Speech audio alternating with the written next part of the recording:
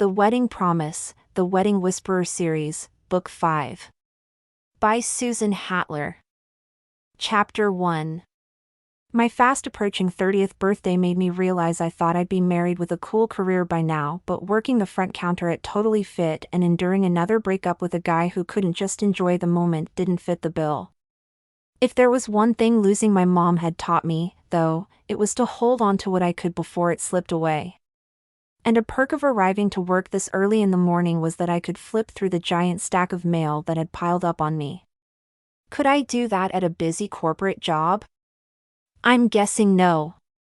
I slipped behind the front counter, glancing around to confirm no other employees had arrived yet, before pulling out the clump of envelopes from my bag. I had plenty of time to go through all of this before the first guests arrived, right? If there's one thing fitness freaks didn't appreciate, it was being kept waiting for their morning sweat. Better them than me, I figured. Now that the doors were unlocked and the neon sign outside flashed open, I had a few minutes to catch up on what was going on in the rest of my life. Where to start? If I had to spend my morning going through my mail, I could at least start with something fun. So, I began flipping through a catalog from a local clothing outlet that was having a sale. My fashion antenna shot up as I spotted what should be my new pair of work pants. Well, I would have to convince my bank account that these pants were a need and not a want. I grabbed a pen and circled the sleek cigarette pants that I knew would look awesome with a blouse I kept in the back of my closet. They were out of my price range, but maybe I could live on pasta this week and use funds from my food budget to buy them. A brilliant idea. Good morning, Carrie, a bright, energetic voice greeted me. Good morning. I lifted my head to see Erica Connor, our yoga instructor, coming through the door. She wore an electric green yoga ensemble that burned my eyes and I had to blink several times to see clearly again. Whoa, that's some kind of an outfit, I said. Yeah, it sure is, she said, doing a playful spin for me before striking a dramatic pose. She tossed her jet black hair over one shoulder as I clapped enthusiastically. I figured this would be a sure way to wake up my morning class, right? You'll have no problem pulling off that agenda, I said, glancing over her shoulder to see Kennedy and Steve strolling in. Oh, look, the gang is all here. Good morning, Erica said, turning to greet our resident Zumba instructor and our personal trainer, who had been happily dating for the last year. How's it going? Steve asked, coming up beside Erica. I shot another longing look down at the cigarette trousers I couldn't afford. Maybe they were a pipe dream for another time since I needed to focus on picking out a dress for Cousin Gina's engagement party this weekend. Priorities, you know. Kennedy and Steve started bickering playfully over a bet they'd made, which Steve had lost but wanted a rematch. Par for the course with them. I smiled when they paused. How's my favorite couple this morning? Josh and I aren't your favorite couple? Erica said, thrusting a hand to her hip. Don't be a sore loser, Connor, Steve said, slinging his arm over Erica's shoulder in a brotherly way. You and Josh are adorable, Erica, Kennedy said, playing with her banana blonde ponytail as she talked. Carrie, can you tell Steve that he should offer more morning signups each day of the week? That's the kind of thing people want these days. Plus, you know, I love the carpool. I'm not getting up this early on more days than I have to, Steve said, shaking his head and rolling his icy blue eyes. The air freshener beside me hissed with the scent of eucalyptus and mint. Nick Zambini, the owner and our boss, had insisted studies showed this scent helped motivate members to work out, but it just reminded me of cough medicine. Weird.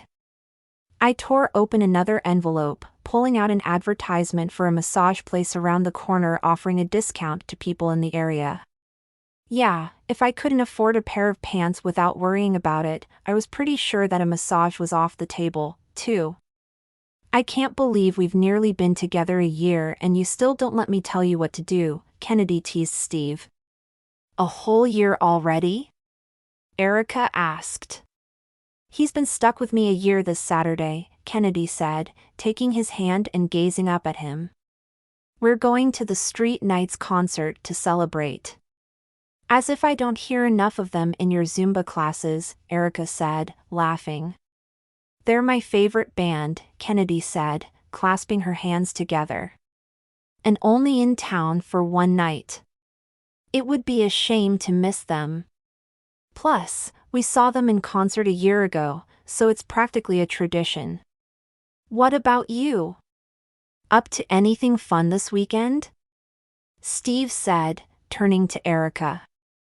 Josh and I are heading to an art show, she said, nodding. I'm looking forward to seeing what this new artist is all about. Apparently, she's all the rage. How about you, Carrie? Something fun planned? I said, looking up from a pizza ad I had been drooling over. I was trying to figure out the best route on my way home to get as big of a Hawaiian pizza as I could carry. I'm going to an engagement party this weekend, I replied vaguely, waving my hand. My cousin is getting married. The wedding is soon, but she apparently wants us to get together twice. I love wedding events, Erica said, dreamily. Kennedy snorted. Yeah, I remember when you weren't so excited to attend a wedding. True statement, I said, remembering when Erica had made a fake wedding date with her now boyfriend Josh in order to save face with an ex-boyfriend's mom. It was a complicated and dramatic situation, but she seemed happy now with Josh. Not that their strong feelings would last forever. It had taken my dad all of 4 months after my mom passed away to get remarried. The thought made my stomach tighten like it always did. 5 years later and I could still only stand to be around my dad and his wife for a minimal amount of time on holidays or wedding events, as the case may be. You have a date to the engagement party, Carrie? Kennedy asked. I shook my head. Nah. What about Gavin?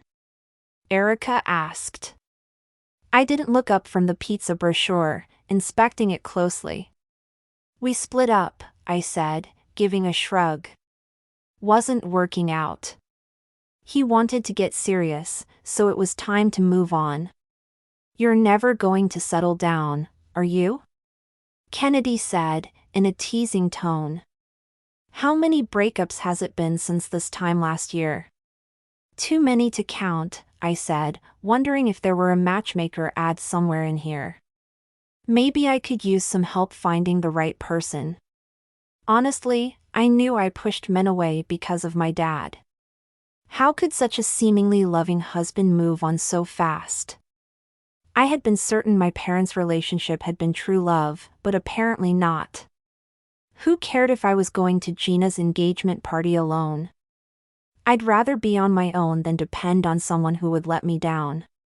Everyone started talking about something else, much to my relief, and I focused on the mail. At the bottom of the pile was an envelope so small I almost overlooked it, and it looked hand-delivered. I tore it open, read the lines, and then my stomach dropped. The letter was from my landlord, Cade, who owned the Victorian house that had been converted into 4 apartment units. A quick read told me he would be upping my rent next month. What the? Ugh, I could hardly afford the rent amount I was paying now due to my dismal paycheck. The last time I'd asked my boss for a raise, Nick told me I'd topped out for my position as front desk clerk. There would be no point in asking Nick for more pay when I'd barely managed to wheedle a cost of living raise out of him a couple of months ago. This was a disaster. Erica caught my eye and frowned. What's wrong, Carrie? Nothing, I sighed, knowing there was no point trying to hide it since the truth would come out eventually.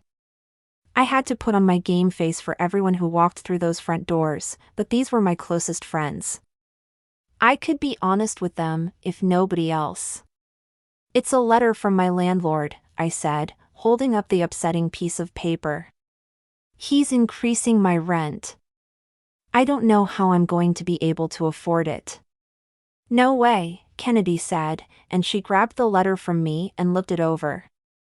There must be something you can do about this, right? My contract is up, so I doubt it, I said, feeling a knot form in my chest. Was there even any point in arguing with Cade? He'd always been a stubborn man and, besides, it had been a while since the last increase, so maybe I should have expected something like this. Is there anything we can do to help? Steve asked, furrowing his strong brow. Got some spare money lying around? I joked. Not in my bank account, Kennedy said, handing the letter back over to me, shaking her head. I'm sorry, Carrie. What are you going to do? Hope everyone in my family sends me $100 for my 30th birthday, I joked. Maybe I should start dropping hints now, tell them I want more money instead of a shirt or something. Oh, I forgot your 30th is coming up, Erica said, sounding excited. Let's do a group thing at the Oasis to get your mind off problems. It could be fun. In that moment, I couldn't think much beyond how I'd pay my increased rent next month. I was nearly 3 decades old and thought I'd have my finances together by now. Honestly, I'd always thought I'd own a house and be married, which made me remember something. My 30th birthday, I said, it all coming back to me. That's right, Kennedy said, doing a little jig. We must make plans for this big one. Unless she already has plans? Steve said, nudging his girlfriend. I shook my head. No, I just remembered a pinky promise that has to do with turning 30. When I was 15, my best friend and I thought 30 sounded so old. The joke is on us now, right? Anyway, he and I made this promise that if neither of us were married by 30, then we would marry each other. That's so romantic, Kennedy said, clasping her hands to her chest. I'm choosing our word of the day today, people. It's going to be romantieth. Romantieth? Erica asked, laughing. Yep, Kennedy said, nodding. Since Carrie's going to be totally romantic and run off to marry this guy on her 30th birthday. If I can find him, I said, letting out a little laugh. Why, what happened to him? She asked. He moved away not long after we made the promise, I said, remembering how devastated I'd been that Lucas was moving to Southern California. After his parents divorced. Wow, that had been so long ago, but I could still remember the way Lucas Carter had smiled at me as we linked pinkies and promised we'd always be there for each other. It had been a silly promise between kids, though, when 30 had seemed far away and the thought of being single at this age seemed downright impossible. Turned out, not so much. He'd lived next door to me growing up and the two of us had spent summers playing together and hanging out. Freshman year, the girls had started checking him out, but he didn't seem to notice. I smiled, remembering those hazel eyes, that lean body, that tousled dark hair, and that promise we made each other. It all seemed so far away now. I didn't know what happened to him. We lost touch long ago, I said, with a sigh. Well, you never know what will happen, Kennedy said, with a shrug. He might swoop in on your 30th birthday wanting to marry you. It will be very romantieth. Are you going to be romantieth, Steve? Erica asked. We'll see what happens, Steve said, with a casual shrug that surprised me. He'd always feared marriage as much as I did. Yes, we will see. Kennedy fluttered her eyelashes at him, before turning to me. But it will be romantieth for Carrie if her guy has been waiting for her all these years. I'm sure he's long forgotten about that promise, I said, noting the uneasy feeling that thought gave me. Lucas and I had been important to each other at one time, and to think he'd forgotten what we'd shared felt wrong. Not that it mattered anymore. Trust me, he's probably married with 3 kids by now.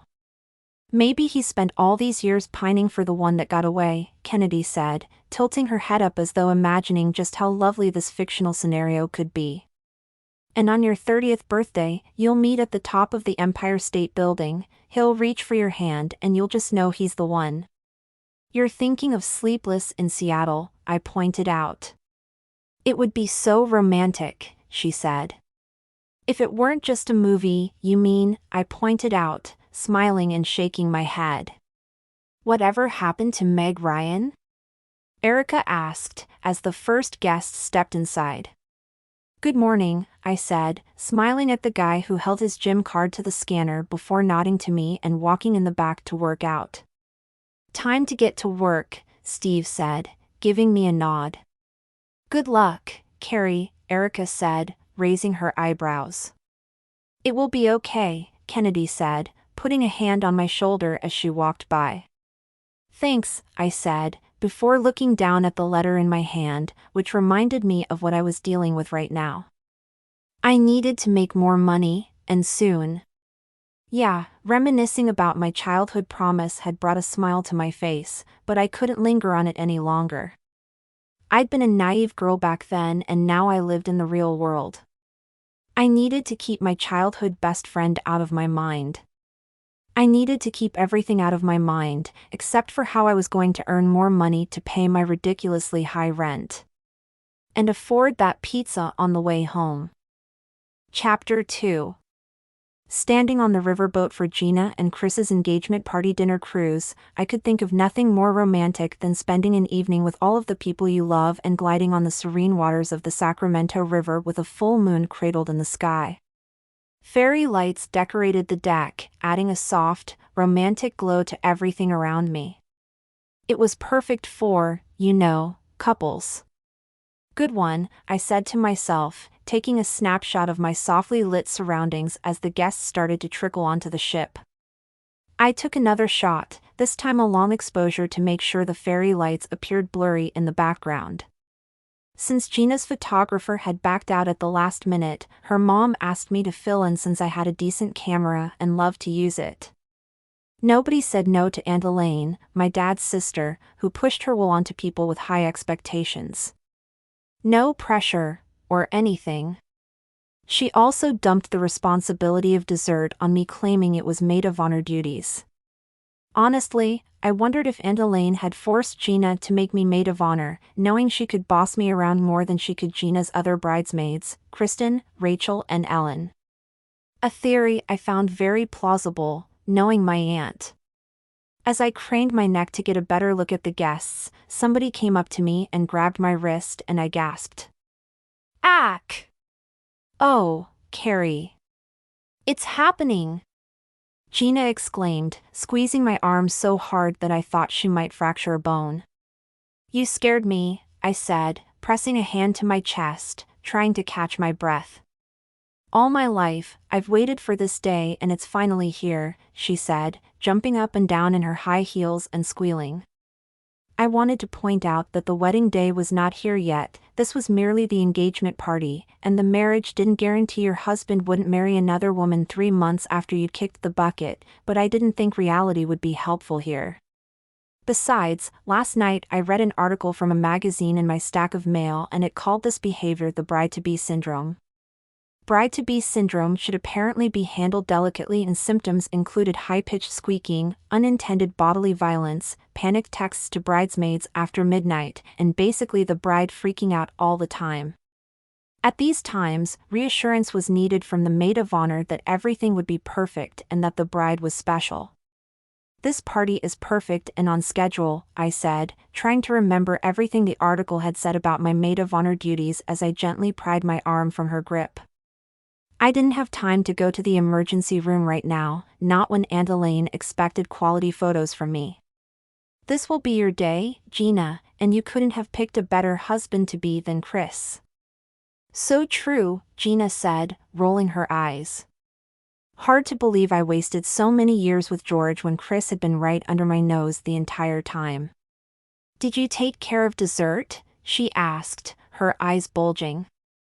Don't worry, I picked up the cupcake tower from Bernie's bakery just like you wanted, I said, gesturing to the dessert table behind me and omitting the fact that I'd also picked up several of the bakery's epic chocolate marshmallow fudge bars, which might make fitting into my bridesmaid dress a problem. Shrug. Totally worth it. It's beautiful. Bernie's bakery makes the best cupcakes in town, she said, clasping my arm again, making me wince from pain. Just keep an eye on the food table and don't let Chris's Aunt Agatha hog all the wine. Okay, I said, wondering how I could block Aunt Agatha from the wine when she was twice my size and could crush me with one look. You're a lifesaver, Carrie.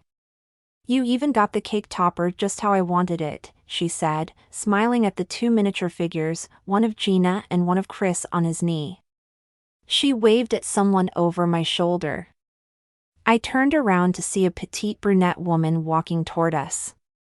She had a kind smile on her face which almost disappeared behind the large bouquet of flowers she was holding. I stepped forward to help her with it. She gave me a smile before turning to Gina. Well, this is the last of the lot. Thank you so much, Gina said, as I set the bouquet on the long table set up which had the food and drinks.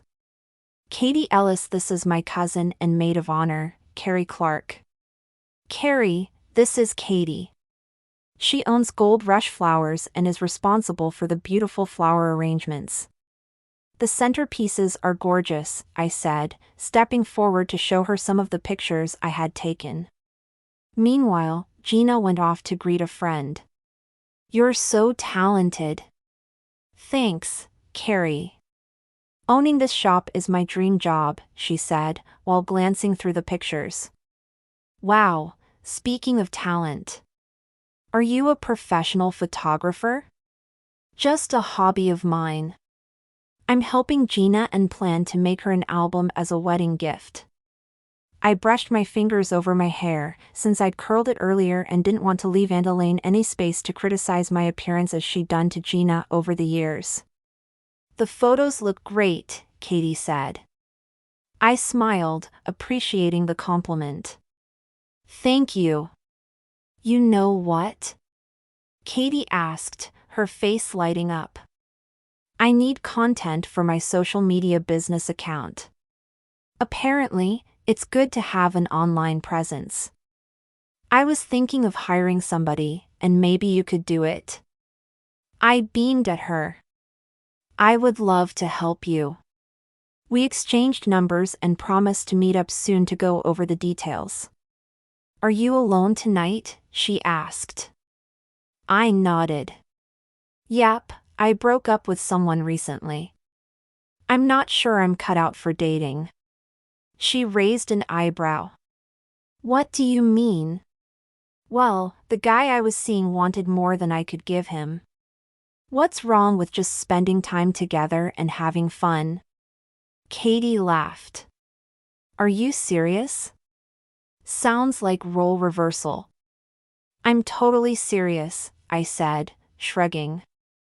After just a few weeks, he gave me an ultimatum: we start talking about the future or it's over. I chose over. He was nice and all, but I think his clock was ticking. You're hilarious, Katie said, snort laughing. I must have made the right choice deciding not to date again since my husband passed away. I'm so sorry, I said, touching her forearm and knowing how hard it was to lose someone you loved. My mom died 5 years ago and I still haven't been able to bring myself to visit her gravesite. Way too hard. I shook my head at the thought. Thanks, Carrie, she said, touching my hand gently. It'd been 4 years and honestly nobody holds a candle to him. Have you had a relationship like that, one great love? I started to shake my head, but then I thought of him. I hadn't seen Lucas Carter since the day he moved out of my neighborhood, almost 15 years ago. But our connection had been strong. Lucas, I murmured, more to myself. Oh. Katie said. Who is Lucas? Somebody I used to know from childhood, I said, thinking of how many girls had a crush on him when we started high school. We practically grew up together since he lived next door to me. His bedroom window was across from mine. I'd start my day waving hi to him and end it waving goodnight. It just seemed normal. I didn't realize how much he meant to me until he was gone. Haven't spoken to him since. Have you ever tried to find him? She asked, tucking her fist under her chin. I searched social media and online once but couldn't find him, I said, feeling silly for admitting that, but Katie had a comfortable way about her that made it feel safe to tell her anything. Want to hear something funny? We made a promise when we were 15 that if we were both single at 30 then we'd marry each other. That's so sweet, Katie said, putting a hand to her heart. How old are you? Almost 30, actually, I said, laughing at the irony. But he's gone. I doubt I'll ever see him again. Suddenly, the memory of watching him lift the last box off his front porch and head to the moving truck popped into my head. If he's gone then he wasn't the one, she said, with a nod. We always find our way back to the people we're meant to be with, she said, and then her gaze froze on something behind me. I sighed. Is it my hair? I kind of rushed to curl it. She shook her head. Is that dog supposed to be there? I turned and saw a familiar dog, a bridesmaid's miniature beagle, standing on his hind legs, with his beady eyes focused on the top layer of cake. Even though he couldn't speak English, I knew exactly what he was thinking. Chester, I said, wondering why in the world Rachel would bring her dog on a dinner cruise. I inched closer to the table. Don't even think about it, dude. I'd heard stories about that mischievous dog, which included a pet-sitting incident and a chewed hairbrush which ended with the other bridesmaid, Ellen, meeting her future husband at the vet. Chester seemed to take my warning as a challenge because his beady little eyes positively glinted as he grabbed the cake topper between his canines and took off. No! I shrieked as I ran after him, dodging between guests.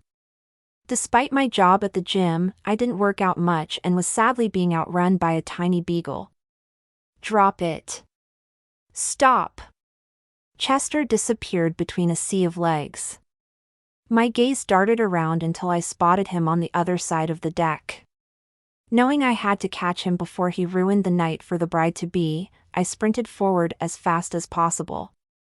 Suddenly, a figure appeared in my path. What the? My mouth widened as I slammed into a solid chest that sent the mystery guest and me sprawling to the wooden floor. I landed on my side with a bounce. Oof! After a few seconds catching my bearings, I sat up and stared in horror at a man who was pushing himself up off the floor. The first thing that registered was that the guy was hot. His tousled dark hair fell across his forehead and his familiar hazel eyes met mine. He blinked at me. Carrie Ann? My heart did a flip in my chest. There was only one person who had ever called me by that name. He'd recognized me before I had recognized him, Lucas Carter. Lucas? I asked, my pulse kicking up. Is that you? In the flesh, he said, standing and offering his hand to help me up as I secured the camera case strap around my shoulder. Nice to know you haven't totally forgotten about me. No, I stared at him in surprise, wondering if I was awake or dreaming. An ache in my side told me that my future bruising wasn't from a dream. Ouch.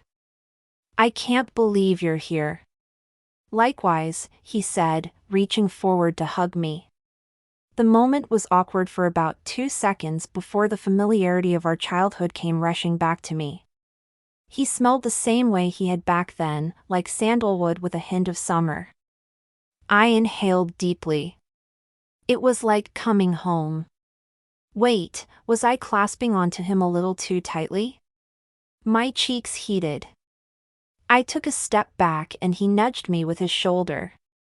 Suddenly, I realized I had forgotten about Chester, who was nowhere to be found. Where did he go? I asked, with a groan. I was chasing a dog. Lucas raised a brow at me. There's a dog?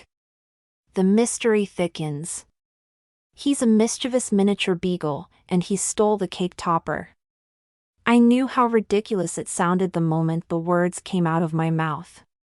Trust me, it would be a disaster if the bride-to-be finds out about this. Also, if her mom finds out. Yikes!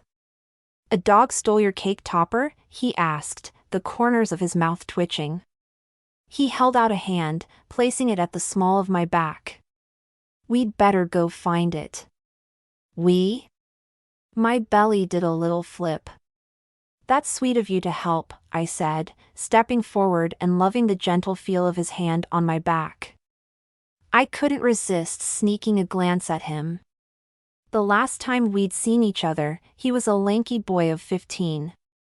He'd grown into a tall, broad-shouldered man, who seemed to be all muscle if crashing into that solid chest told me anything. We always made a great team, he said, speaking casually as if no time had passed.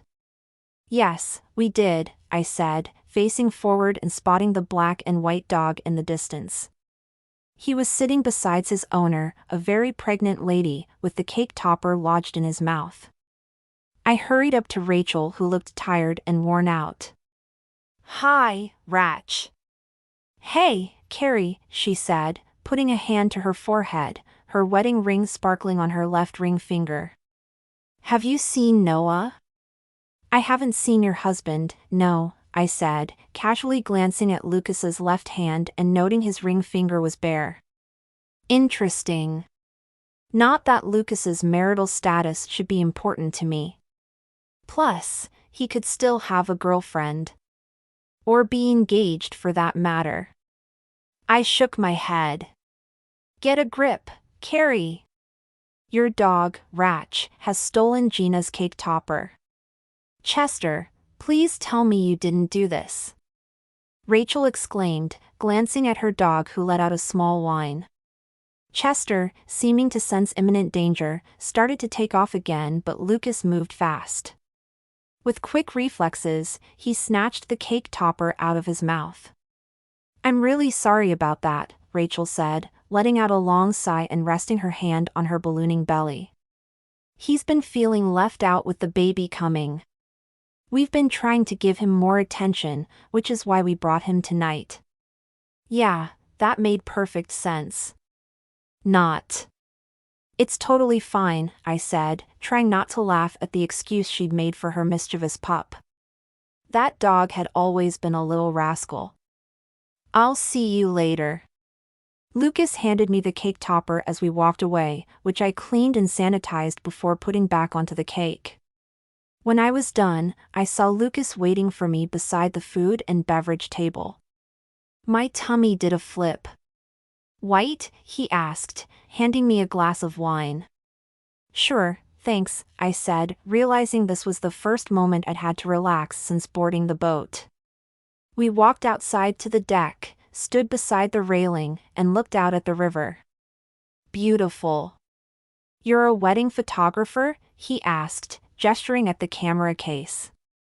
I shook my head. No, just doing a favor for Gina. I actually work as a front desk clerk at a gym downtown. Not as exciting. No? He asked. I had no idea what to say to that. People usually got bored and moved on from the conversation when they realized what I did for a living. Well, it's just a lot of greeting guests and paperwork, I said, with a shrug, tucking a lock of my red, curly hair behind my ear. He cocked his head to the side. You've changed, Carrie Ann. I felt my cheeks heat. In a good way or bad? Is that even a question? Come on, look at you, he said, shaking his head. All grown up and beautiful as ever. You look great as well, I said, thinking that was the understatement of the year. There's the compliment I've waited 15 years to hear, he said, smiling. I rolled my eyes. He was still the playful boy I remembered. Only he was a man now. A very handsome man, who was staring at me. Gulp. What have you been up to? I asked, as casually as possible, even though I wanted to know every single thing about him. He smiled. Just moved to Sacramento last month. Did you find a good place to live? I asked, since the areas around here ranged from urban to rural to by the river. I actually lived near the park where we grew up. I would recommend my building, but my neighbor would scare you away. He chuckled. Really, why? Well, there's this guy who lives right next door, I said, taking a sip of my wine to dull the memory of my new neighbor. Although I haven't officially met him yet, the neighbor on the other side says he's nice enough. But he plays music at the highest volume possible. The plunk plunk plunk is so hard on the ears that I may have to order special earplugs. Lucas suddenly looked interested. Music? What does he play? Mostly original stuff, and some covers, or attempts at covers, but he's loud, I said, because I didn't think I could emphasize that point enough to describe my suffering over the last few weeks. About a year ago, I thought I had a loud neighbor, but this one makes him look quiet. This guy is up before the crack of dawn, and his sole purpose is hurting my ears. I mean, why are you playing music before the sun has even come up, buddy? A strange look came over his face. Maybe he has to work during the day. Or maybe he can do us a favor and throw away his guitar, I said, giggling at my own joke. I clearly had not been getting enough sleep. I'm surprised he hasn't gone deaf with the sound turned up that high. If you see circles under my eyes, you know who to blame. A line formed between his eyebrows. That's too bad, he said. Seriously, it's been tough. I nodded, thinking first the noise and now the raised rent. Lucas definitely didn't want to live in my building. Although, maybe he would offer to rescue my eardrums the same way he had rescued the cake topper? That would be nice. And there's this one song he keeps on playing, maybe his favorite, that sounds like a kindergartner trying to tune his guitar. Plunk, plunk plunk, plunk, plunk plunk plunk, I said, feeling like I made the song sound better than it did in person. Or, in bed, as the case may be. I see, he said, noncommittally. But enough about my noisy neighbor, I said, noticing he'd lost interest in that topic. What made you return to Sacramento? Last I heard, you were living in Southern California. Well, Chris and I went to college together, he said, gesturing across the room to where Chris and Gina were talking to my dad and his wife. Cringe. I hadn't seen Dad and Jan arrive earlier, but obviously they would be invited. Where did you go? I asked. UC Santa Barbara. Chris and I were roommates. How fun, I said, feeling self-conscious talking about college. I dropped out of college when my mom got sick to help her at home, which is when I got the job at Totally Fit. And then she got worse and worse until she finally died. I never went back to school. Where did you end up? He asked. My stomach tightened. Sonoma State, but I dropped out sophomore year. His brow furrowed. Why? My mom got sick, my throat tightened and I twisted my mouth to the side, avoiding his hazel eyes. She, passed away. Oh, no. Carrie. I'm so sorry, he said, his voice thick with emotion. It was a long time ago, I said, blinking back the tears that sprang to my eyes. He stared at the deck a long time before inhaling deeply and meeting my gaze. Your mom was always so nice to me. My heart warmed that he remembered. She was pretty great. The best, he said, holding my gaze for a moment, his eyes watering momentarily, before he smiled. She would bake chocolate chip cookies whenever I came over, because she knew they were my favorite. A little laugh escaped me. I remember that. She always sent an extra bag home with me. I nodded, blinking rapidly. Sounds like Mom. What about your dad? He asked. He's fine, I said, not wanting to get into all of the issues I had with my dad. Starting with the fact that he'd remarried 3 months after my mom passed away. Talk about moving on fast. Hello? Is this on? Chris said, his voice coming over the loudspeaker as he tapped on the microphone. Ah, yes, it is. How are you all tonight? I lifted my head, glancing around to find Chris and Gina standing on a makeshift stage under the overhang of the top deck. Gina and I want to thank you for being here to celebrate with us, and we have something special for you, he said, standing amidst the fairy lights. My friend Lucas is here and he'll be performing a guitar solo. Oh, no. Lucas groaned. Chris didn't just do that. You play guitar? I asked, wondering why he would hide such a cool talent. He hadn't played growing up and I wondered if he studied in school. Yes, but we're talking right now, Anne. Come on, Lucas. I brought your guitar, Chris said, waving at all the guests. Let's give him a hand of encouragement, everyone.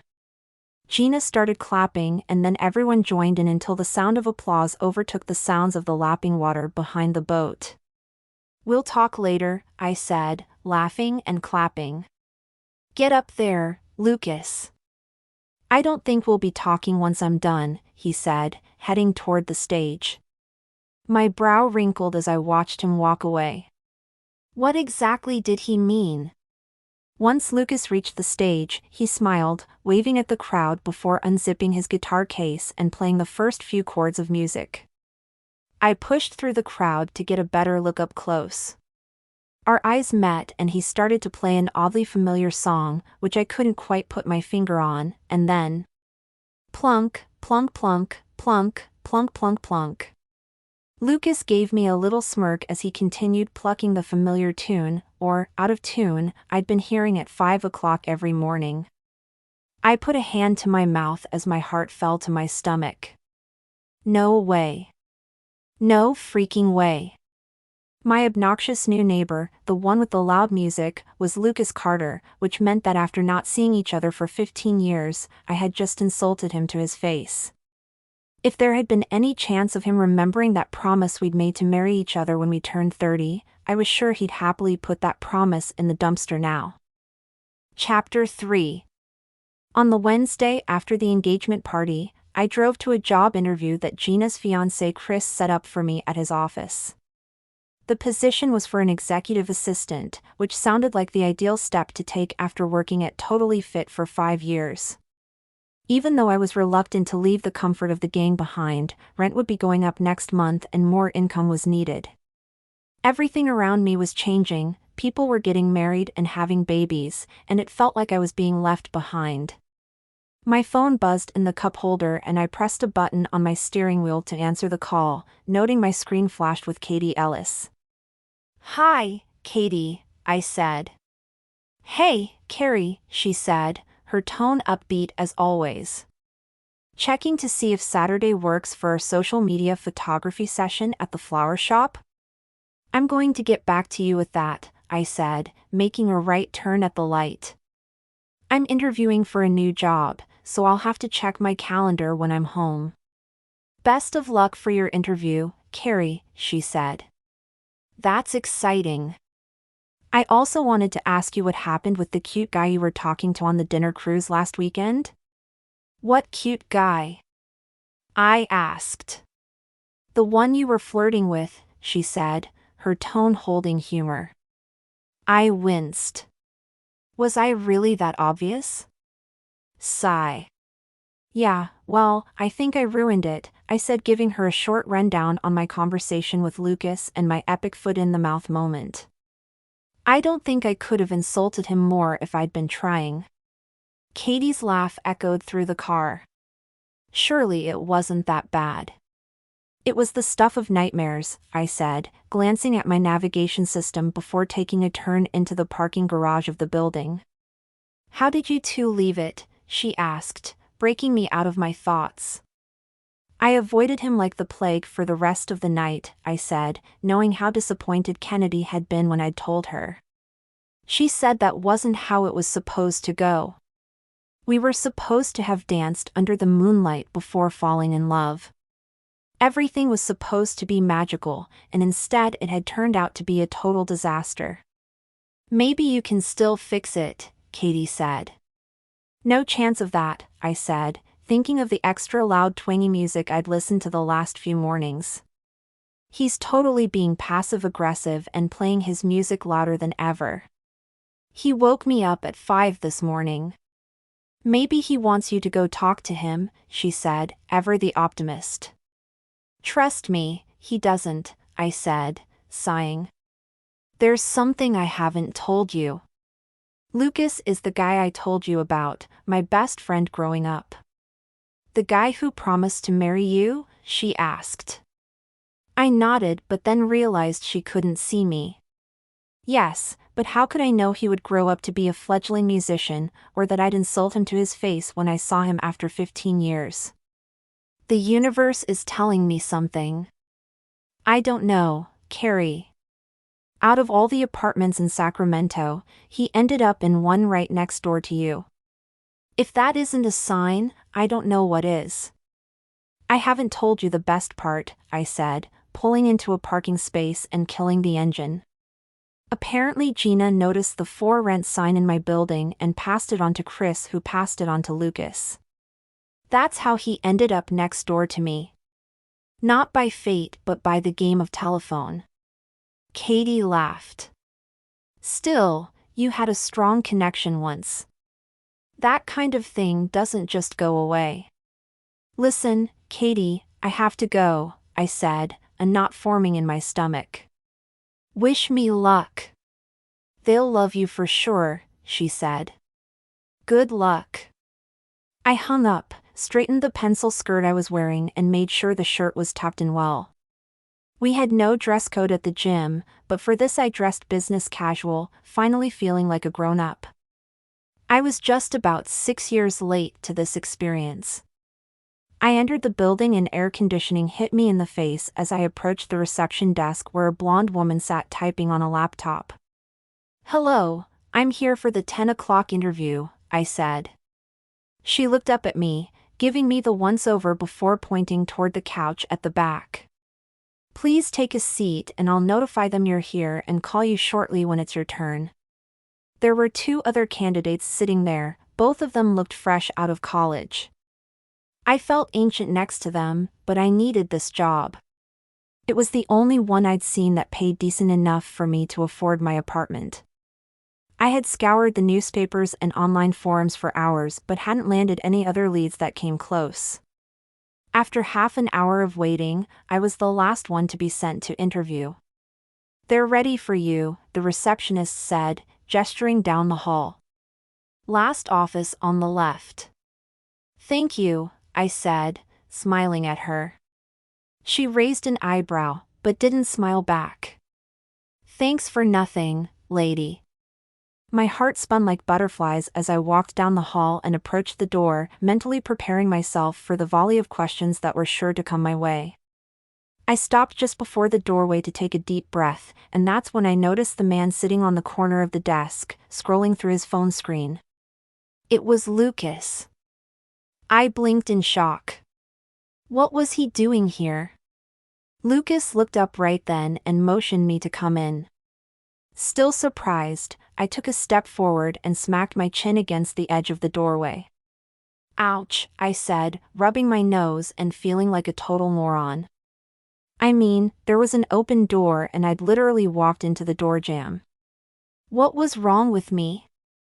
As if on cue, the folder in my hand fell to the floor. At the same time, Lucas and I glanced at the innocent folder laying there. Lucas knelt on the floor and reached for the folder at the same time I did. He let go of it slowly, while keeping his gaze on me. My stomach did 2 back-to-back flips as if it were prepping for the Olympics. So not an appropriate reaction right now. Everything okay, Carrie? He asked. Totally fine, I lied, since my nose was throbbing as I made my way inside. But thankfully, it didn't seem to be bleeding. Score 1 for me, woot. Right. Lucas slipped into the leather chair behind the desk. I sneaked a glance at the nameplate, which read, Vice President of Sales. So, you're here to interview for the position of the executive assistant. I looked around, waiting for the executive to pop in to interview me before the horror dawned on me. Wait, I'm applying to be your assistant? He shook his head. I'm in a different department. Just helping out since my colleague is out of town. I'm assuming by the look on your face you didn't know I worked here?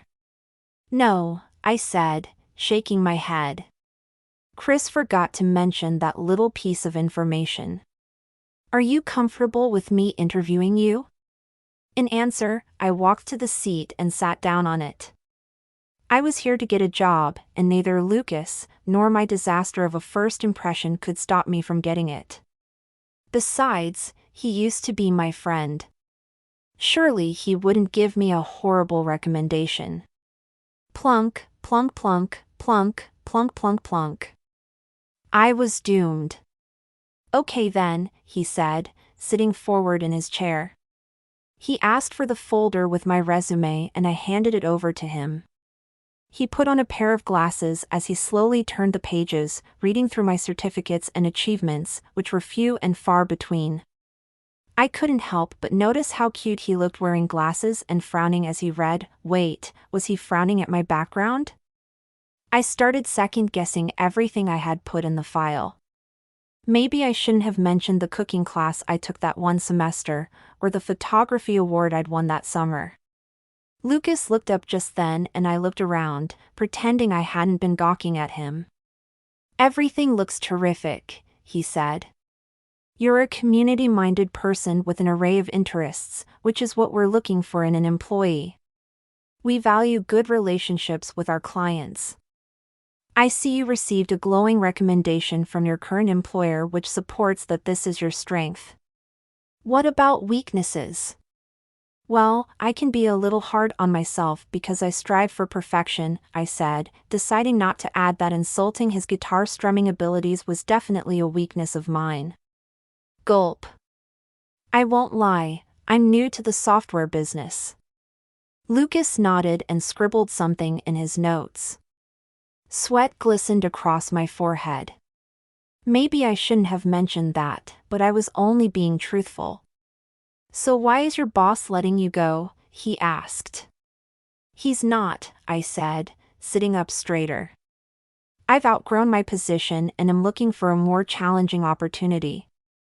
And what is it about Douglas Systems Worldwide that makes you think that we're going to be a better option? He asked. I blinked at him, thinking I need a higher salary. Not that I should say that, right? Lucas was not going to make it easy for me because we used to be besties. Fine, whatever. I meet all of the requirements for the job description, which looks interesting and challenging. I've read several articles about the president, Walt Douglas, who sounds like an innovator. And Chris Bradley referred me because he says this is a great place to work, I said. His lips quirked up. Chris said the same to me. I smiled back, starting to feel relaxed. What about college? I see that you had a minor in computer science. Would you ever like to go back and finish your degree? My shoulders tensed. Honestly, it's kind of expensive. We do have a tuition reimbursement program for studies in a related field, he said, looking up at me. Would that interest you? Of course, I blurted. Was he serious? Lucas leaned forward. Final question. Is this really what you want to do? Yes, I said, my brain whirling with 2 words, tuition reimbursement. Wrinkles appeared at the corners of his eyes as he smiled, and, in that moment, he was the boy from my childhood, the one I could always count on to be there for me. That moment passed when he looked away. He took another look at the file. "So," he said, "do you have any questions for me? How soon will I find out about the position?" I asked, realizing in this moment that I needed this job. I mean, tuition reimbursement? I'd never even dreamed of receiving a perk like that. We have a few more people to interview, but it shouldn't be too long. He kept the resume and returned the folder to me. "Thank you for your time, Carrie." "Thank you for your time?" Translation: "We'll send you the rejection email next week." I stood up and shook his hand, thinking I needed the job, desperately. Maybe I should have made that clearer to him, but the interview was over and all I could do now was wait. Chapter 4. The next morning, I woke up to the world ending. At least that's what it felt like. I had barely been able to sleep all night since Lucas's guitar haunted my dreams, quite literally, with a guitar and bad key strings chasing me down around my bedroom. Plunk plunk plunk. "No, it's Saturday," I said, groaning as I pulled the pillow over my face and tried to go back to sleep. That's when a weird noise caught my attention. My eyes flew open as I tried to make sense of what could be making that horrible sound. It seemed to come from my patio, so I put on my robe and stepped out, and my eyes bulged. There was a fat, orange tabby cat on my patio, who had one of my plants locked in his death grip. I slowly took a step toward him, trying not to spook him before I could catch him. To my dismay, however, he upturned the short, stocky plant and darted to the other side of the patio wall. I hurried toward him and managed to catch him in my arms. He was quite heavy and I could barely hold him as he kept sliding down the gap between my arms. My nose tickled and I sneezed a couple of times before having no choice but to let the feline go. He landed gracefully on his haunches before hissing up at me. "What did I ever do to you?" I asked, rubbing my nose. The guitar sounds ended from next door. A moment later, Lucas's handsome face appeared over the patio wall. That's when the sneezes began earnestly. My eyes watered and my stomach hurt. Lucas glanced at the cat before turning to me. "Everything okay, Carrie?" he asked. "Yes, that's all I managed to get out before another sneezing fit ensued." "You don't look fine," he said. "I think you might be allergic to Millie." "Millie?" I asked, confused. To my surprise, the cat hopped over the patio wall, a death-defying stunt considering his weight, and landed at Lucas's bare feet. He mewed up at him while nuzzling him. "Wait, that's your cat?" I asked, rubbing my nose with my sleeve. "And he's a girl?" "I mean, she?" "Well, she's kind of my cat," he said, raking a hand through his messy hair as if he'd yet to brush it this morning.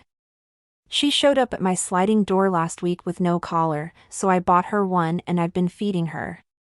"You took her in?"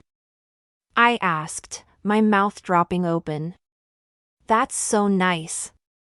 A small smile spread across his face. "I'm a nice guy." "Oh, I know." I just meant another sneezing fit stopped me from talking. Lucas squinted at me. "I have some allergy medicine in my cabinet. I'll bring it over." "There's no reason for that," I began, but he was already gone. After he disappeared, the cat turned its eyes back to me and hissed again. It wouldn't take a genius to know what it was thinking. "Stay away from my plants, Millie," I said, surveying the destroyed foliage on my patio. Looked like 3 plants had been clawed to their death and soil spread across the concrete. It would take me hours to fix this. And I was supposed to meet Katie later today. There was a knock at my front door. "Lucas." I went inside, slipped my robe on over my unicorn jammies, and opened the front door for him. He smiled sunnily at me as he came in. Well, at least one of us had a good night of sleep. As if he had been here a million times, he strode to the kitchen, opened a cupboard, and pulled out a glass. He filled it with water. "You can." "I'll find it," he said, even though my apartment wasn't exactly organized. My bed was unmade. I was so exhausted from the stress of trying to find a job, since I hadn't heard back from anyone at Douglas Systems Worldwide, that I hadn't done my dishes either. And Lucas was here to see all the mess. Lovely. "I'll be right back," I said, heading into the bathroom to clean up. When I returned after washing my face, I found Lucas in the living room. He handed me a glass of water and 2 tablets. "Thanks," I said. "No problem," he said, taking a seat on the sofa. "I remember you're allergic to cats." "So are you," I said. He tapped his temple. "That's why I had to get allergy medicine." "Hard to believe you were never a Boy Scout," I said, tossing back the pills with a drink of water. Lucas's smile brightened. "Sorry about Millie. I'll go out and get you some allergy medicine later." "Not necessary." "Thanks for the offer, though." All I wanted to do was crawl back into my bed for some necessary sleep, but Lucas looked like he had no intention of leaving. He glanced around, fascinated, as if he were observing a science experiment. "It's been a long night," I said, hoping he would take the hint and leave. Okay, I could forgive his rescue cat for destroying my plants, but why hadn't he called about the job? In the week since the interview, I had applied for 3 more jobs but had heard zilch from everywhere. Turned out nobody needed a gym receptionist with over 5 years of experience. His gaze fell to the rainbow ear muffs on my bed. "You still have those?" "Yes," I said, wishing that the earth could come up and swallow me. I couldn't believe that he remembered those from our childhood. At least my Star Wars memorabilia collection was hidden away. "They help me sleep. The neighborhood is quite peaceful." "Why would you need your muffs?" "Are you serious?" I said, thinking, sure, the neighborhood was peaceful for him. He was the noise. "Wait," he said, the realization dawning on him. "Is it because of my guitar?" "Bingo," I said, sitting on the opposite side of the couch and finishing off my water. He looked sheepish. "Sorry, I've been practicing in the front room. It's supposed to be soundproof, or at least that's what Cade told me." I rolled my eyes. Cade would say anything for a rent check. The man is a real estate shark. He owns more buildings in Midtown. "So that's why you're still practicing so early in the morning? Because you thought it was soundproof?" "Right," he said, raking a hand through his hair and messing it up more. "I haven't got any complaints from the neighbors, so I figured my plan was working. Our other 2 neighbors are over 80 years old." "I doubt they hear you," I said. "Sorry, Carrie," he said, pulling an accent pillow into his lap. "Morning is the best time of day to practice. Work keeps me busy the rest of the day, and by evening I'm exhausted. Your job must be pretty hectic." He nodded. "That's exactly why we're hiring new people." My heart began to drum. "And how's the search coming for the executive assistant?" I asked, trying to keep my voice nonchalant. Before he could open his mouth and answer, there was a knock on the door. "Hold that thought," I said, opening the door. Cade stood at the other side of the door, wearing a stern look. I had never seen the man smile. His eyebrows were pulled together. "Hi," I said, my voice coming out in a squeak. "What are you doing here?" "I haven't received your signature on the new contract," he said, getting straight to the point. Didn't you get my emails? No, I said, since I'd deleted them after reading that they all said the same thing, urgent notice for new lease agreement in all caps, so it felt like he was yelling at me from inside the computer screen. Must have gone to spam. I thought so, he said, pulling out folded papers from his back pocket. So, I printed them out and brought them to you in person. That's so thoughtful of you, I said, taking the papers. I mean, not like I had a choice. He practically thrust them at my face. I have a pen, he said. All you need to do is sign on the bottom line. My forehead broke into pearls of sweat, and so did my palms. I couldn't sign the papers, not when I didn't have the income needed to make the rent next month.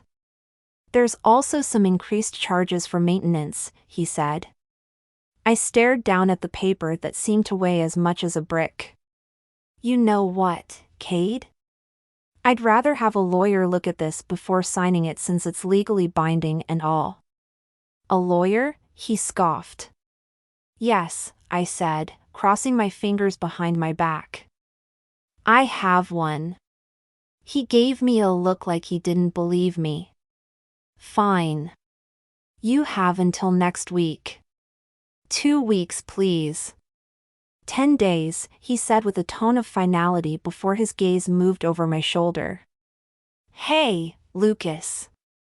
Hope your guitar practice is coming along well. Excellent, Lucas said dryly.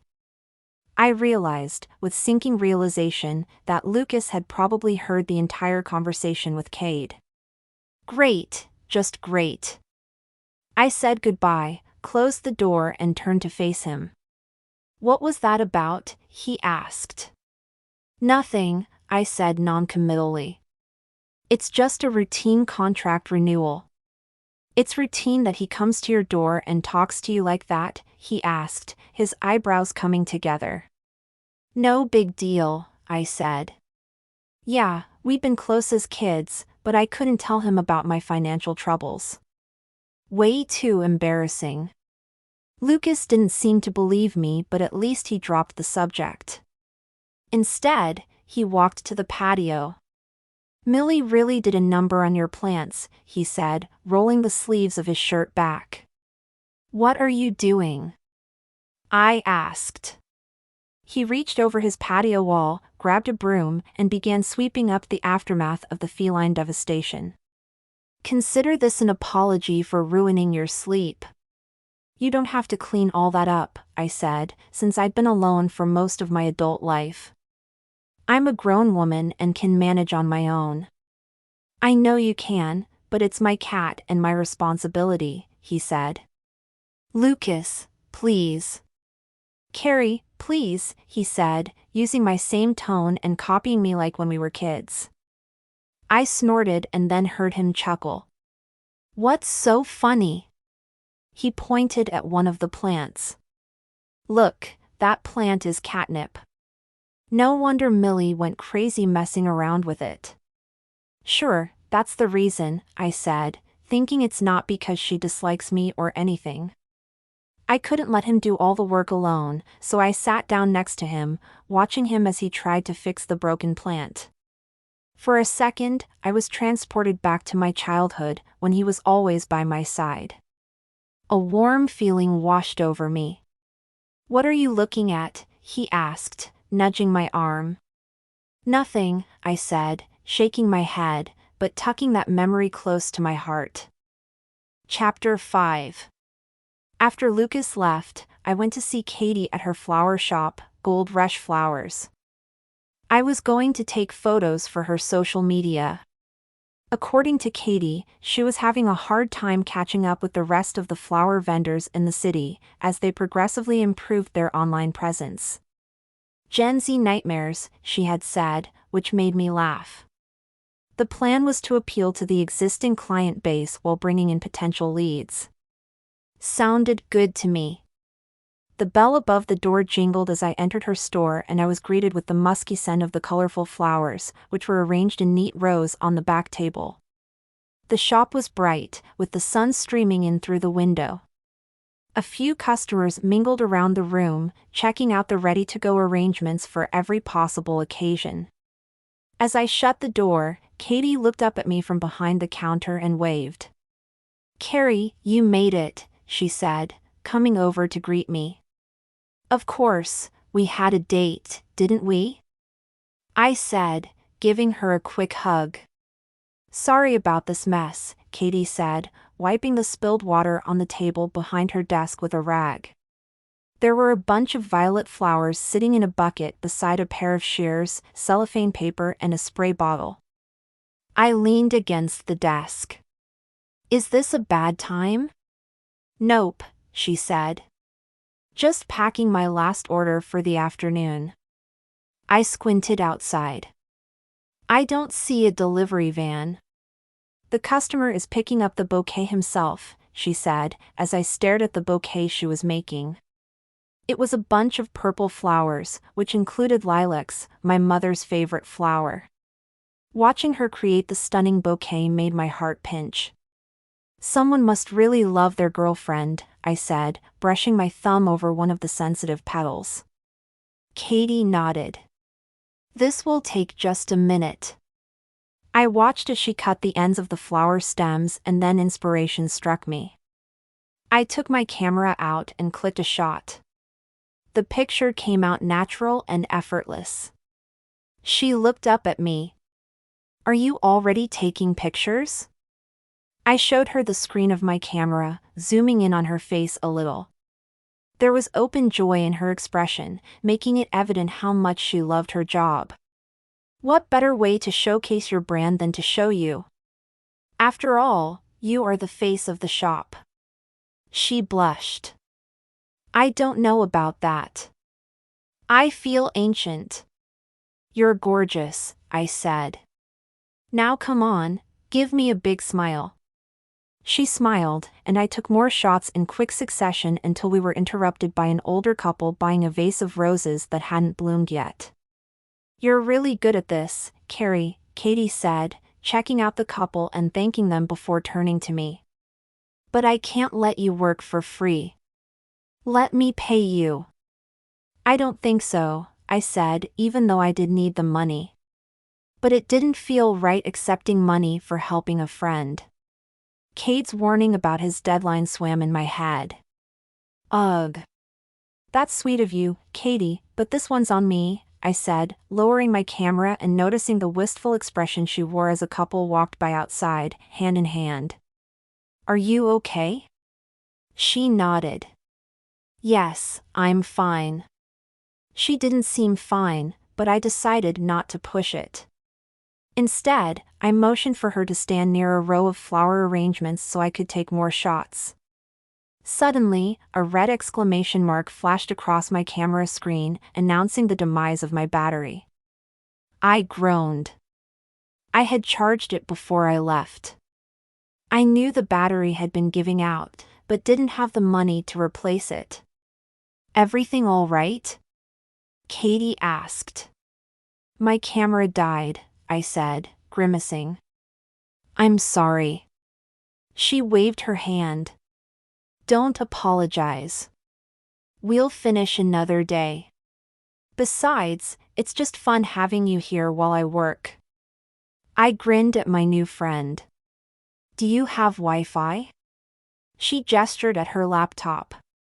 "Help yourself." "Thanks," I said, logging into her computer, her swiveling chair squeaking as I sat down. "What are you looking for?" she asked. I said, wrinkling my nose.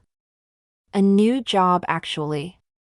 "The interview didn't pan out?" she asked. "Funny story, actually," I said, and then relayed how Lucas had been the one to interview me. "I'm pretty sure I blew it." "Why do you say that?" she asked, finishing the lilac arrangement. "He seemed closed off at the end," I said, remembering back to how disappointed I'd felt. "I think I failed to impress him with my non-existent executive assistant skills." She smirked. "He looked impressed with you during Gina's engagement party." "You think so?" I asked, tilting my head. He was unable to take his eyes off you, she said, giving me a knowing look. Has he toned it down with the early hour jam sessions? Turns out that was a misunderstanding, I said, remembering how the landlord had told him the walls were soundproofed. Yeah, right. He explained everything after his cat killed the plants on my patio and I had an allergic reaction. First a dog, and now a cat, she said, raising an eyebrow. The universe is conspiring to bring you together through adorable animals. It isn't like that, I said, my cheeks heating as I turned back to the computer. Now please help me decide which one of these jobs I can endure for a raise in pay. Whatcha got? She asked, coming up beside me. This looks promising, I squinted at the screen. Tour guide needed at local museum with a high starting salary. No prior experience necessary. Sounds perfect, she said, clapping her hands together. Must be willing to go inside dark spaces, okay with rodents, and night shifts, I said, throwing her a no thank you look. Yikes. Why does that sound like the beginning of a horror movie? She joked. A really bad one, I said. On to the next. Assistant needed for up-and-coming fashion designer with local on-demand exhibitions. Job includes running errands, regular coffee runs, and foot photos. Passport mandatory and must have nice toes. Yeah, no, I said, deciding not to go anywhere near feet guy. Katie shuddered. Creepy. Okay, this sounds good, I said. Assistant manager at a local conservatory. No, I spoke too soon. I'd have to work with bees. She put her hands on her hips. Tell me more about this potential job with Lucas. I sighed. It's not working with him. He was just helping out with the interview. Not what interests me, she said, smiling. I think it's kismet that you've run into each other right before your 30th birthday. I doubt if he even remembers that promise, I said, feeling the tug of disappointment in my chest. Why did I have to go off about his guitar? I blamed lack of sleep. And now he's your next-door neighbor again? I mean, what are the chances? The situation reminds me of somebody else. I looked up. Who? My husband and me, she said, with a dreamy look on her face. We kept running into each other everywhere the summer after I graduated high school. He was friendly but shy. Finally, I told him the universe wants us to take a chance on each other, and we can't let it down, she said. I was very persistent. Aw, I said, putting a hand over my heart. That's sweet.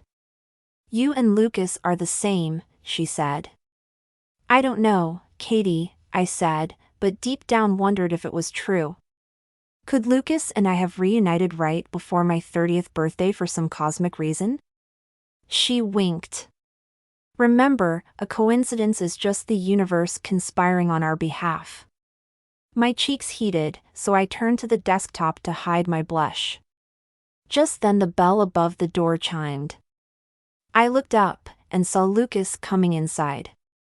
He stopped when he saw me and then grinned. What are you doing here? My heart skipped a beat. Helping Katie out, or at least that was my intention.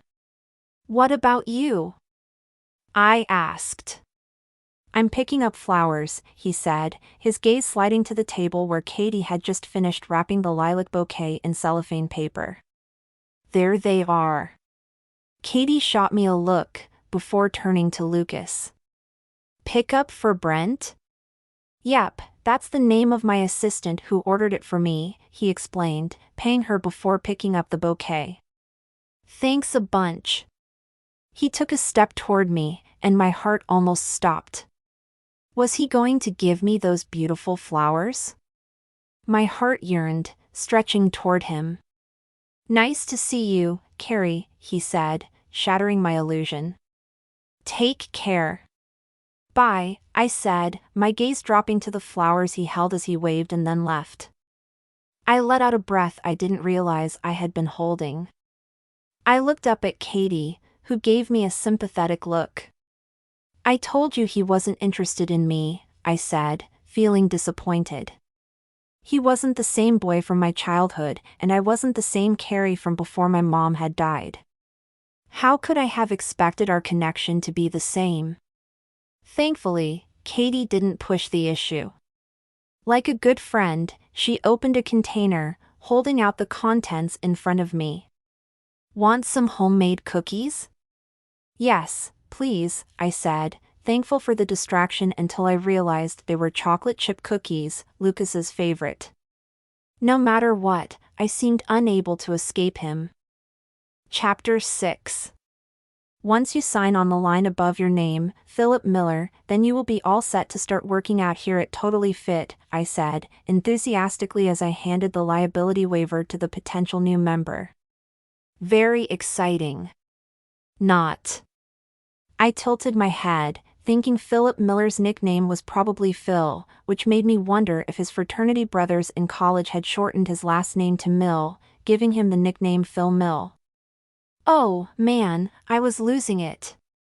Had I been this bored with my job before I'd interviewed at Douglas Systems Worldwide? Big sigh. Why do I have to sign this document? Phil Mill asked, a slash appearing across his forehead. Do you think I'm going to get injured? Are you serious with this? Our insurance requires it, I said, hoping Phil Mill had been kicked out of the frat house. Way too uptight to be a fun roommate. He rolled his eyes. I'm not going to die on a treadmill. This is lame. I wasn't even going to join this place, but my girlfriend insists that I should. Your girlfriend must really care about you, I said, doubting he had a girlfriend. No woman would put up with this attitude. At least I hoped not. We care about you at Totally Fit, as well. There it was, my sales pitch. Maybe if Nick could give me some kind of commission for sign-ups, then I could afford my new rent. Yeah, I was obviously dreaming. But I'm not going to get injured or die, he insisted. Then you should have no problem signing the form, I said, pointing out the logic, which he didn't seem to appreciate. Whatever, Phil Mill.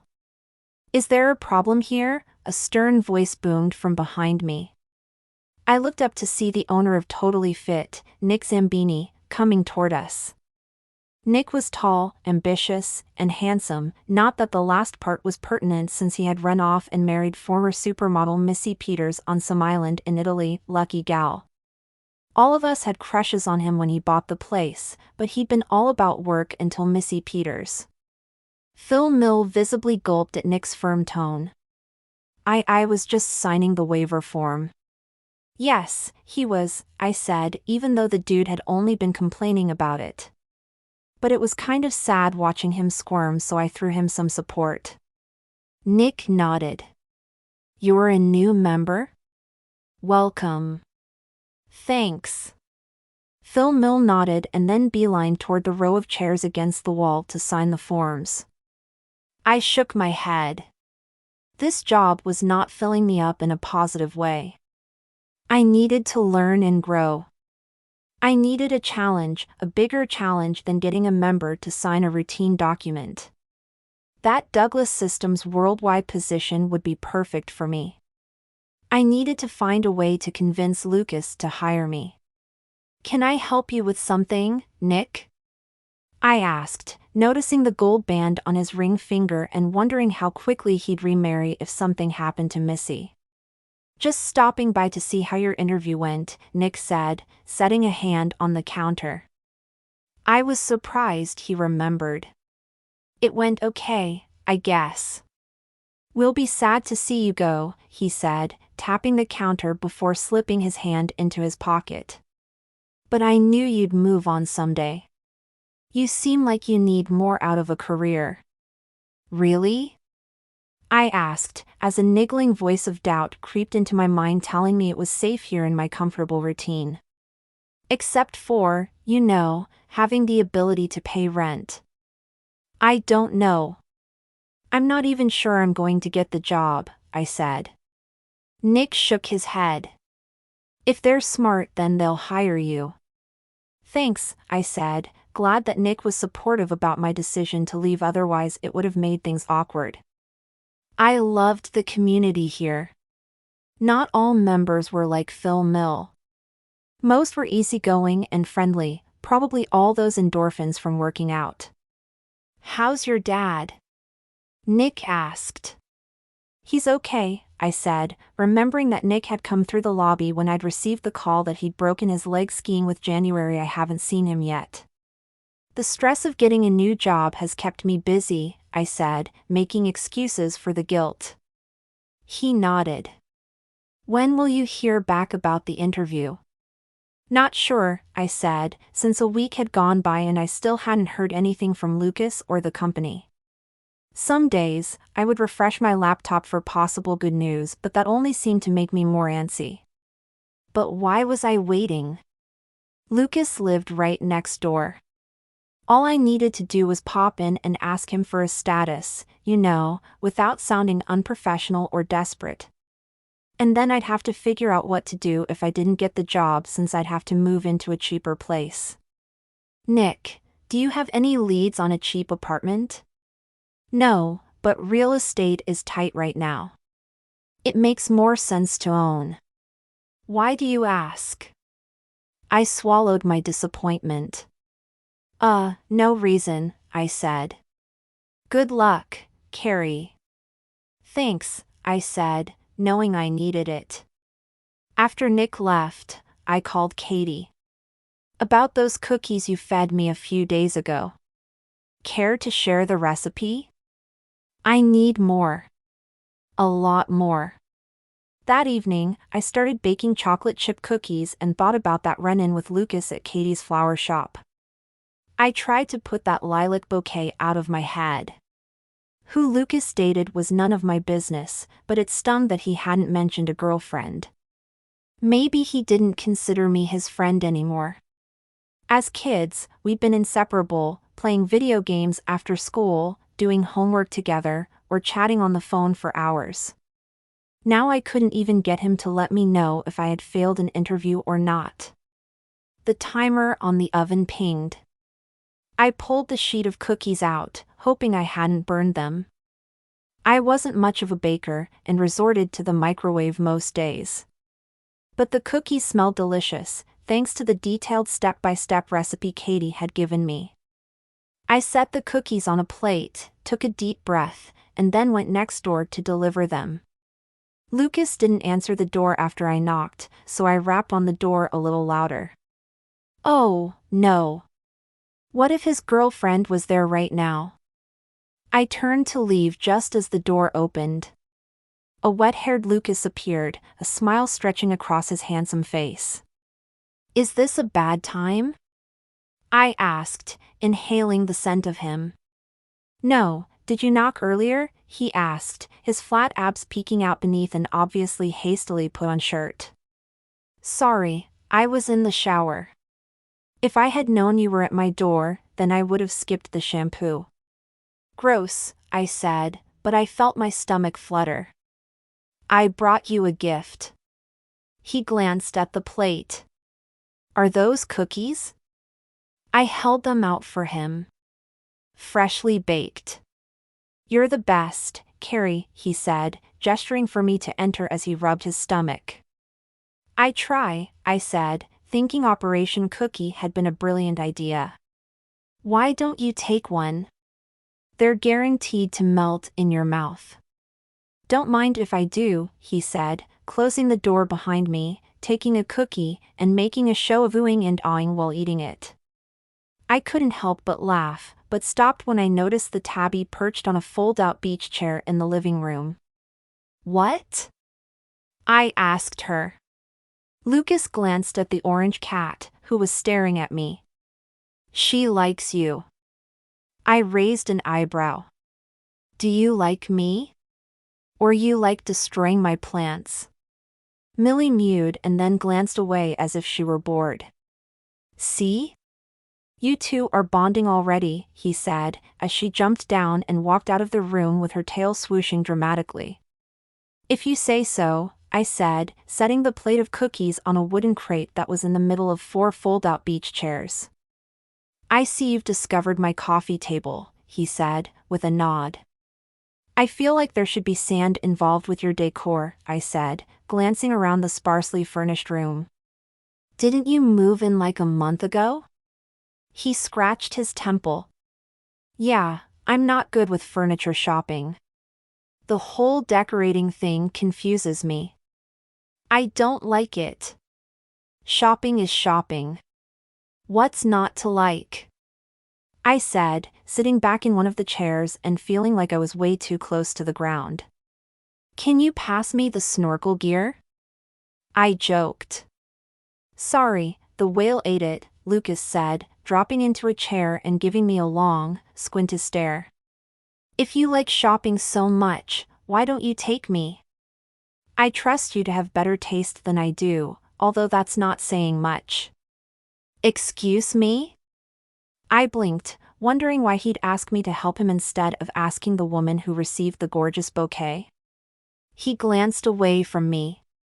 If it's asking too much. No, I'm happy to help, I said, quickly. The thought of spending hours with Lucas was very appealing. But only so I could help him out, I told myself. I'm free this weekend, or any evening after work, I said. Great, he said, beaming at me. I chewed on my lip, wanting to ask about the job. Lucas? Yeah, he asked, just as Millie ambled in and mewed loudly. You hungry, girl? Stay away from my plants, I said, giving her a firm stare. She gave me a bored look and then mewed again, rubbing against Lucas's leg.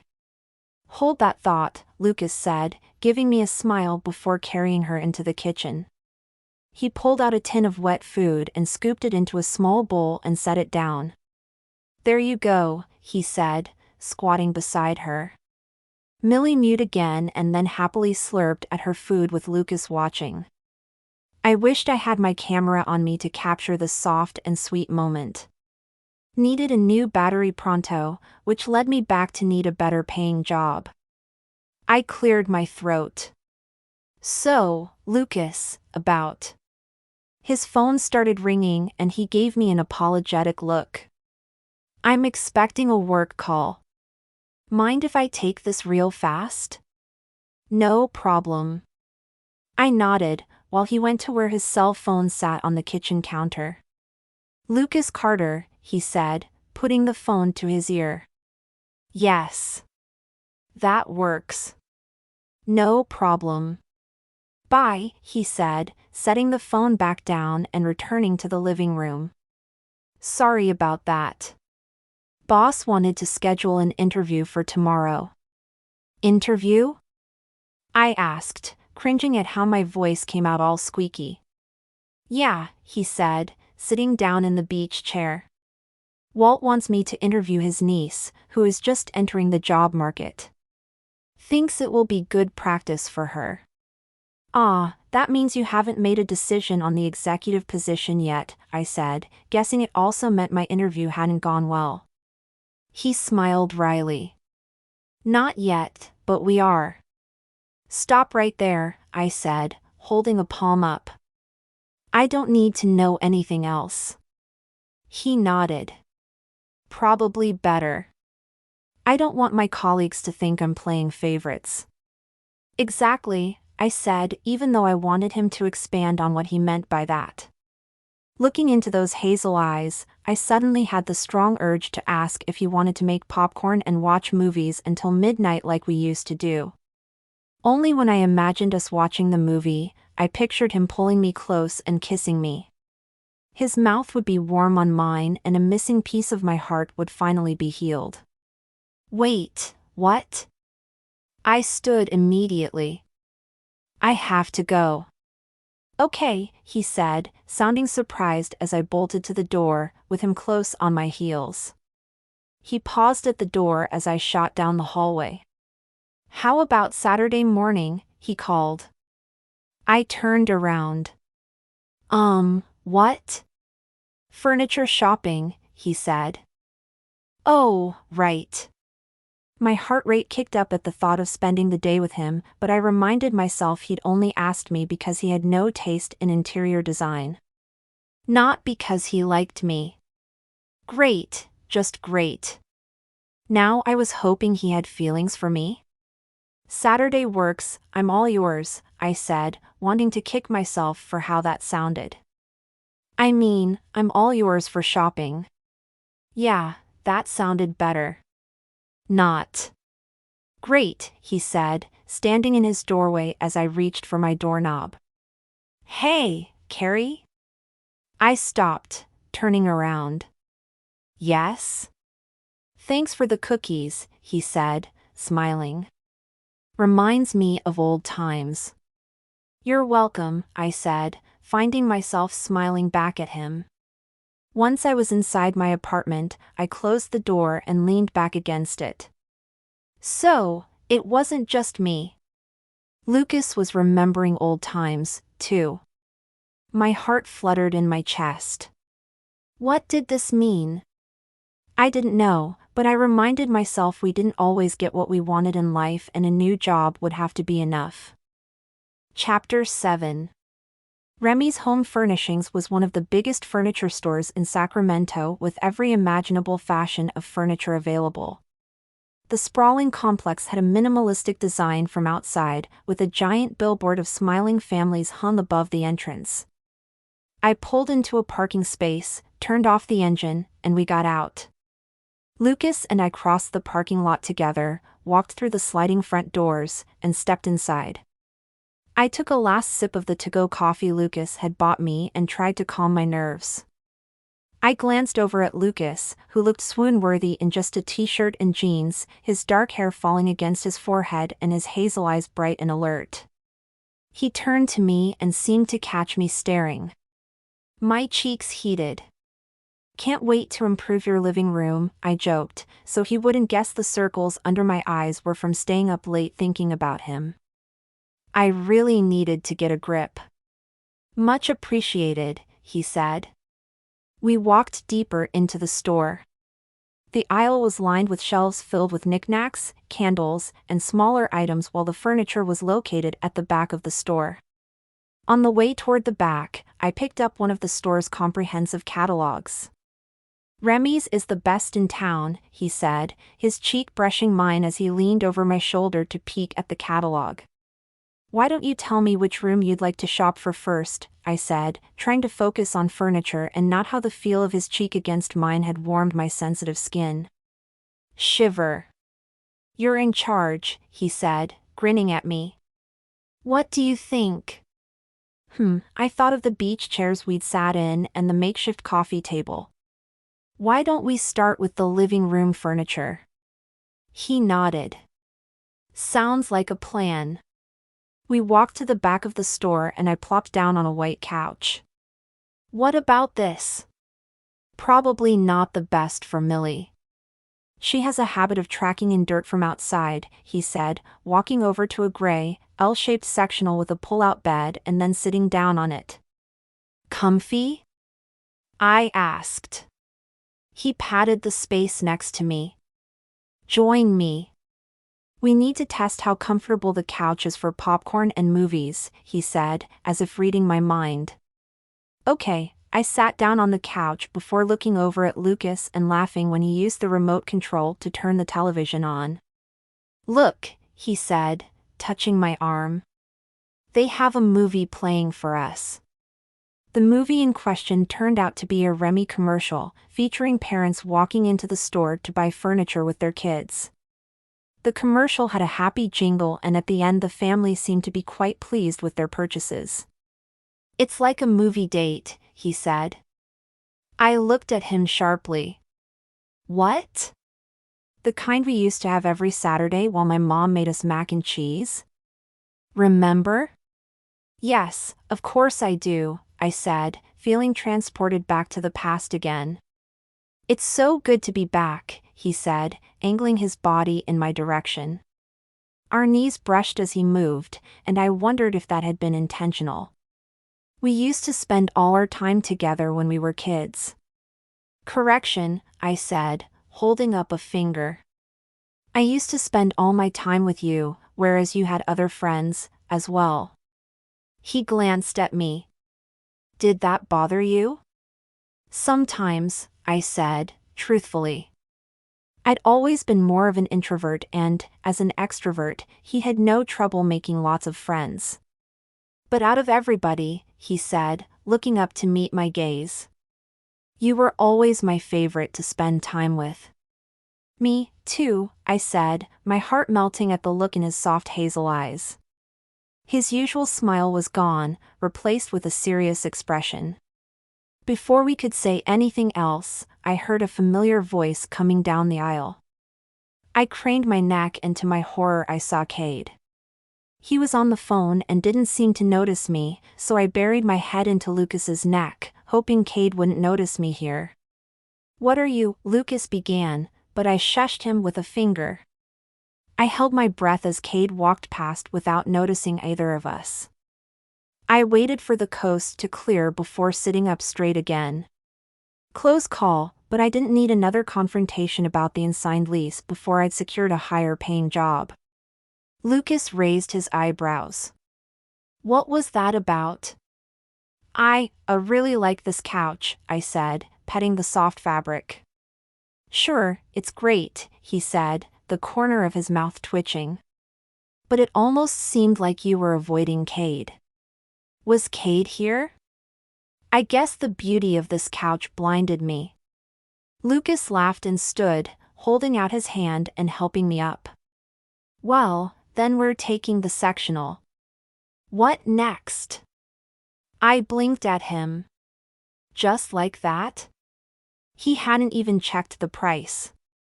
I did it for him and the tag made me inhale sharply. Are you sure about this? I asked. Yep, he said, putting a hand at the small of my back as we started walking. I trust your judgment, Carrie Ann.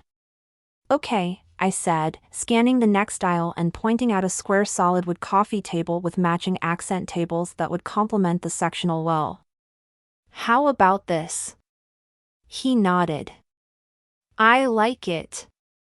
Your wife is so sweet, helping you pick out furniture, a woman said, coming up beside Lucas. She appeared to be in her late 60s and she wore a gray bob that made her look spunky. His wife? I blinked. Oh, we're not. She's amazing, isn't she? Lucas said, putting an arm around me and squeezing me against his side as I gaped up at him. Enjoy this time, kids. I remember what it's like to be young and in love, she said, before wandering off to a different section. After she left, I turned to him. Why didn't you correct her? It was totally harmless, he said, releasing me with a laugh. Don't look so worried. She thought we were cute. Who are we to throw away a compliment? Ah, you were after a compliment, I said, nodding. It's not like I lied, though. You are amazing, Carrie Ann. My stomach did a flip. There was that feeling again, the tiny seedling of hope that Lucas might feel something for me. Keep up compliments like that and I'll find you a dining table, I said, crushing that hope with reality. A couple hours later, we were finally done. Lucas didn't even hesitate when he tapped his credit card on the machine to pay. I wondered what that kind of financial stability felt like. Would things have been the same for me if my mom hadn't been sick and I'd finished college? The store promised home delivery, so both of us walked back to the parking lot empty-handed. The sun was setting, and a light breeze blew around us. Lucas stretched his arms up to the sky. That was a fulfilling day. I don't think I would have been able to do it without you. Glad to be of help, I said, with a smile. We walked to my car together and then climbed in. I pushed the key in and turned it, but the engine didn't come to life. Instead, it let out a choking sound for several seconds before going silent. I tried a couple of times but nothing happened. No, no, no, I said, under my breath. This couldn't be happening. I didn't have money to spend on this right now. I tried again and again, but the engine never started. My stomach sank in despair as reality finally crashed in. My car was dead. Chapter 8. I'm so excited, Gina said, smiling over at me. We were at a small boutique store downtown called Blissfully Bridal that boasted a vast collection of the latest wedding gowns, bridesmaid dresses, and formal wear. The shop was cozy, with walls covered in a sweet pastel pink color. What's taking so long? Aunt Elaine said, checking her watch. Maybe they're busy today? I looked around. There were a few other shoppers, plus a very excited bridal party, and the small staff store seemed to be struggling to meet demand. I'm sure they'll be here to assist us any second now, I said, encouragingly. Besides, Gina has the wedding dress already.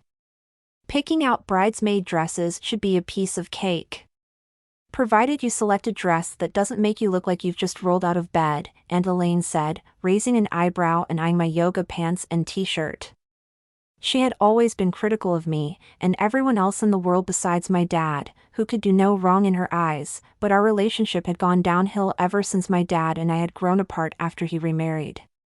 But I needed Elaine to put in a good word for me at the local library.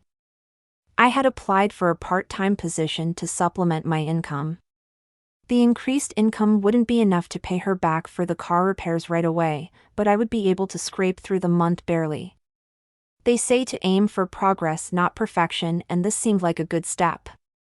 Aunt Elaine was a board member, and I knew a good reference from her would be like gold. Everybody, especially the maid of honor, has to look her best, Aunt Elaine said, since I hadn't reacted to the earlier jab. Mom, Gina turned to me. Ignore her. It's fine, I said. Well, it's about time, Aunt Elaine said, as the saleswoman pushed a rack of bridesmaid dresses into the sitting area beside where we were sitting on a plush couch. She was obviously struggling with it, her face all red. I stood up and walked toward her. Here, let me help you with that. Thanks, the woman said, smiling at me. I'm Ava. It's my second week here. The owner is out sick and we have a busy day scheduled. Sorry for the delay. No problem, I said, wondering if I should ask for a job application. Gina sat up straighter, clapping her hands in glee. All of these dresses look so pretty. This has a sweetheart neckline and lace sleeves, Ava said, smiling at Gina.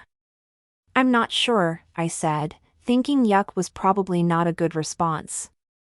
Gina walked to the rack and started rubbing her hand over the dress. Why don't you try it on? Ava said, handing me the pink dress that looked like a duplicate of Molly Ringwald's dress from Pretty in Pink. I might be too hot with the long sleeves, I said, setting it back on the rack. What about this one? Gina asked, pointing at a blue dress. Well, I suddenly had the vision of looking like Alice in Wonderland's poofy older sister on Gina's wedding day. How about something more elegant that, you know, goes with your wedding dress but doesn't put so much attention on me? Carrie, you'll look precious in this dress, Gina said, gazing at the Alice in Wonderland dress wistfully. I know that article I'd read said to always agree with the bride, but I didn't want to look like a children's book character in Gina's photo album forever. I guess I can try it on, I said, cringing.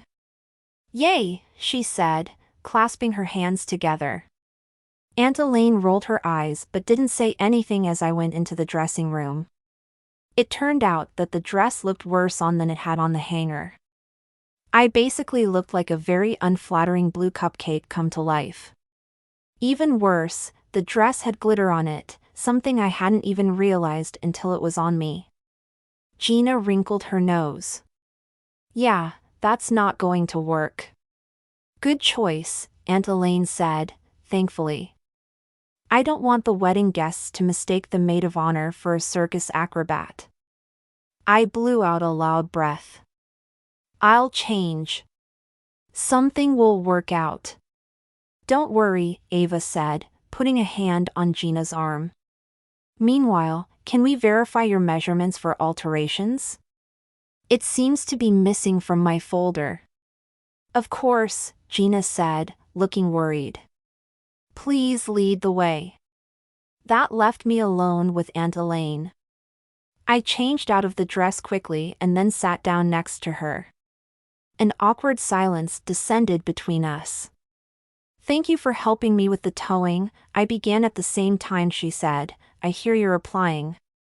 I cleared my throat. Please go ahead. She shot me a look. You've applied to the library for a part-time position. I nodded. I'd be able to work weekends and Tuesday evenings. Aren't you working as a receptionist at Totally Fit still? She asked, her tone implying that she didn't approve of my job of choice. How long have you been working there? 5 years, I said. She said, as if deep in thought. I'll put in a good word and see what I can do, Carrie. Relief swept through me. Thank you so much, Auntie. I really appreciate it. Your old friend went to see your dad, you know? Aunt Elaine said, giving me a meaningful look that I didn't quite understand. I squinted in confusion. Who? Your old friend, Lucas. He did? I asked, since this was news to me. Back when we were kids, Lucas and my dad used to spend an inordinate amount of time together in the garage, where he would help him change the oil on the car, or whatever needed to be done. I would bring them lemonade when they would be hard at work. So, the fact that he went to see him shouldn't have been a surprise. I had no idea, I said, feeling surprised that he hadn't mentioned it. Maybe you should pay your dad a visit sometime, too, Aunt Elaine said, pointedly. I've just been so busy, I said, even though I had no urge to see my dad and his wife, living their happy life in the suburbs. I wondered if Lucas had met her. What had he thought of her? I shook my head. I hadn't talked to him since the incident with my car, partly out of embarrassment and partly because being around him brought up all kinds of weird feelings. Plus, he was probably seeing someone, so I needed to stay away. Before Aunt Elaine could hound me further about visiting my dad, Gina returned. And so did Ava, with another rack of bridesmaid dresses. This one is beautiful, Gina said, holding up a navy blue dress. No frills, no fuss. I held the dress to my chest and looked in the mirror. It was an elegant A-line that stopped just below the knee. This might work, I said, slipping inside the dressing room. A minute later, I came out and turned around in front of the floor-length mirrors. The skirt was puffier than I had expected and it twirled when I walked. In my mind, I imagined Lucas telling me I looked like a ballerina, which made me smile. Something amusing you? Aunt Elaine asked, breaking me out of the daydream. I think this is the one, I said, pointing at it. I was thinking the same, Ava said. I don't know, Gina said, thoughtfully. Is it too simple? No, Aunt Elaine said, without looking at me as she spoke. For the first time, I had the urge to hug my aunt. It's the perfect complement to your gown.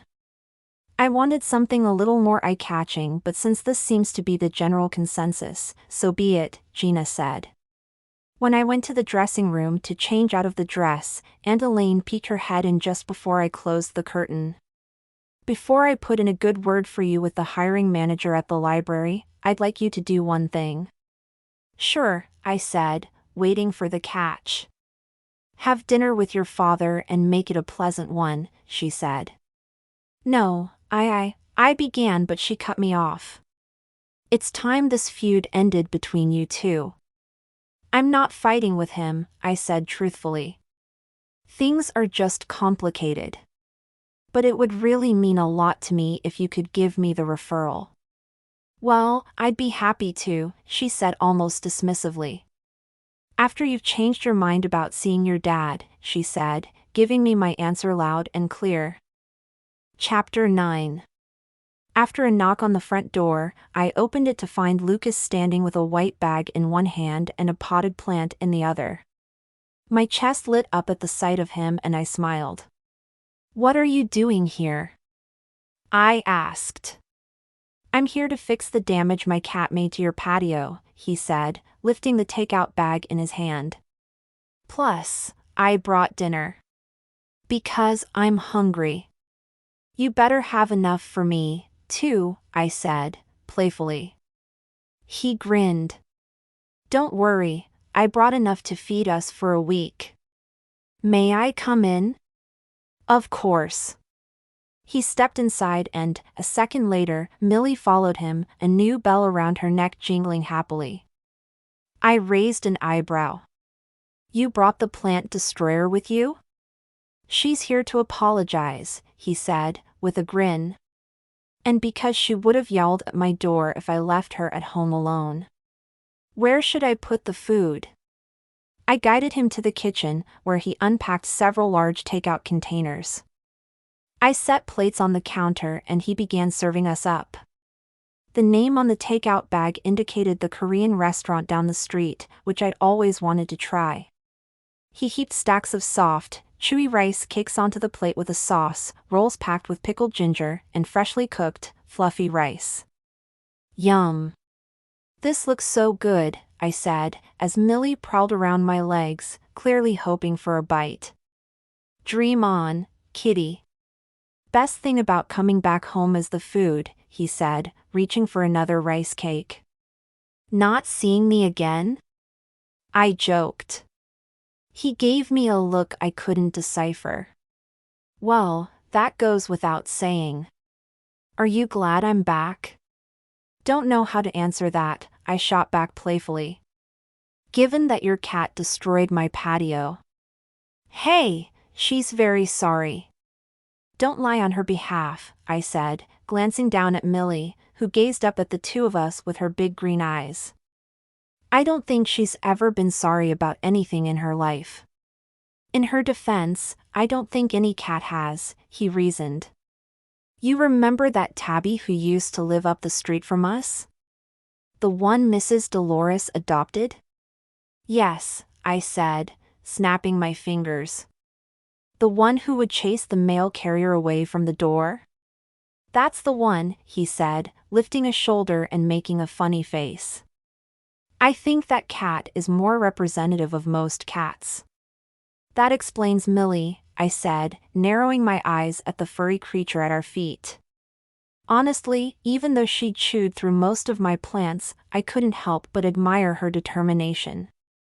Maybe I should live life with that same level of brazenness. "Do you ever think about getting a pet?" he asked. "Sometimes, when it feels too quiet," I said, with a shrug. Back when my mom was still alive, I could call her up and have someone to keep me company. But now, talking about my mom still hurt as much as ever. Sometimes, the void she left felt so big, I had no idea if I could handle it. Not that I had a choice. "I'm sorry she's gone," he said, shaking his head. "You know, one of the first things I did when I returned was leave her favorite flowers at her grave." "Really?" I asked, tingles prickling up my spine. "The bouquet you bought from Katie's shop? Those were for my mom?" He nodded. "Who else?" "I don't know. A woman. Or several women.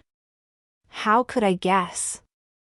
After all, the guy was sweet, successful, and still as handsome as ever." "Seemed like the least I could do," he said, sitting down at the table with me. "I always loved your family. It broke my heart to hear about your mom." "That's really sweet of you," I said, chewing on my bottom lip. I still avoided my mom's grave and felt guilty about it. Going there seemed wrong, like I'd be saying it's all right that she's gone, which it so wasn't. It meant a lot to me that Lucas would think of her, though, especially after my dad had moved on so quickly. Ugh, not something I wanted to think about. I turned my attention back to the deliciously spicy food, and shifted our conversation back to his cat. We finished up, and he briefly headed back to his place to grab more pots and plants that he had bought to help me set up my garden again. You didn't have to do all of this, I said, as he laid them all out on the floor of my patio. After what Millie did, it seems like the least I could do, he said, shaking his head and shooting a reproachful look at his cat, who was perched by the door, watching us. Well, I'm not going to argue, I remarked. Do you know what you're doing? You just put the plants in the pots, right? He said, furrowing his brow. I'm not an expert, but I think we're supposed to make sure the pots you picked are big enough to accommodate growth, I said, kneeling beside him. So, see, this tomato plant is going to need more space. Let's use this bigger pot. He listened as I tried to explain my meager gardening techniques as best as I could to him, and we got to work. He didn't seem worried about getting dirt under his nails, and he set about making sure that my new planters were filled with seeds, ready to sprout herbs and flowers. There was something peaceful about planting with Lucas, even if I had to correct him occasionally. Millie cleaned herself, as if pretending not to watch us before she curled up in a sunny spot inside my apartment, and before long, we had filled the patio with plants again. How are you going to stop Millie from trying to wreck these? I asked. I'll just give her a good talking to, he said, as if that were a brilliant idea. I'm sure she'll take your lecture very seriously, I said. Yeah, I'm good at stuff like that, he agreed, grinning. You have such a great smile, I said, loving the way it seemed to light up his whole face, which made my heart flutter a little. Yours isn't too bad either, he said, with a wink. Thanks for dinner, I said, suddenly feeling a little shy. I wasn't sure where it had come from, but there was a part of me that felt like we were coming back from a date, that I was lingering outside his door and waiting to see if he was going to kiss me. It was just takeout, he said, with a shrug. Better than the macaroni and cheese I had planned. If you ever need an excuse to get way too much food from that place, let me know, he said. I'd be happy to share some with you. My stomach warmed at the invitation, but I knew he didn't mean anything by it. I mean, he was just being nice. Lucas had always been nice. He glanced up from the pot that he had been planting, and his eyes lingered on mine for a moment.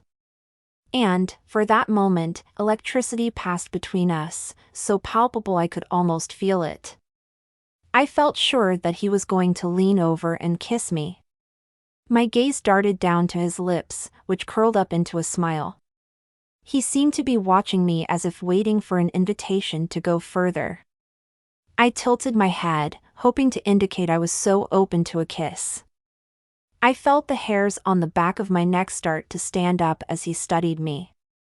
My heart pounded and I wondered if this was really happening or if I were imagining this connection. And just as I was certain that he was going to close the distance between us and pull me into his arms, a small crunching noise came from behind us. We both spun around and spotted Millie taking a bite out of one of the leaves of the tomato plant that we had just potted. Millie, he said, shooing her away from her latest snack, much to her chagrin. I shouldn't have laughed, but I was in shock from what had almost happened. My throat felt dry and I had been sure that he was going to kiss me, certain of it, and then... Millie. I'm sorry, he said, shaking his head. I should take her home. She seems to have a vendetta against your plants. I can see that, I joked, hoping that he couldn't see the surprise and disappointment written all over my face. He scooped Millie into his arms and headed for the door. I'll catch you later, okay? He said, in a friendly, upbeat tone that made me wonder if I'd imagined that entire moment that I thought had passed between us. If you need help with any more of your plants, just let me know. Provided you keep your cat away from them, I think I'll be fine, I said, hoping that I was covering up my feelings as best I could. He waved, and just like that, he was gone. He must have felt it too, right? That draw, that pull that seemed to tug us together?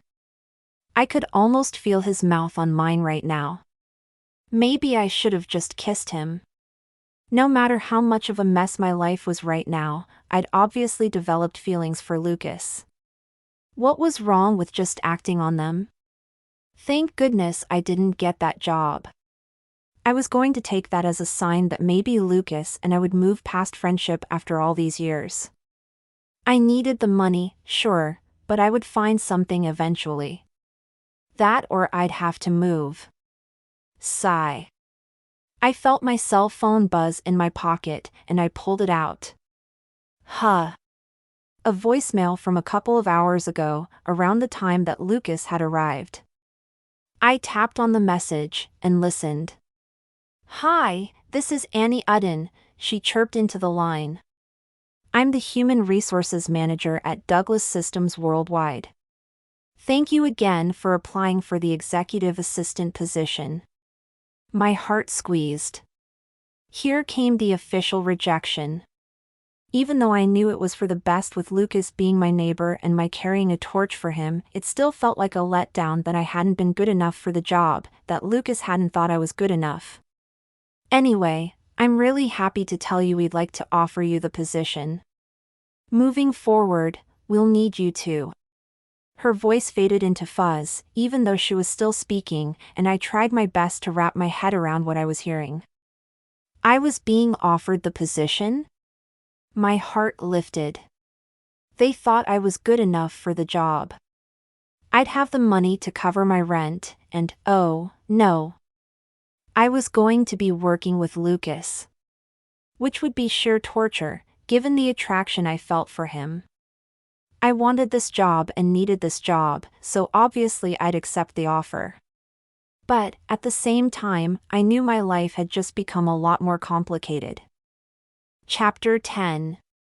As I sat down behind the counter at Totally Fit for the last time, I let out a sigh. This had become my place of comfort over the years, and it would be strange to move on from this gym. I remembered how excited my mom was for me when I got this job. And how she picked me up and took me out to lunch on my first day. But she was gone. The thought made me ache.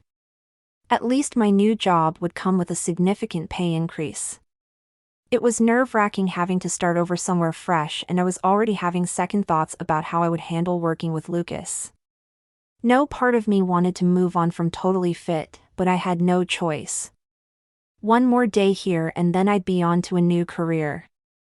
Part of me wanted the challenge of this new position and I wanted to be excited, so why did it feel like I'd been sitting on the edge of a cliff and now I was being shoved off? My boss, Nick, had left a bouquet of flowers on my desk for me with a note that said good luck. A man of few words, but I appreciated the gesture. I tucked the vase behind the counter so I could smell their sweet floral perfume for the rest of the day. "Good morning," Kennedy said, as she entered through the front door. I looked up and waved as she bounded toward me in her trendy workout outfit. I had no idea how she managed to spend all day in something so sexy. When it came to working out for me, I preferred something huge and baggy that would hide my sweat. "Hi," I said, giving her a big grin and realizing I would miss seeing her every day. Sadness washed over me. "Can't believe this is your last day," she said, handing over a bottle of wine and a giant box of chocolates. "Here, this is from Steve and me." "You didn't have to get anything for me," I said, feeling touched. "This is to hold you over until your going away party this Friday," Steve said, coming into the front lobby and draping an arm around his girlfriend. "Did you miss me?" he asked her. She leaned into him and smiled. "Always." "Going away party?" I asked, rolling my eyes at their cuteness. After all, I could still remember how long it had taken them to actually admit their feelings for one another after working here together for years. Talk about stubborn denial. Friday, at the Oasis, he said, holding his hand up and pointing a finger at me. Be there, or be square. All of the gang is going to give you a good send-off. That sounds perfect, I said, feeling a ball of emotion rise up in my throat. I was leaving. This was my last day at work here. It was a lot to take in. At least I had some wine and chocolate to soften the blow. On Friday, you can give us all the gossip about the new people you're working with, Kennedy said, putting a hand to her chest. I'm sure they will be great, but nowhere near as awesome as we are. True, I said, putting a finger to my cheek. But what if they want to hear gossip about you guys? Dilemma. We're not that interesting, she said, with a chuckle. I'm sure you're not going to come up with anything.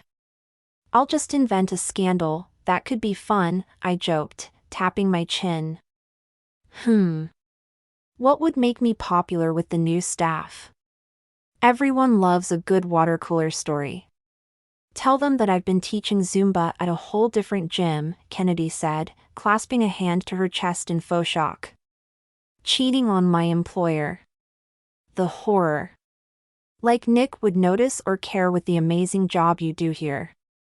I giggled, tilting my head as Erica came through the door behind them. She wore yoga pants and a hoodie, her hair tossed up in a high bun to keep it out of her face for all the vinyasas she'd be doing today. Oh, Carrie, I can't believe you're leaving us, Erica said, as she came up to lean against the counter.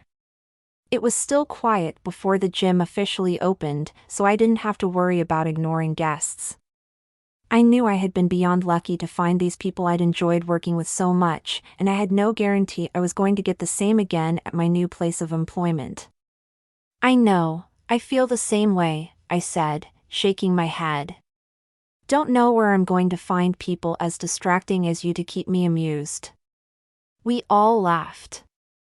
I was already feeling the weight of it, how hard it was going to be to move on from this place. The smell of the flowers filled my senses, and I wondered if I could steal one more day before I left for good. Just one more. That wouldn't be unfair, right? We hung out until the first guests arrived. I greeted them as they scanned their cards before heading back to the gym so that they could get to their workouts. A few of them peered at the gifts on my desk, but nobody said anything. No doubt that most of them wanted to get in and out of the gym as quickly as possible before their workday. Hey, you know what we haven't done yet? Kennedy said, as everyone sipped on their early morning coffees with me. What's that? I asked. Word of the day, she said. I laughed. I don't know if we have to.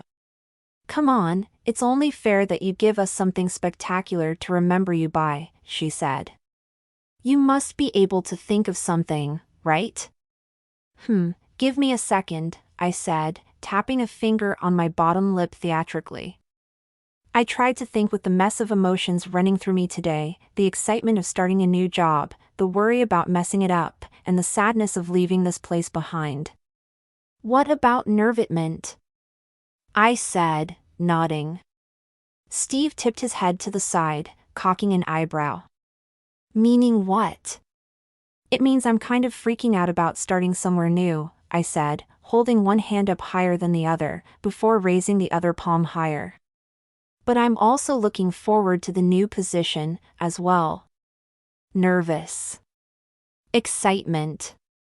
Nervitment. That's pretty good, Erica said. I nodded. Inspired by current circumstances. Kennedy leaned over to give me a hug. I'm going to miss you around here, you know that? She squeezed me so hard that I had to bite back a sudden swell of emotion. At least you'll have one less person to torture you with made-up words every morning, I joked, and they all laughed. Yeah, but I'll have one less person to torture with my made-up words, she pointed out. Plus, we'll have a new person starting tomorrow. I don't like that idea one bit. Guess you'll have to keep me updated in the group chat, I said. Don't worry, I'll keep a list for you this week so that you don't miss out on anything, Steve promised. We'll fill you in on everything on Friday, right? I can't think of a better way to spend my Friday night, I said, and I meant it. When I was here, it felt like a sanctuary from the rest of the world. I might be able to have relationships like this at the new job, but there was no guarantee. I hoped I would click with everyone there. I should let you guys get to work, huh? I asked. Steve shrugged. Not like Nick can fire you for distracting us. Good point, I said, laughing. We don't want Nick on our case, Steve, Kennedy said, while reading the card attached to my bouquet. Plus, Nick gave her flowers. That's sweet. Okay, Erica said, giving me a hug. We'll let you get back to it. Just don't leave without saying goodbye to us, okay? I won't, I promise, I said, as Steve became the last to give me a hug goodbye. I grinned as I watched them go, a little sadness stirring inside of me as I wondered how I was going to cope moving on from this place. Tomorrow, I was going to start a brand new job as an executive assistant and work with the man I had pretty much fallen for. And I knew, without a doubt, that was going to pose way more of a threat to my sanity than anything here ever had. Chapter 11. I straightened my shirt in the elevator, checked my teeth in my reflection, and smoothed my hair back to make sure it wasn't going to make a break for it out of the bun I'd styled. I could handle this new job. I knew I could do this. Anything that this day threw at me, I could handle it, and I wouldn't let anything get in the way. They wouldn't have given this position to me if they didn't think that I could handle it, right? I mean, as hard as it was to believe that anyone would look at me and see the height of competency in the software industry, I would learn all of this corporate stuff in record time. At least, I hoped it turned out that way. The doors to the elevator slid open and I bit my lip, hoping my nerves weren't written all over my face. I met with the human resources manager, Annie Udden, who informed me that my boss Linda Schofield was out of town, so I'd have to get used to the new interface on my own. My desk was in a cubicle just down the hall from the VP's. I had a small chair planted behind a glossy desk, and a brand new laptop was waiting for me. I popped it open, fumbled in my pocket for the passcode, and then pulled up the email with the list of my new responsibilities. As I took a look through the calendar at Linda's upcoming meetings and events, I could see all of the other VP's itineraries as well. I had to find a way to separate the Lucas who I had longed to kiss at my apartment with the one who worked here. Yeah, far from ideal, but I needed to keep my head in the game. After reading the email greeting from my new boss, I transcribed some dictated letters she'd emailed me and then double-checked them for errors. I glanced at the schedule and saw that Lucas had a meeting right after the one that he would be walking out of when his current appointment was done. As a thank you for recommending me for this job, I decided to get a coffee ready for him by the time he got up here. Couldn't hurt, right? How did he like his coffee? It wasn't like we were at the drive-thru where I could order from a list of espresso drinks. Or, instead of the break room coffee, maybe I could run outside. I had seen a coffee cart on the street when I arrived. So, I took the elevator back downstairs and strode outside, putting on my best business face as I arrived at the stand. Hi! I greeted the man behind the cart brightly. I just started working here and was wondering if you could do me a favor? What might that be? He asked, his gaze scanning me up and down, as though working out if I was telling the truth or not. Do you know what coffee order Lucas Carter takes?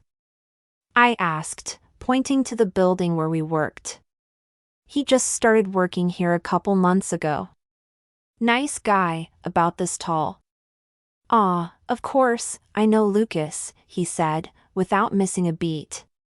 He takes an oat milk latte with caramel syrup and a sprinkle of cinnamon. Oh, and matcha powder. That's different, I said, but I shrugged. This guy knew better than me what he had, and I wasn't going to argue with him. Okay, can you make that for me? I need it pretty quickly. He whipped up the drink, and I handed over an inordinate amount of money to pay for it. Lucas sure had expensive taste in espresso drinks. Maybe I would enjoy something like this, too, if I could afford more than a black coffee with a dash of milk. I made it back upstairs just as he returned from his appointment. I smiled proudly as I held out his coffee to him. I got you your usual order, just the way you like it. That's nice of you, Carrie. I really need this. He lifted it to his lips, took a sip, and then his face puckered. What's wrong? I asked, frowning. The guy at the coffee cart outside said this is what you usually order. I don't get any coffee from him, he said, raising his eyebrows. How much did you pay for this? Probably too much. Yeah, I think he just gave you the most expensive order to try and get some quick cash out of you on your first day, he said, grimacing. As much as I appreciate this, I'm not sure I can drink it. It tastes like grass. Would you like it? Sure, I can handle it. I took the coffee to my desk, but as soon as I tasted it, I conceded that it tasted like lawn clippings. Yuck. I tossed it in the trash. I'd been suckered. That wasn't the greatest start, but I could handle it. Worse things had happened to new people, right? I checked my emails and found a software manual that I was supposed to edit, according to my boss's comments. So, I got to work typing. By the time Lucas appeared at my desk, I glanced at the clock and several hours had passed. He flashed me a smile. I felt a little flip in my belly that I did my best to ignore. You doing okay? He asked. Yes, just figuring out Linda's schedule for the rest of the week, I said, as smoothly as I could. Did I sound like an executive assistant? I hoped so. Anything I need to know? He asked, smiling. I can send you her schedule just in case, if you'd like, I said, starting to feel like I was getting the hang of this new executive assistant role. I can already see the new schedule, he said, fighting off a smile. I get real-time updates on the group calendar. You know, to keep me in the loop. My eyes widened with abject panic. Oh, no. There was no way that everyone had seen all the little notes that I had put in there so I could remember things, right?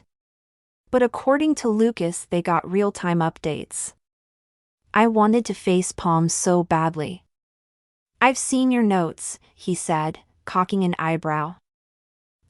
Very interesting. Good to know what your opinions are on everything. I could feel my cheeks burning. First the coffee, and now this? I must seem downright incompetent. I couldn't believe I hadn't known they could see the updates, which made perfect sense. This was a fast-paced company, and the VPs couldn't risk missing out on any updates.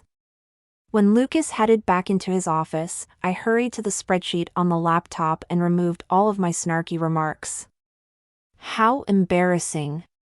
By the time Lucas's door opened again, I was absorbed in the spreadsheets and starting to feel downright productive. I looked up and felt butterflies in my stomach as we locked eyes. Hey, he said, stopping in front of my desk. Want to head out for lunch? I paused for a moment, my eyes filling with tears that I quickly blinked away. Get a grip, Carrie. It was just a VP's invitation. He wasn't even officially my boss. But, for a moment, it reminded me of how proud my mom always was of me. I hoped she'd be proud right now. Lunch sounds nice, I said, feeling that little flutter in my chest. Maybe you could show me where you actually get coffee. So, I don't get scammed by that guy at the cart again. Yeah, that's probably a good plan, he said, chuckling. There's a place down the street I love. Come on, let's get out of here. I'm starving. He offered me a hand to help me stand up. I hesitated for a moment and then took it.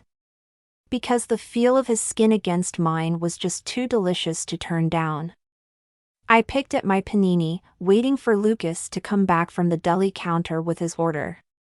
I hoped he didn't ask me how the job was going, because I might blurt out that the highly visible notes I'd entered made me feel incompetent, and I worried he might be regretting his recommendation to hire me. Not exactly a good thing to admit to a VP. He grinned as he joined me, that easy smile soothing something in my soul. You doing okay? I know first days can be tough, he said. I'm great, I said, my tone high-pitched and squeaky. Overkill much? I wanted him to be certain he had made the right choice hiring me so, I wouldn't get fired and be out of work and have to find a new place to live. Details. This is just lunch with an old friend, right? He said, lifting an eyebrow. Feel free to be honest if there's something you want to tell me. Honest? No, not a good idea. Not at all. An unexpected warmth filled my chest, though, that Lucas seemed to have guessed how hard I had been struggling all day. Really, Carrie? It's just me. Honestly, I'm having a hard time, I blurted, wanting to roll my eyes. But the floodgates were open now and I couldn't make myself stop. I worked at the gym for years and was so comfortable there. Plus, my job didn't take much brain power and it was super easy and slow-paced. I've never had a professional job like this before and it feels like I'm slow, which feels awful, making me wonder if I should have just stayed in my old job and found a cheaper place to live. Not that there are any cheaper places to live here in Sac. He nodded and didn't exactly seem shocked. I wondered if I had been doing a bad job covering up my stress. It's okay if you're struggling, he said, picking up his sandwich and taking a bite as if I hadn't just admitted some horrible thing to him. It's not easy taking on a different position, especially if you're new to the software industry. I feel so defeated, I said, my stomach sinking. Don't forget it's just your first day, he said, looking completely relaxed, which made me relax a little too. You remember when we were young and we used to play at having a corporate job? I nodded. Yes, it was much easier to pretend. You were so confident in your role, he said, reminding me how we had goofed around pretending to run a business. I had always been the one to take control. Maybe you need to tap into that girl again. I seem to remember you had no problem calling the shots. Yeah, probably because I didn't have any bills to pay, I said, with a sigh. I shook my head. I didn't want to have to come clean about this, but I figured that he was giving me the chance to tell him how I really felt. I don't want to let you down, I admitted, finally. Carrie. You were so kind to take a chance on recommending me for this position. I know everyone expects me to be on the ball right from the start. I'm worried I'll get replaced by someone else. Someone better. Someone who really knows what they're doing. Someone who will have a first day on the job and have to learn the ropes, too? He gave me a side glance. When did you start being so hard on yourself? You're doing a good job. I wouldn't say that if it wasn't true. I managed a small smile, wishing I could believe him, but my mind was still spinning with worry. He was saying this as my friend, not as the VP of sales, and the work version of him might have a different opinion. Didn't your mom work as an assistant back in the day? He asked. Yeah, she did, I said, my voice so quiet I could hardly get the words out. I miss her so much, every single day. The words were out before I could stop them, and I couldn't even look at him for a moment. I didn't want to dump all of this on him when he was being nice taking me out to lunch, but he had known my mom. He understood. I'm sorry, Carrie, he said, reaching across the table and putting his hand over mine. Your mom was amazing. Of course, you miss her. I'm sorry, I said, my eyes watering. I blinked back the tears and pulled away my hand to get control of my emotions. I reached for a napkin, pulling it apart in my hands as a distraction. I don't mean to be a downer. You're not, he said, gently. How have you been doing? Continuing on, without her, I mean? That question was so enormous I didn't even know where to start. I wished I had an answer, but I didn't.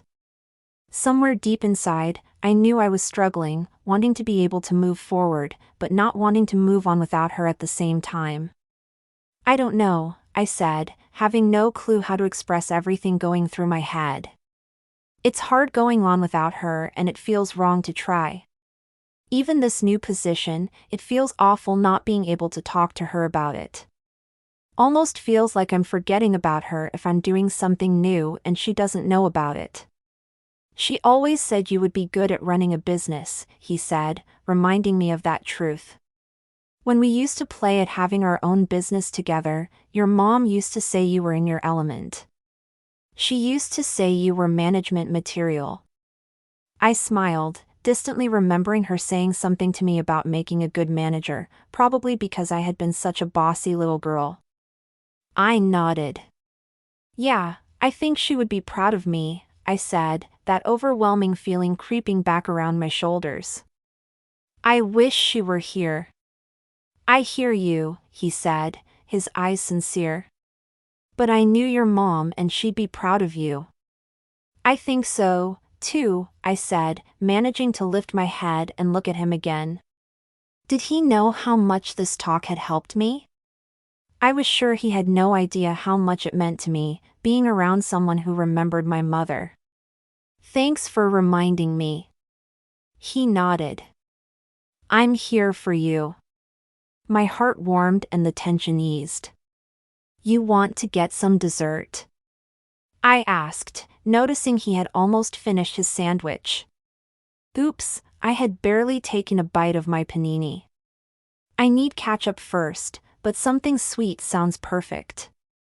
Would you mind picking something out? I'd hate to make you wait for me to finish. I don't mind, he said. The line is short right now, I said, pointing out the logic. Good point, he said, and got to his feet. I'll pick out something for both of us if that works for you? I nodded and watched him saunter up to the counter of the cafe.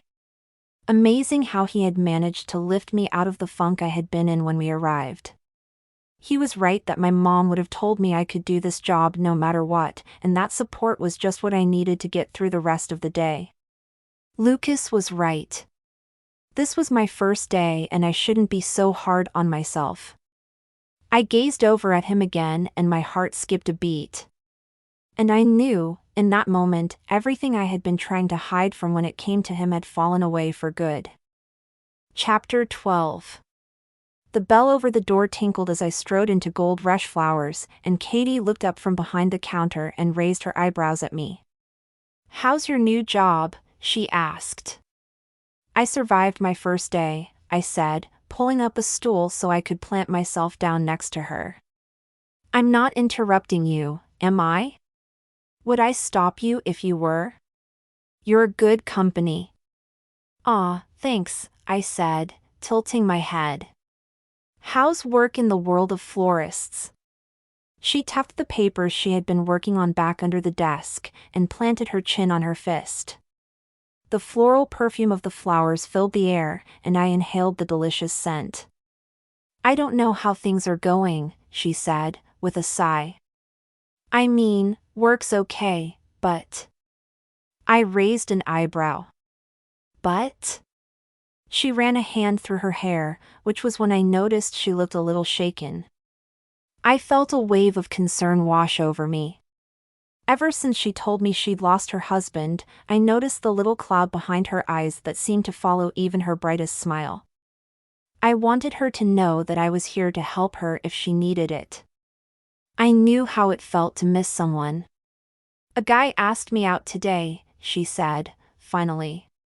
"Oh," I said, feeling surprised. Not what I'd expected her to say. "Is that a good thing? Or, that must be a lot, right?"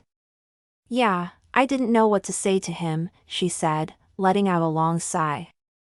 "He seems like a nice enough guy, but I haven't dated since, well, you know. Since. It wouldn't hurt to go out for one meal, right?" I said, biting my lower lip. "It's been a long time, and it doesn't have to be anything serious. It can just be a date. Or just food. Either way, even if it's awful, you'd get the first date out of the way." "I'm not sure if I want to dump all my emotions on this guy," she said, making a face. "Not exactly what he's looking for, I'm guessing." "Hey, don't talk about my friend like that. You'd be a great catch if, you know, you're ready." "What did you say to him when he asked you out?" She gave me a look. "I told him I'd think about it." "Did he leave his number?" "Yeah, right here," she said, shoving the piece of paper in my direction as her cheeks turned a little pink. "I mean, he was very nice. Funny. And cute. See, look how many positive things you have to say about him," I said, the corners of my mouth curving upward. "You don't want your first date to be with some guy who annoys you because you turned this one down, right? Go out with him. Just once, to say you have." "I'm not sure I'm ready," she said, wrinkling her nose. "It's going to take a lot for me to want to get back out there, you know? But you want to be married again someday, right?" She grimaced. Well. Scratch that. You want to date again someday, right? I mean, you're not going to become a hermit." "Pretty sure I've already got that in the bag," she said, letting out a little laugh. "But to answer your question, yes. I do want to date again, in theory." "This could be your chance," I said, picking up the piece of paper. Katie was such a sweetheart, and the thought of her being with someone made me happy. "Maybe I can live vicariously through you, given that my own love life is non-existent right now." "I'm going to think about it," she said. "You should totally do it," I said, studying the little piece of paper. "See, he even has nice handwriting. That's a good sign." She snatched the paper back from me, shaking her head. Much as she was doing her best to pretend otherwise, I could tell she liked the guy by the pink color of her cheeks. "What turned you into a matchmaker all of a sudden?" she said, laughing. "Don't you have your own love life to think about?" "I think I'm in love with Lucas," I blurted, then felt my own cheeks heat. "We were going to be the pink-cheeked friend twins today." "Wait, the Lucas?" she asked. I nodded. "Yeah, him. You told me there was nothing going on between you," she said, leaning forward.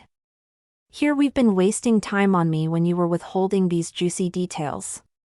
"There isn't anything going on between us," I said, because there was no denying that fact. "Unfortunately. But I have real feelings for him." "I knew it!"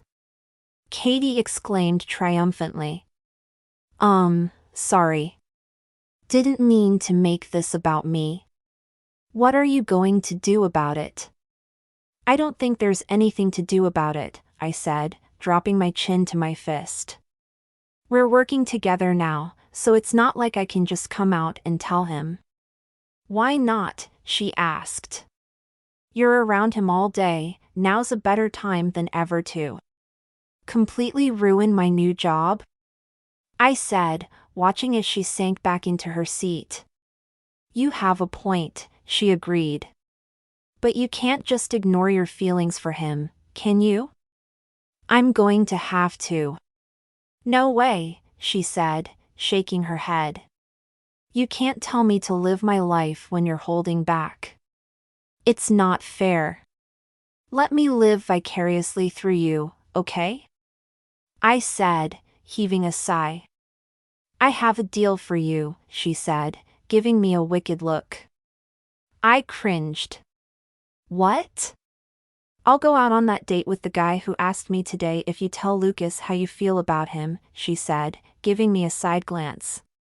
That's not a fair trade-off, I said, my mouth dropping open. I could lose my job. I could lose a customer, so it balances out, she said, with a shrug. Come on, you have to tell him. You can't just hide something like this, can you? I've been doing a pretty good job so far, I joked. You're going to have to tell him sooner or later, she said. Why? I'm getting really good at hiding my feelings. It's not going to work forever, she told me firmly. You have to tell him.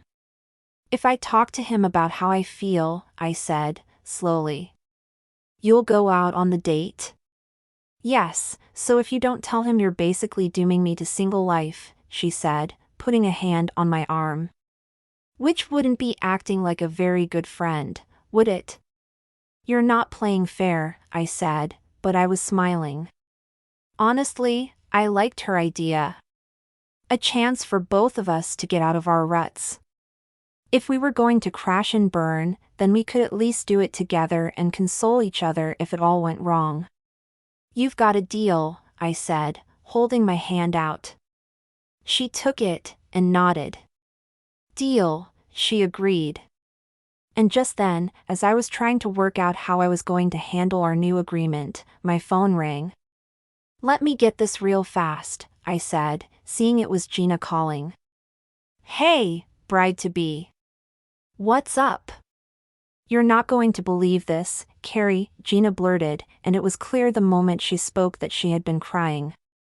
I looked up and Katie and I locked eyes, both of us shocked at the despair in Gina's voice. What's going on? I asked, my tone soft. Are you okay? What about Chris? The wedding's off, she said. My jaw dropped open. How could a perfect couple like Chris and Gina fall out of love? What are you talking about? I said, holding the phone tighter. We're not getting married, she said, and from the way she was talking, I would place bets she hadn't been the one to call off the wedding. Why not? I asked. Gina, are you okay? No, I need to get together. Can I come to your place? Of course, I can be home in 20 minutes. I hung up and filled Katie in, trying to wrap my head around it. Chris and Gina had seemed like the perfect couple and they had fallen apart? Just a few weeks out before their wedding? I shouldn't have been surprised. Didn't seem like love truly lasted forever. Look at my parents. And Lucas's parents. And over 50% of all married couples. But, I had to admit, Gina and Chris had seemed solid. If something could happen to break up a couple like them, what chance did anyone else stand? My mind began to race, applying all this to the deal I had just made with Katie. Was I really arrogant enough to think that my feelings for Lucas would lead to anything more than a fun fling? This merely confirmed that the promise Lucas and I had made as kids was the most ridiculous kind of optimism in the world and totally unrealistic.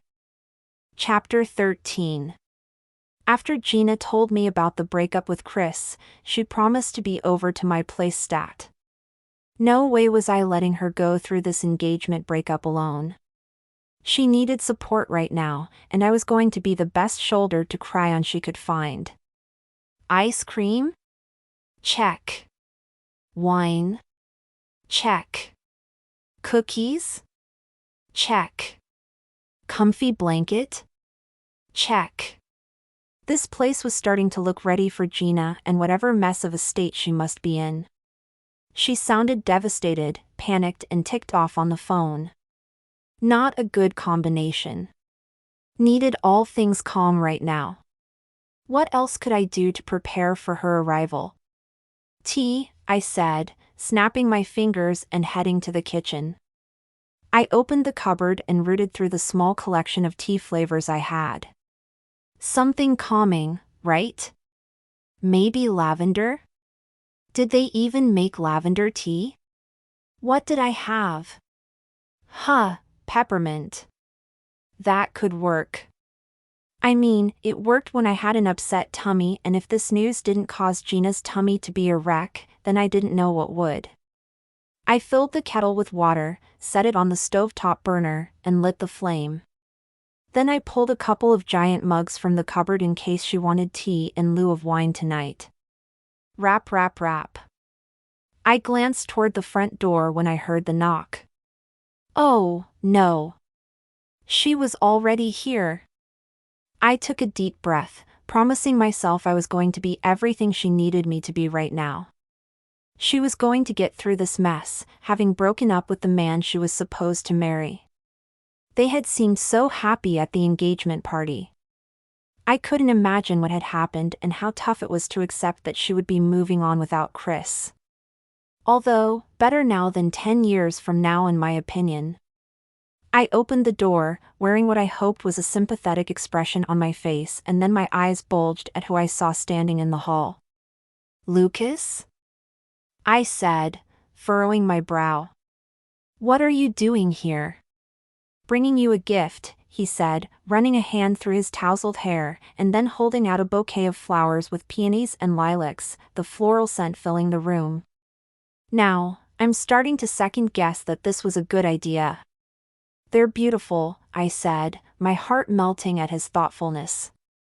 I pondered telling him I loved him and then kicking him out.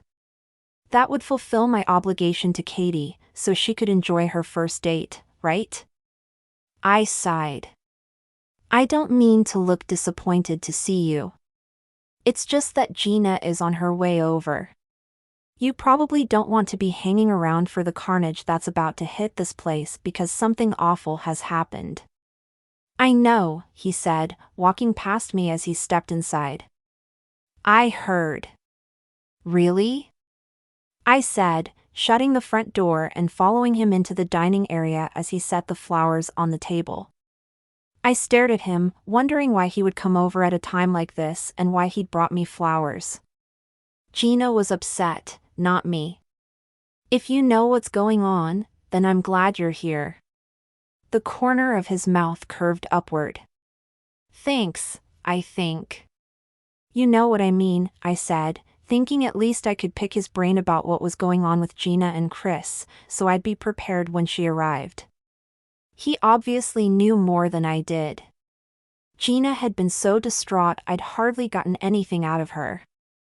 I figured I'd be better equipped to handle caring for Gina if I had a little pregame rundown in place. Do you have any idea what happened? He opened his mouth. Well. The tea kettle on the stove started to scream, interrupting him. Hold that thought, I said, hurrying to turn off the burner. I thought Gina and Chris were totally in love with each other. I couldn't believe it when she told me the wedding was off. I didn't understand everything that happened for her to call off the wedding, he said, leaning up against my kitchen counter. Just that it has something to do with his new car. I tilted my head. They got a new car? Yeah, he bought a Porsche, he said, his eyes lighting up at the news. Can't figure out why that would set her off.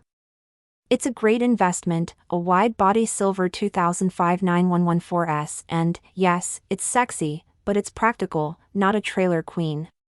Chris bought a 2-seater sports car?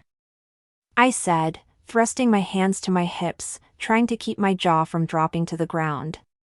Right before he's getting married? Well, technically, there are 2 seats in the back, he said, sounding unimpressed with my attitude. Oh, please. Who can fit in dinky seats like that? Someday, he'll be the cool dad at the preschool for pickup, Lucas said, getting a faraway look in his eyes as if he liked that vision. It's not a family car, admit it. I can't believe Chris would do that to her, I said, shaking my head. I'm going to need more than the calming tea to get Gina feeling better again if he's really done something as lame as this. If you think a Porsche is lame, we need to have a talk, he said, grinning. Do you seriously not get it, Lucas? Are you really that dense? I asked. He gave me a look, then held his right hand up. I plead the fifth, Your Honor. Not exactly a family-friendly vehicle he bought. Can you admit that? I asked, heading back to the cupboard to find a calmer tea. Not to be rude, but I need you to go. Gina doesn't need a Chris sympathizer in her face at a time like this. I can't like the Porsche, he asked, with a look that said he thought that was ridiculous. I don't think they're planning to start a family right away.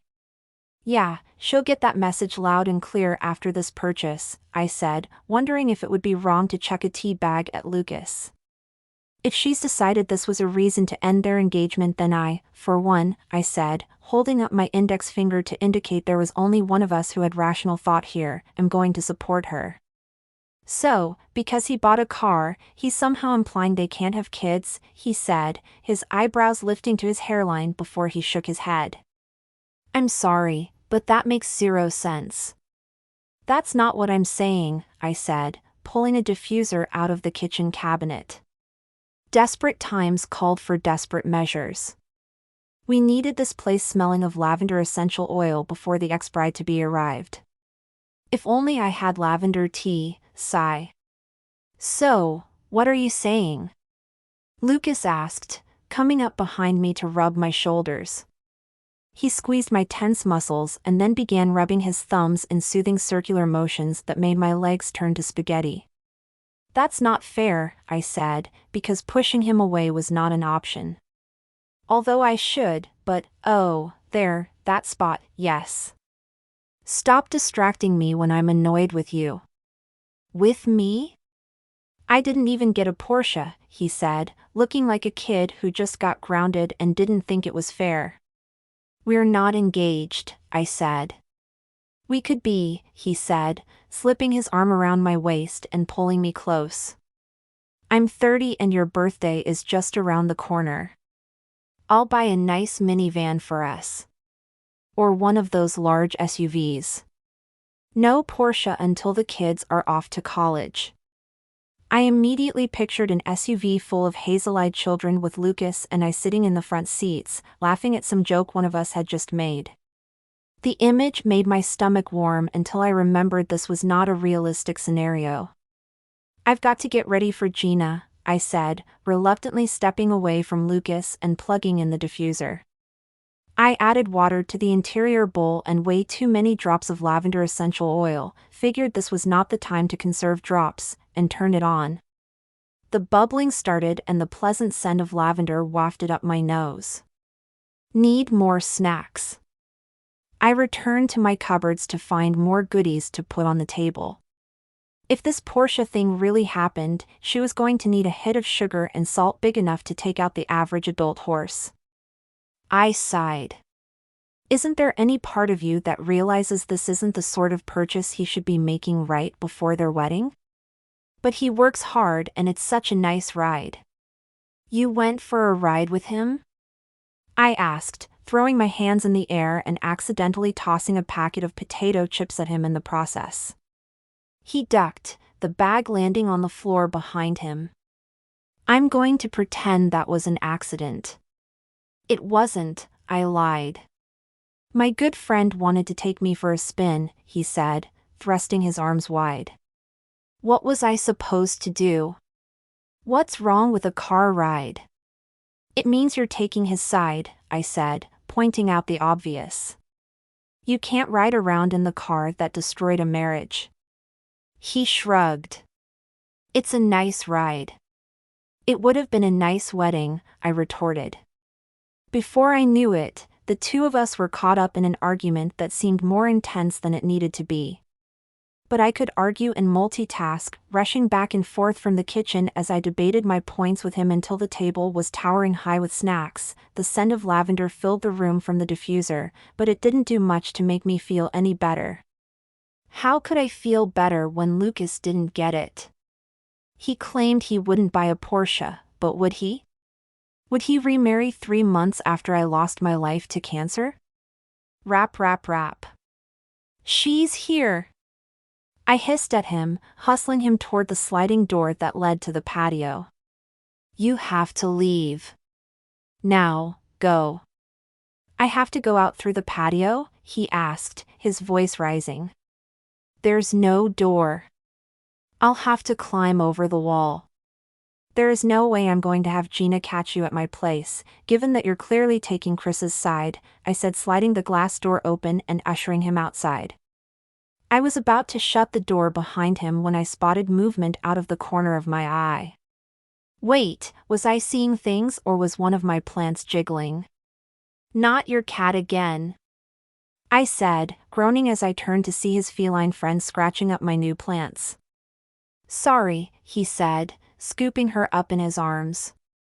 You need to train her or something, I said, feeling irritated from the argument we just had and wondering why it was bothering me so much. She's decimating my property. I shouldn't have been surprised. I'd bet money Millie thought Chris's new car was nice, too. I'll pay for any damage she's done, he said, grimacing. I glanced back at the front door, knowing Gina must be wondering why I hadn't answered yet. The last thing I wanted to do was make her feel rejected after everything that she'd been through already. Just keep your cat on your own property, I said, herding him toward the edge of the patio. Maybe I can help you with Gina, he said, giving me a genuine look. I might be able to offer a different perspective on the car. The last thing she needs right now is someone telling her how she should feel, I said, shooing him toward the wall. Especially someone who's been riding around in that car and singing its praises. That would be kicking her while she's down, get it? You make it sound like I'm the one who split them up, he said, cupping my face in his hands. Sweetie, I was trying to give you some insight. Okay, but you need to get back to your place, I said, resisting the strong urge I had to lean forward and kiss him. His hands felt like a sweet caress on either side of my face and his gaze was wrought with sincerity. We're not done talking about this, he said, brushing his knuckles against my cheek before he bent down and picked up the cat, tucking her under his arm. Then he clambered over the patio wall and back to his unit. I wanted to let out a sigh of relief as soon as he was gone, but instead a sad feeling washed over me. It's not like I'd wanted him to leave and he'd looked so dejected. Another knock on the front door brought me back to my senses, though, and I headed inside to answer it. Okay. Back to focusing on what really mattered here.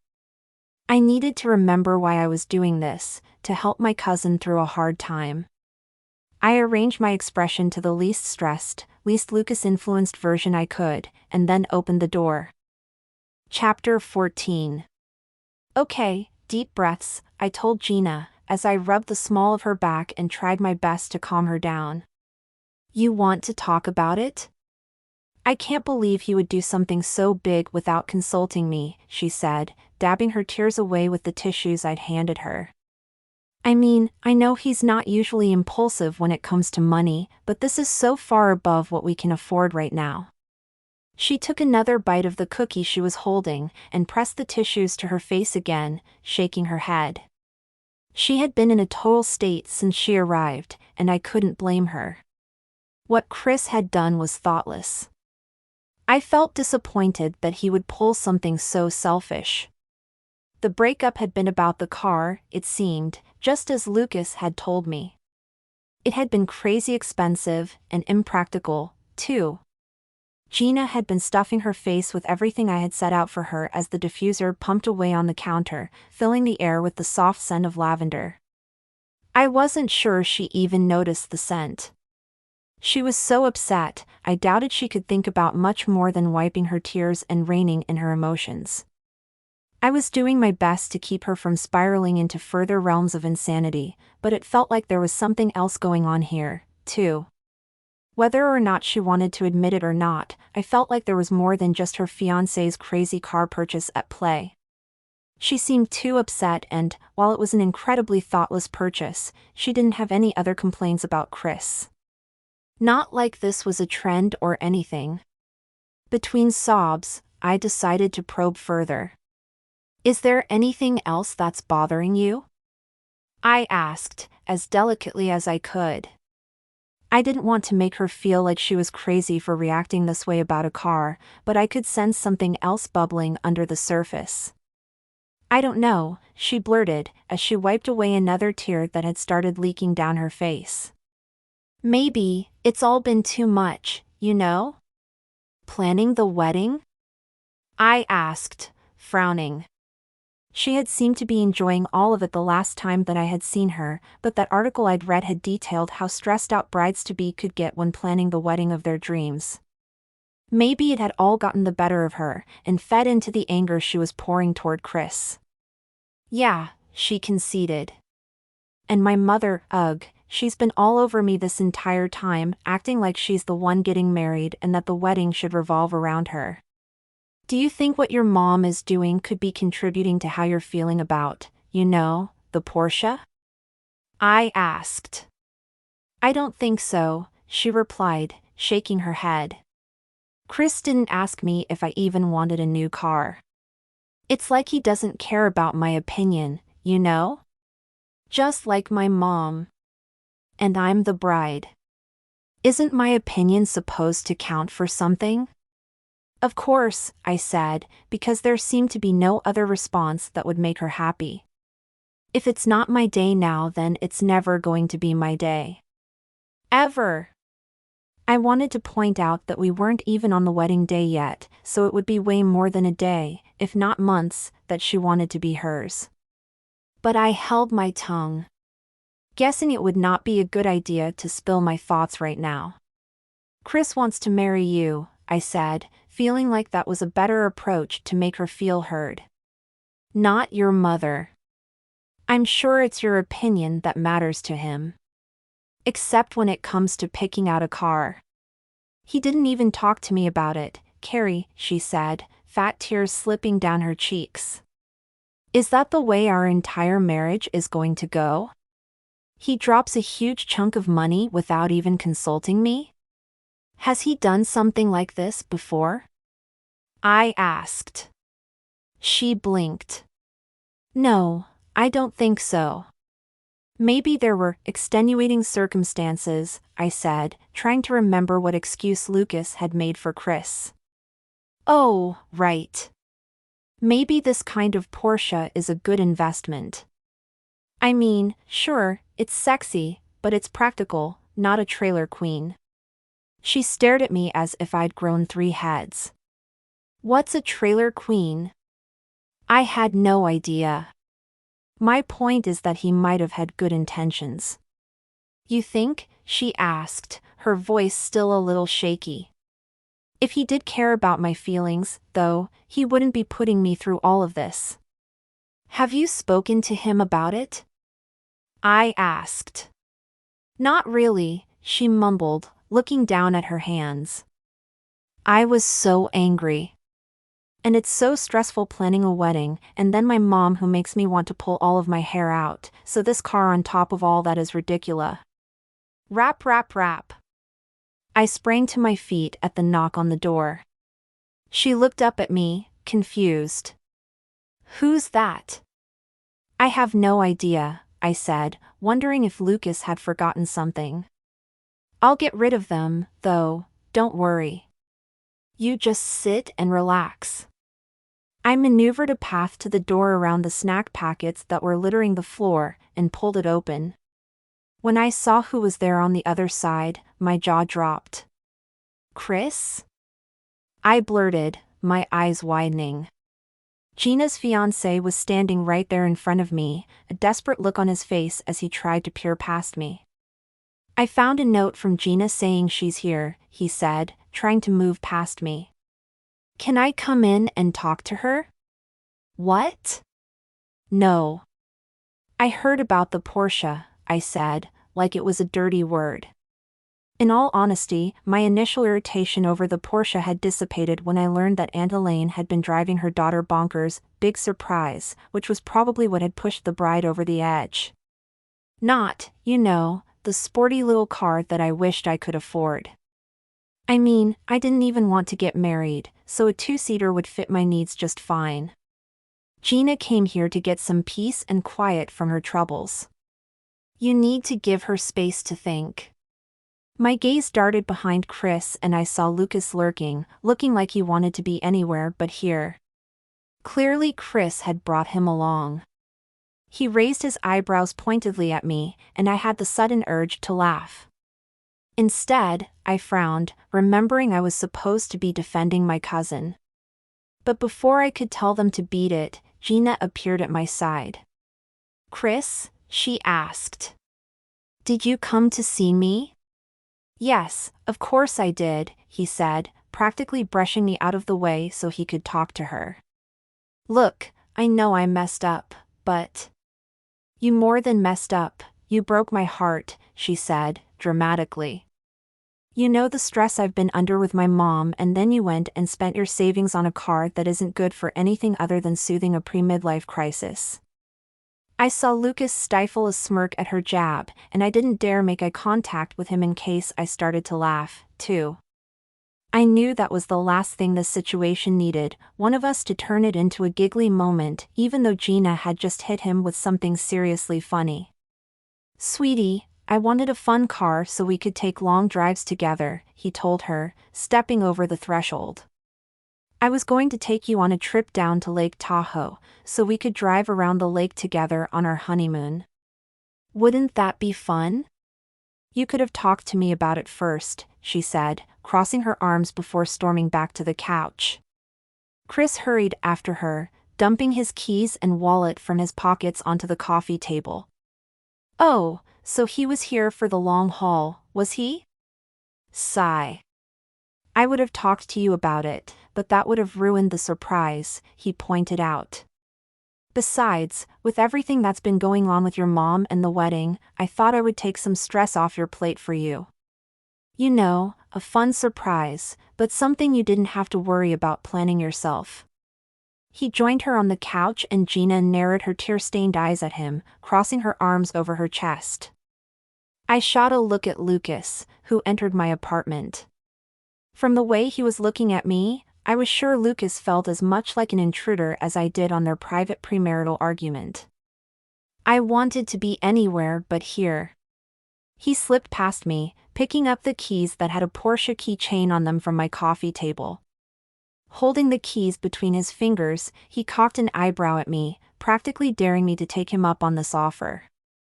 And, even though it could be a terrible idea, there was no way I could sit around and mediate this crazy argument Gina and Chris were having right now.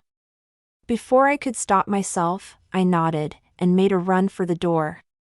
I was out of here. And, even better, I had a sports car to make my getaway. Chapter 15. My passenger side window was down and I tipped my head back to let the wind whip through my hair as the Porsche zoomed down the quiet country roads. Okay, maybe sports cars weren't as bad as I initially thought. "This is awesome!" I yelled over the sound of the engine roaring behind us. "See, I told you this could be fun." Lucas grinned at me, slowing for a turn onto a smaller back road and then stepping on the gas in first gear. I tucked a lock of hair behind my ear. "How fast can this baby go?" "Probably goes 180, but I don't want to get a ticket," he said, shifting into second gear. "Tell the truth," I said, studying him. "Have you taken this car to 180? "No," he said, his eyes on the road. My mouth twisted to the side. 150? "No," he said, shifting into third gear. I raised an eyebrow. 125? "No," comment. I leaned my head back and laughed. We were only in third gear and we were going 75 miles per hour, which felt like we were flying. Wowzers! We had been driving for at least half an hour now and were south of the city. I had almost forgotten about Chris and Gina, who we'd left bantering in my apartment, and breaking free of their drama sent a delicious freedom pulsing through my veins. Look! Isn't that the old fair we used to go to as kids? I exclaimed, pointing at a sign guiding us further out in the country. Yeah, I think it is, he said, peering at the sign. He shook his head and laughed. Not sure if I want to risk getting hay stuck everywhere in this car right now, otherwise I'd go. Chris might be annoyed when he realizes I've taken off with his baby. See? It's a replacement child. He laughed. Only for now. Man, when was the last time we went to the fair? I said, aloud. I don't even want to think about that time, he said, glancing over at me with a smirk. Right, I said, snapping my fingers when you fell off of that tractor and chipped your tooth. He laughed. Thanks for the rehash. Oh, you were fine, I teased him. You just liked making a fuss. My health was in serious danger, he said, playfully. Kept me away from tractors for years. And you got into sports cars instead, I said, running my hand along the sleek black dashboard in front of me.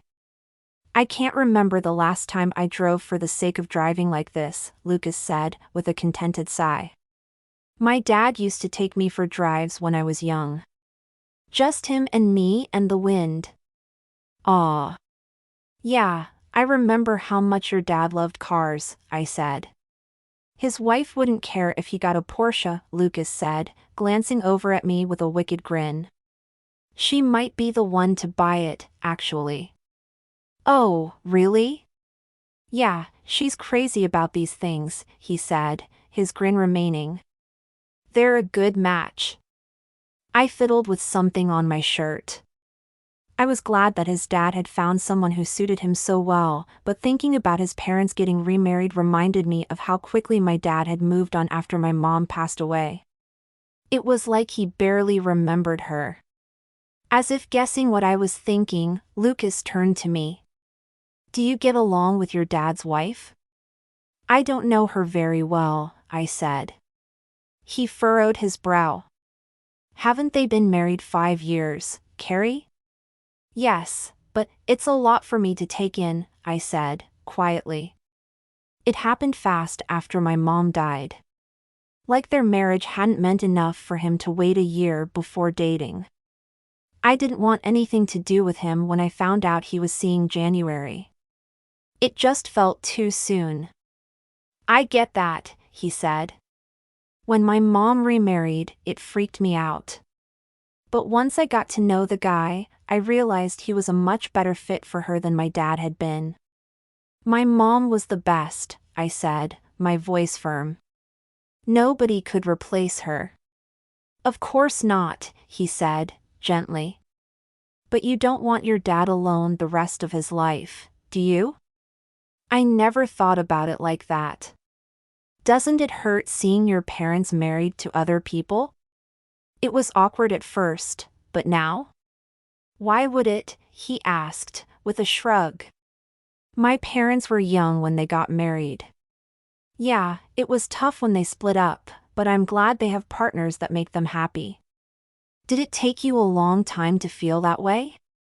I asked. You don't have to worry about getting on the same schedule, he said, glancing over at me. You're allowed to feel strange about him moving on. I didn't reply. I appreciated what he was saying, but sometimes the reality felt too much to take. I wanted to be happy for my dad, but I felt sick when I remembered how quickly he had moved on. I thought my mom was his true love, not his first wife. I don't know if I can ever believe in marriage after all of that, I said, as he pulled the car to a stop in a large turnaround by the side of the road. An open field lay in front of us, with a grove of trees beyond that seemed to go on for miles. I feel like true love should last forever, not just as long as it takes one person to find someone else to marry. He gave me a serious look. You don't think you'll get married? He asked. I doubt it. What about the promise we made freshman year? I parted my lips in surprise. I didn't think you remembered that. Of course, I do, he said, the corners of his mouth curving upward. We were 15 and thought twice our age would be old. If we are single when we turn 30, then we get married. It made such perfect sense back then, didn't it?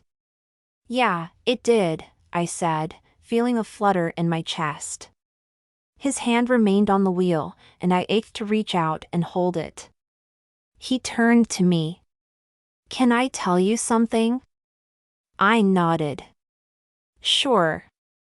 I was the one who asked Chris to get me a job here in Sacramento, he said, leaning toward me. And when Gina mentioned you were looking for a new job, I told Chris to recommend the opening at our office. You did that? I asked. He nodded. I wanted to come back and see you again. My entire body inched his way. You remembered me after all this time? I never forgot you, he said, his voice gentle. And when I saw you again, everything fell back into place. How much better life is when we're together. I know what you mean, I said, locking eyes with him. I promised Katie I would tell him, and now was my chance. I think I'm in love with you, Lucas. The words were out and I couldn't take them back. My eyes widened as soon as I realized what I had said in the now silent car. I was stuck all the way out here, in the middle of nowhere, and if he didn't feel the same way, then I was in for an extremely painful ride home. Before I could think more about it, his hand caressed my cheek. I lifted my lashes and the softness in his eyes made me melt. Lucas, it's okay if you don't feel the same. His lips were on mine before I could say another word.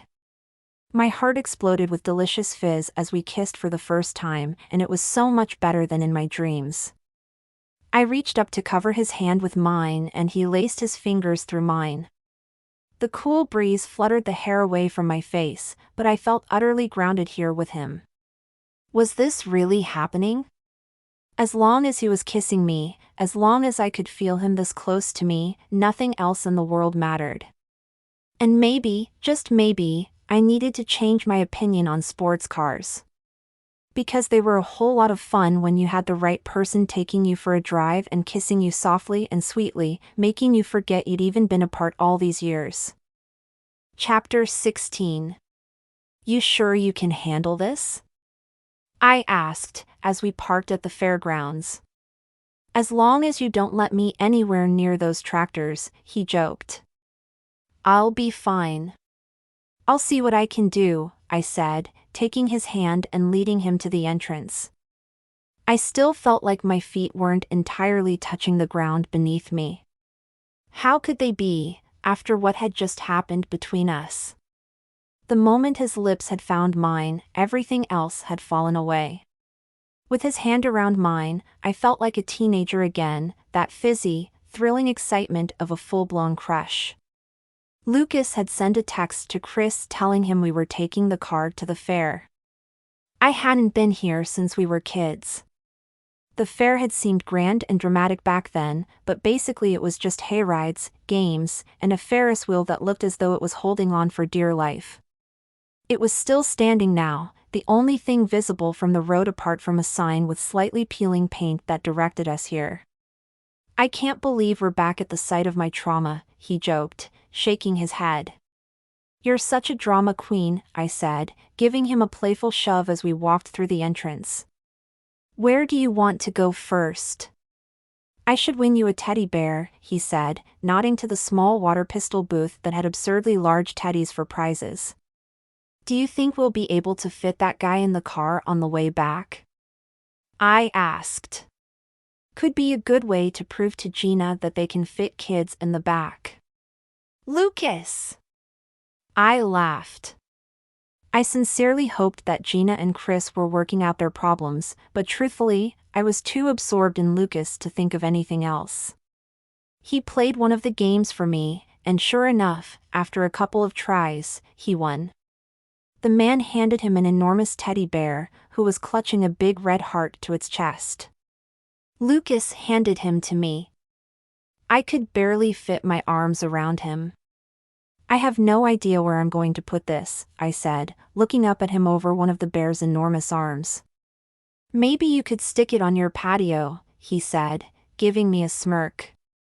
To keep away errant cats who try to eat your plants. I opened my mouth. I thought you gave her a stern talking to.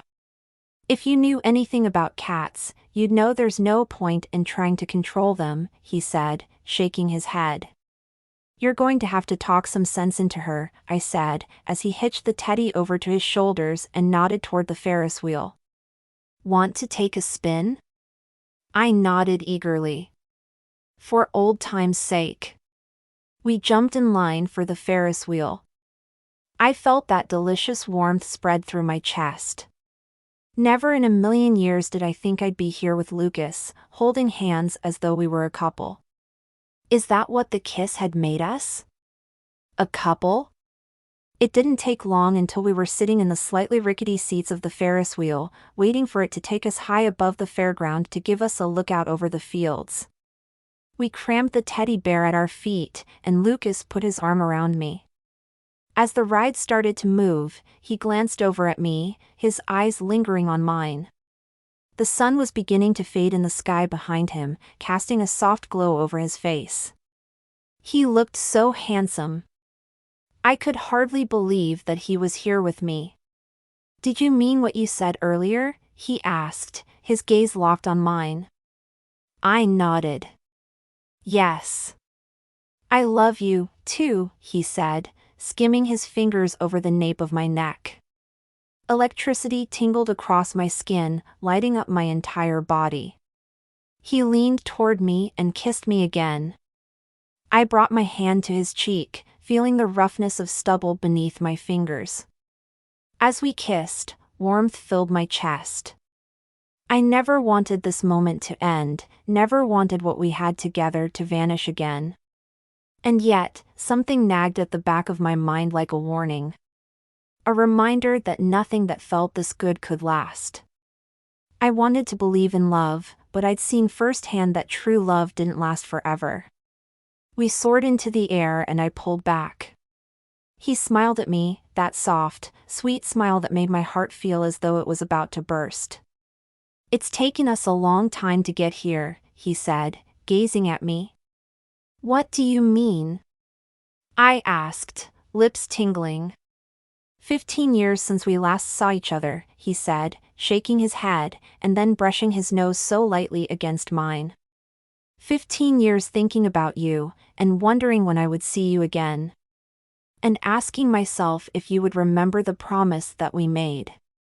And now you're here with me and everything feels right.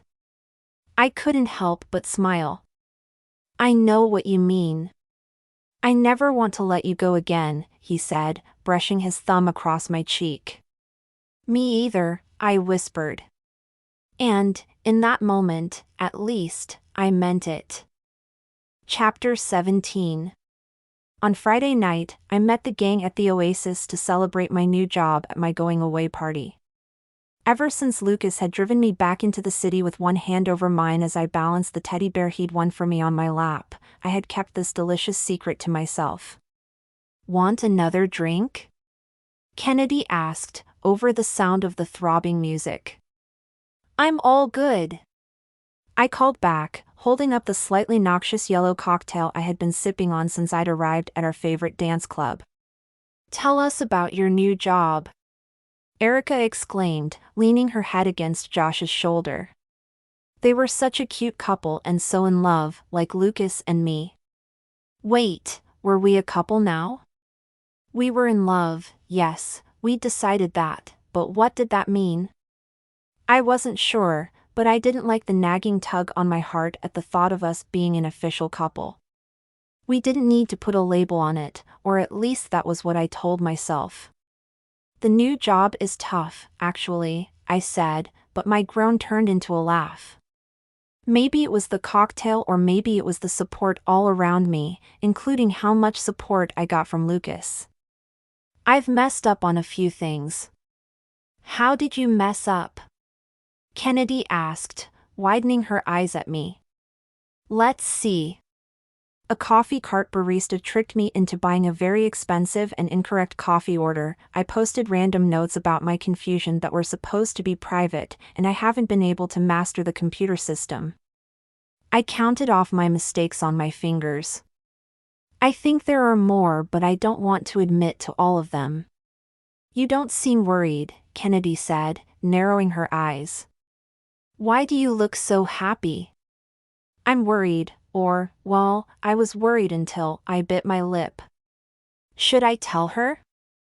I felt like I would be jinxing it, discussing it with someone else this soon, but I knew I would probably blurt it eventually, so. Something else is on my mind, I confessed. Kennedy said, tapping her finger against her bottom lip. Let me guess, your landlord brought down the rent? I wish. You got a raise because they felt sorry for you? Nope. Oh, hold on, she said, obviously kidding about the first two guesses. What about that guy you told us about? The one who's going to marry you when you turn 30? Don't tell me it actually happened. Let me see your ring finger.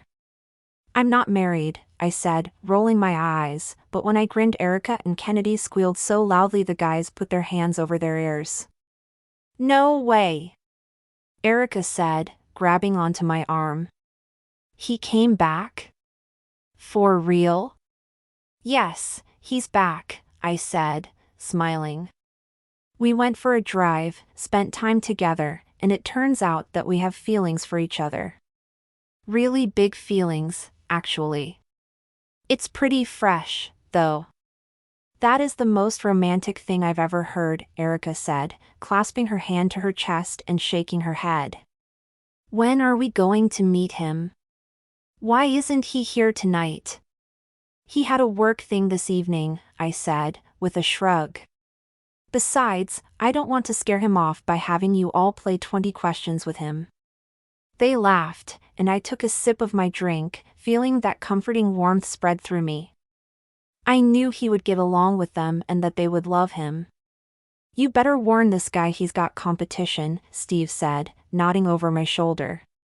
That guy has been checking you out the last 10 minutes.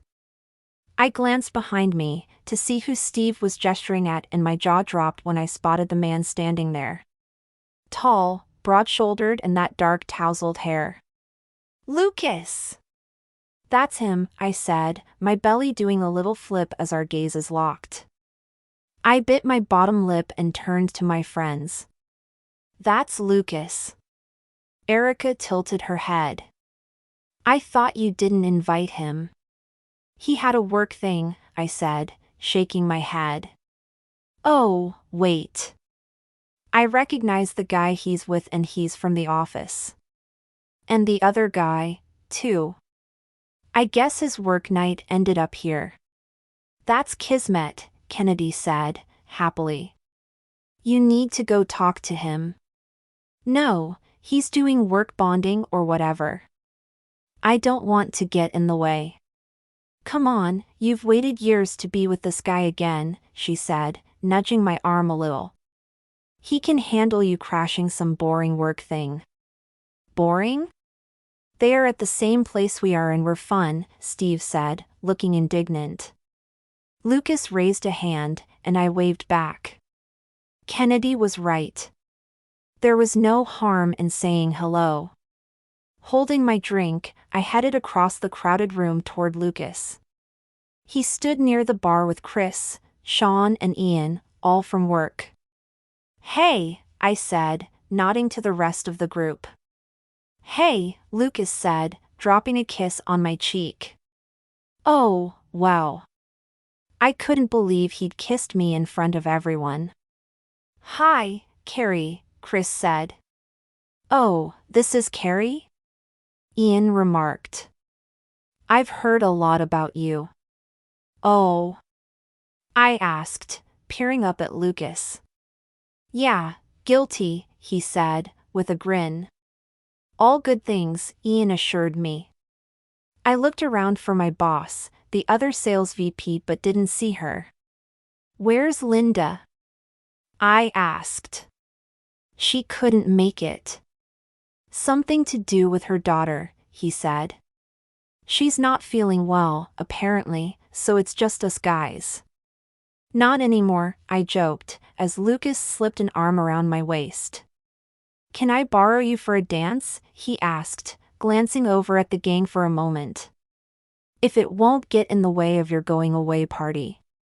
I'm not much of a dancer, I said. Neither am I, he said, with a shrug. I smiled. A dance sounded pretty good. He took my hand and led me onto the dance floor as a slow song wafted through the speakers. I wrapped my arms around his neck and gazed up at him. After all that time apart, the two of us had slipped back into a comfortable ease, only better. I could still see the younger version of him, wrapped up in this 30-year-old man, his youthful energy still as upbeat. We swayed to the music and he gazed down at me, a smile on his face, and his hands linked behind the small of my back as he held me close. His eyes searched mine, his lips slightly parted as though there was something he wanted to say to me. What are you thinking? I asked. I'm glad to run into you here, he said, dropping his forehead to mine. I've been thinking about you all night. I'm glad we found each other again, Carrie. Me too, I said, lifting up to my tiptoes and kissing him. There was nothing left to say. As our lips brushed, I felt the rush of sparks in my belly. My heart swirled with emotions at the delicious, delightful taste of him as he pulled me closer. We had so much time to catch up on, 15 years apart to make up. And I intended to spend every second we had together doing just that. Good morning, Carrie, Ian said as he breezed toward Linda's office Monday morning. You have a good rest of your weekend? Yes, thank you, I said, smiling up at him. I was trying my best to keep things strictly professional here at the office, but given that most of the higher-ups had seen Lucas and me fawning over each other at the dance club, it was pretty difficult to keep up that pretense. From across the table, Deanne, one of the other assistants who worked here, narrowed her eyes at me. We had been working together organizing the schedule for our bosses for the month, but she looked annoyed that the VPs I'd hung out with at the Oasis were being super friendly toward me. I didn't get why that would bug her. Do you know Ian well? She asked, through gritted teeth, as Ian headed into the meeting he had with Linda. I shrugged. Not really. He's never been that friendly to me, she said. Oh, really? Don't play dumb, she said, giving me a look. He's acting like you two are friends. Or maybe more. We're not, I said, but I didn't get why it would annoy her. The gang at Totally Fit were never jealous of each other. We were best friends. Deanne didn't try to hide her annoyance at the attention I was getting from the other higher-ups. Ugh. I hoped she didn't find out about Lucas and me, or that might tip her over the edge. I guess Ian is just being friendly because I'm new, I said, hoping it would be enough to chill her out. I really didn't want to cause any problems at this new job. But Deanne seemed to be suspicious of me, and her level of scrutiny was starting to make me feel a little uncomfortable. Anyway, how's next week looking for Sean? I asked, bringing the conversation back to a safer topic. He wants to meet with Linda, so maybe we could find a time on Tuesday. I managed to distract her, but the hostile atmosphere between us was still very much there. Maybe she was just in a bad mood. I mean, I had no idea what was going on in her life. I sipped my coffee and bounced ideas off her until she seemed to warm up to me a little, at least until the moment her direct boss, Sean, strolled by and paused by my desk.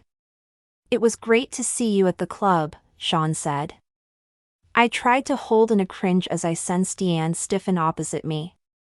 I had skipped mentioning that I had been at that club with our higher-ups, and I knew she was going to hit me with a stack of irritated questions as soon as she got the chance.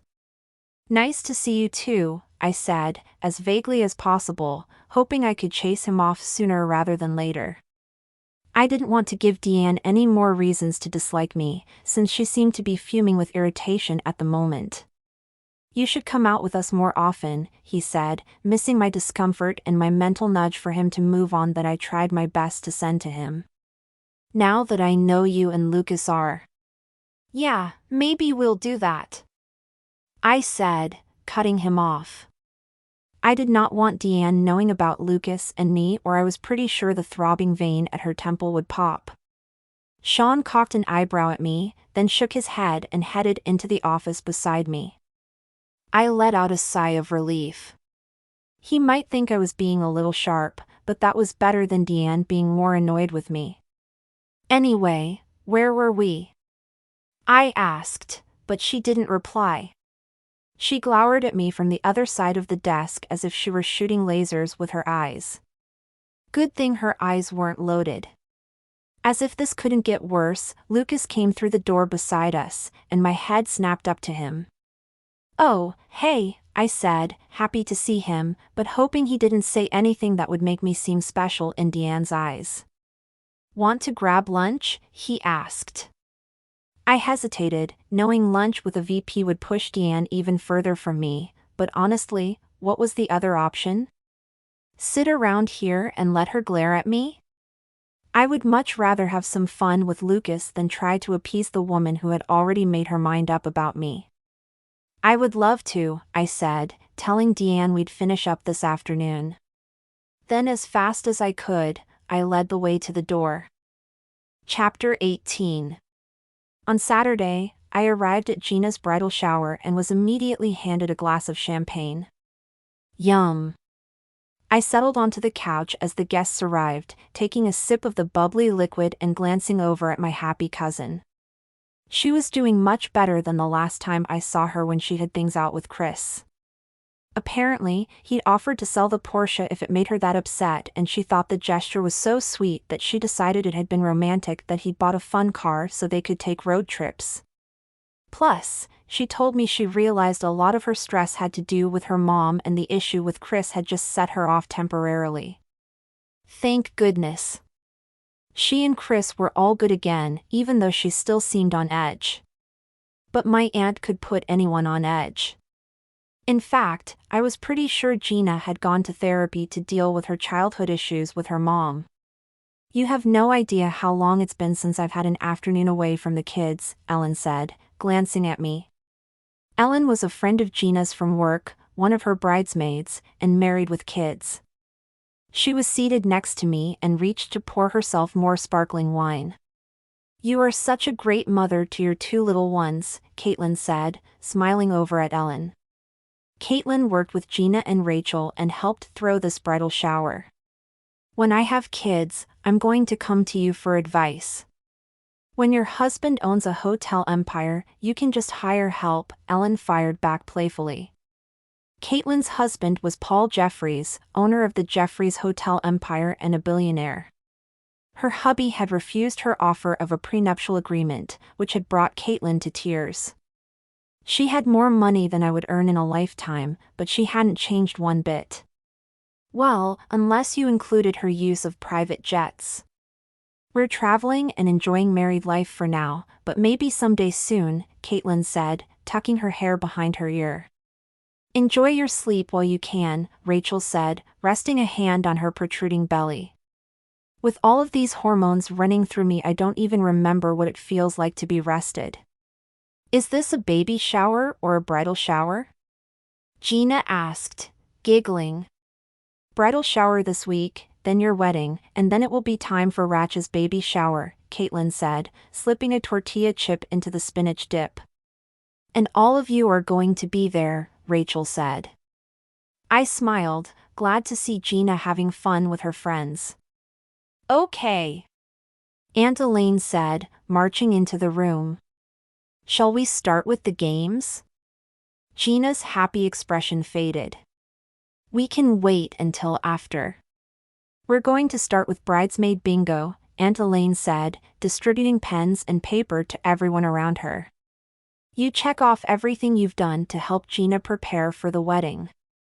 The first person to fill the boxes straight across wins.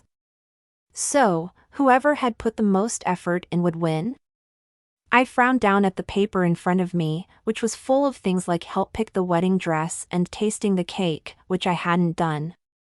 Too bad there wasn't a square for comforting a bride with cold feet after her fiancé bought a Porsche.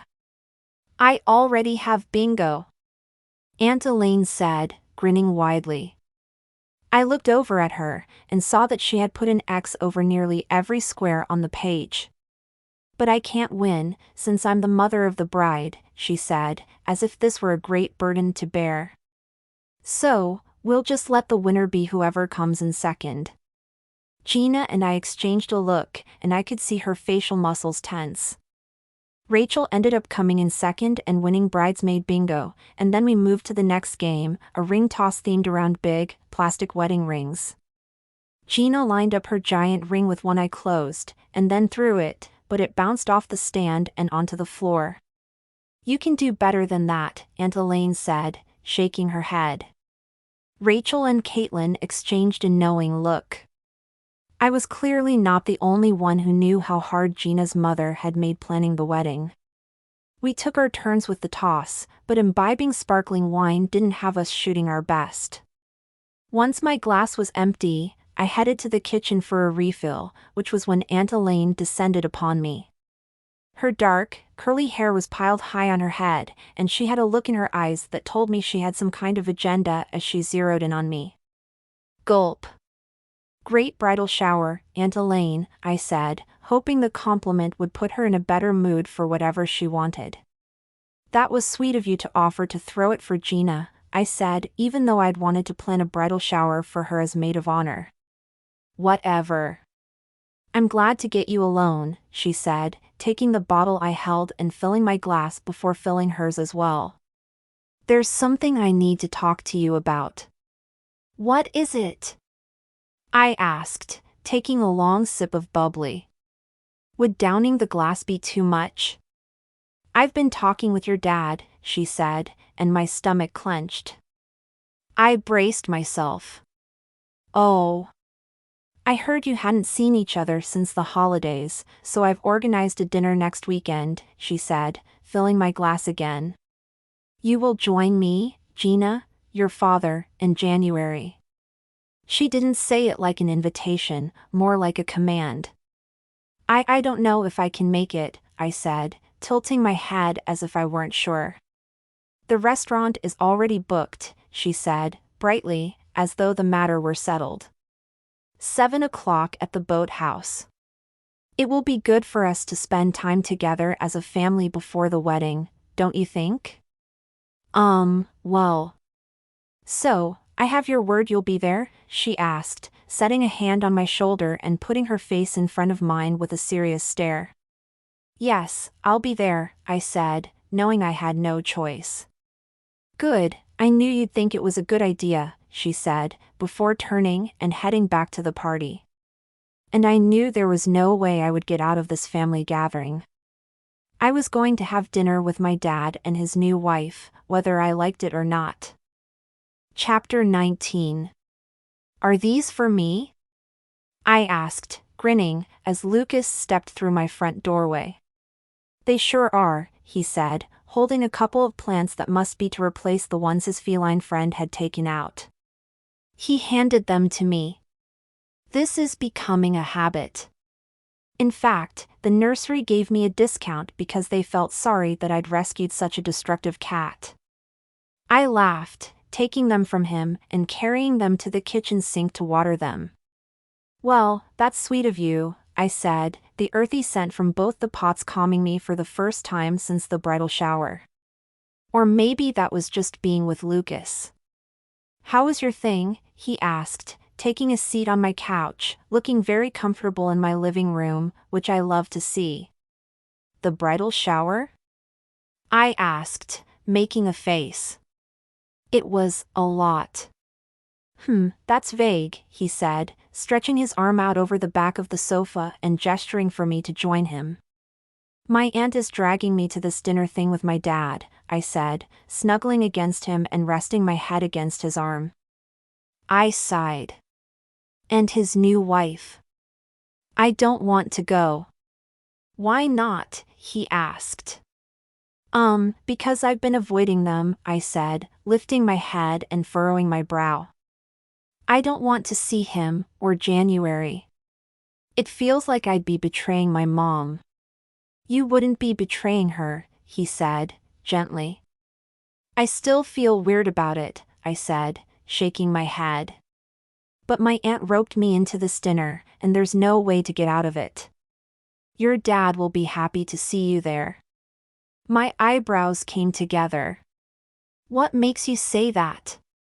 He hesitated a moment. Because I talked to him. I blinked at him, surprised. When did you do that? I wanted to check in on him when I got back into town, let him know that I was thinking about him after, you know. I also wanted to put some flowers on your mom's grave and needed to know where she was buried, so I visited with him. My jaw tightened, but I didn't say a word. I had been avoiding my dad like he was contagious for years, but Lucas had visited him right when he got back. Nice to know. He said the two of you hadn't seen a whole lot of each other, he said, pulling me a little closer against him. He says he misses you. A lot, actually. I stiffened beside him, starting to feel uncomfortable in his embrace. Like I needed to get out of the room and run around the block. I know you're hurt that he remarried, but why? He asked, as if he were confused. As if I hadn't already answered that question. He remarried really fast, Lucas, as if he never cared about my mom, I said, my voice tight.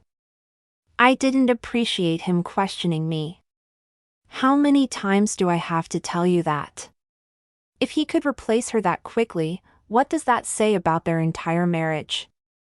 Carrie, he scanned my face, and took a deep breath. This conversation was so over for me. I moved away from him and leaned back against the pillow on the opposite end of the couch, putting my feet in his lap.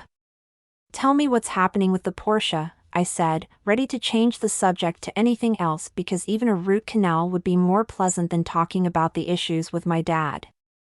Anything new? No, I think it's all worked out, he said, squeezing my foot between his hands and making me relax a little bit.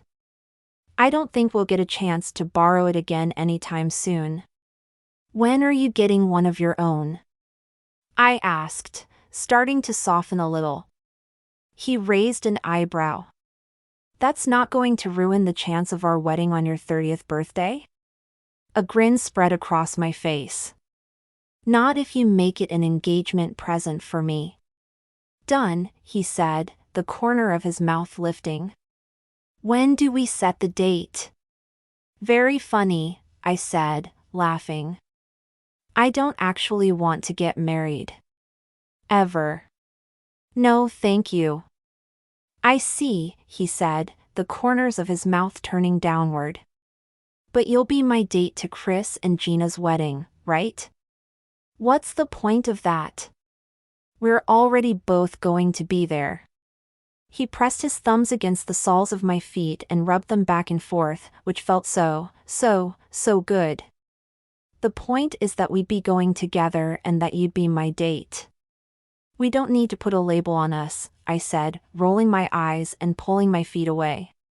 He was seriously starting to stress me out during a foot rub, and that was saying something.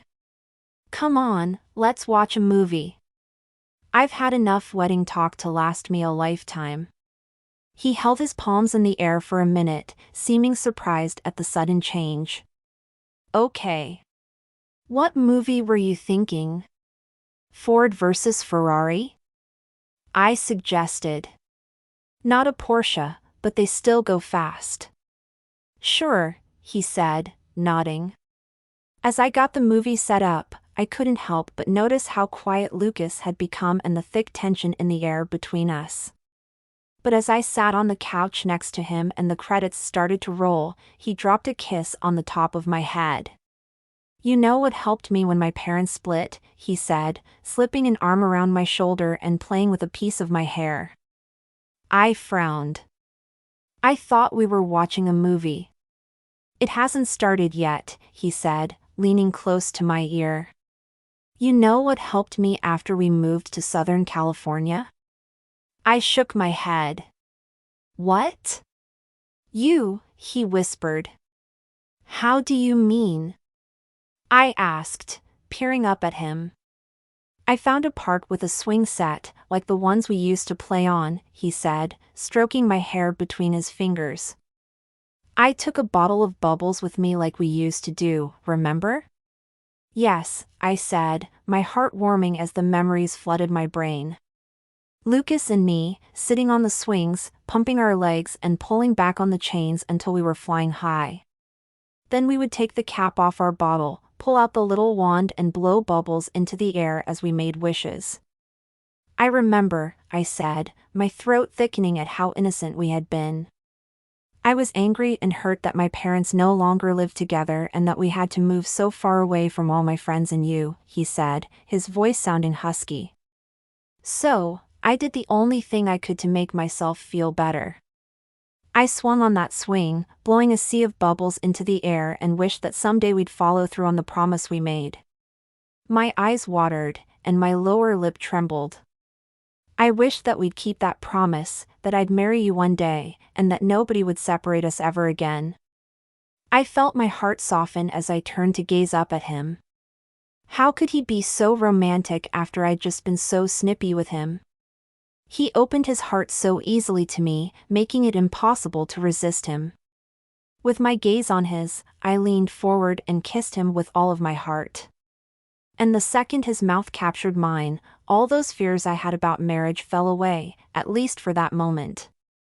And the faith I'd lost in true love called to me from somewhere far away, telling me that maybe, just maybe, true love was still possible. Chapter 20. We arrived at the boathouse promptly at 7 o'clock and I gripped Lucas's hand as we checked in with the hostess, who seemed annoyed to be here. "I could so relate to that feeling, lady." With a sigh, she led us across the elegant restaurant to our table. Candles flickered from the center of each of the white-clothed tables, marking our path to the large table at the back beside windows that stared out over the river. I could be pleasant for one evening, smile, and fake nice conversation.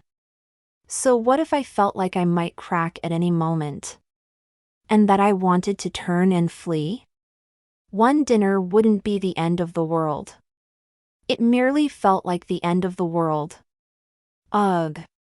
Luckily, I had managed to get Lucas invited as a +1. I was beyond grateful he was here with me. The thought of spending an evening with my dad and Jan sounded awful, but with Lucas here it would be a major improvement. Dad pulled me into a hug the moment we reached the table, and I waved to Gina, Chris, Jan and, of course, Aunt Elaine, who had arranged this little shindig. "Thanks for nothing, Aunt Elaine," who smiled at us in greeting. I gave Dad a quick squeeze, pulled back and he looked me up and down. "You look well, Carrie." "Yep," I said, as Lucas pulled out the chair for me to sit down. Jan sat across from me, offering me a big smile, and I tried to return it. Under the table, Lucas squeezed my hand tight, a silent reminder that he wasn't going anywhere. "Would you like a beverage?" the server asked. "A glass of Chardonnay, please," I said, silently willing him to make it quick. "Thanks for arranging this, Elaine," Dad said, reaching for his beer. "It's wonderful to have everyone together." My dad took a sip of his beer, making me think of all the times Mom had brought him a bottle from the fridge, dropping a kiss on his head before walking to the kitchen to make dinner. I tried to push down the memory, not wanting to dwell on the past. "I thought it would be nice, especially before the wedding," Aunt Elaine said, folding her hands neatly on the table. "Gives us a chance to be together as a family, doesn't it?" "It sure does," Dad said. Jan raised her eyebrows at me, trying to play nice. I heard you got a new job, Carrie? Yes, I've been working there a couple of weeks, I said, thinking good news traveled fast. Are you enjoying the new position? Jan asked. I guess so, I said, shrugging. I mean, I haven't gotten fired yet. Lucas coughed into his napkin. Carrie is working at the same place Chris and I work. She's been doing a great job, Lucas said, rubbing his thumb across the top of my hand under the table. We've only heard good things from everyone, Chris chimed in. I raised my eyebrows, thinking they had apparently not talked to Deanne. Thank goodness. It must be keeping you busy, Dad said, making me feel like he'd made a jab. Yeah, really busy, I said, wanting to cheer when the server returned with my drink. I picked it up and took a long sip of the delicious white wine. It's good to see you again, Lucas, he said, nodding to my date. I appreciated your visit, by the way. To my house and to Marcia's grave. Maybe you can take Carrie down to see her mother's grave, since she hasn't been yet that I'm aware. I froze, the wine lurching in my stomach.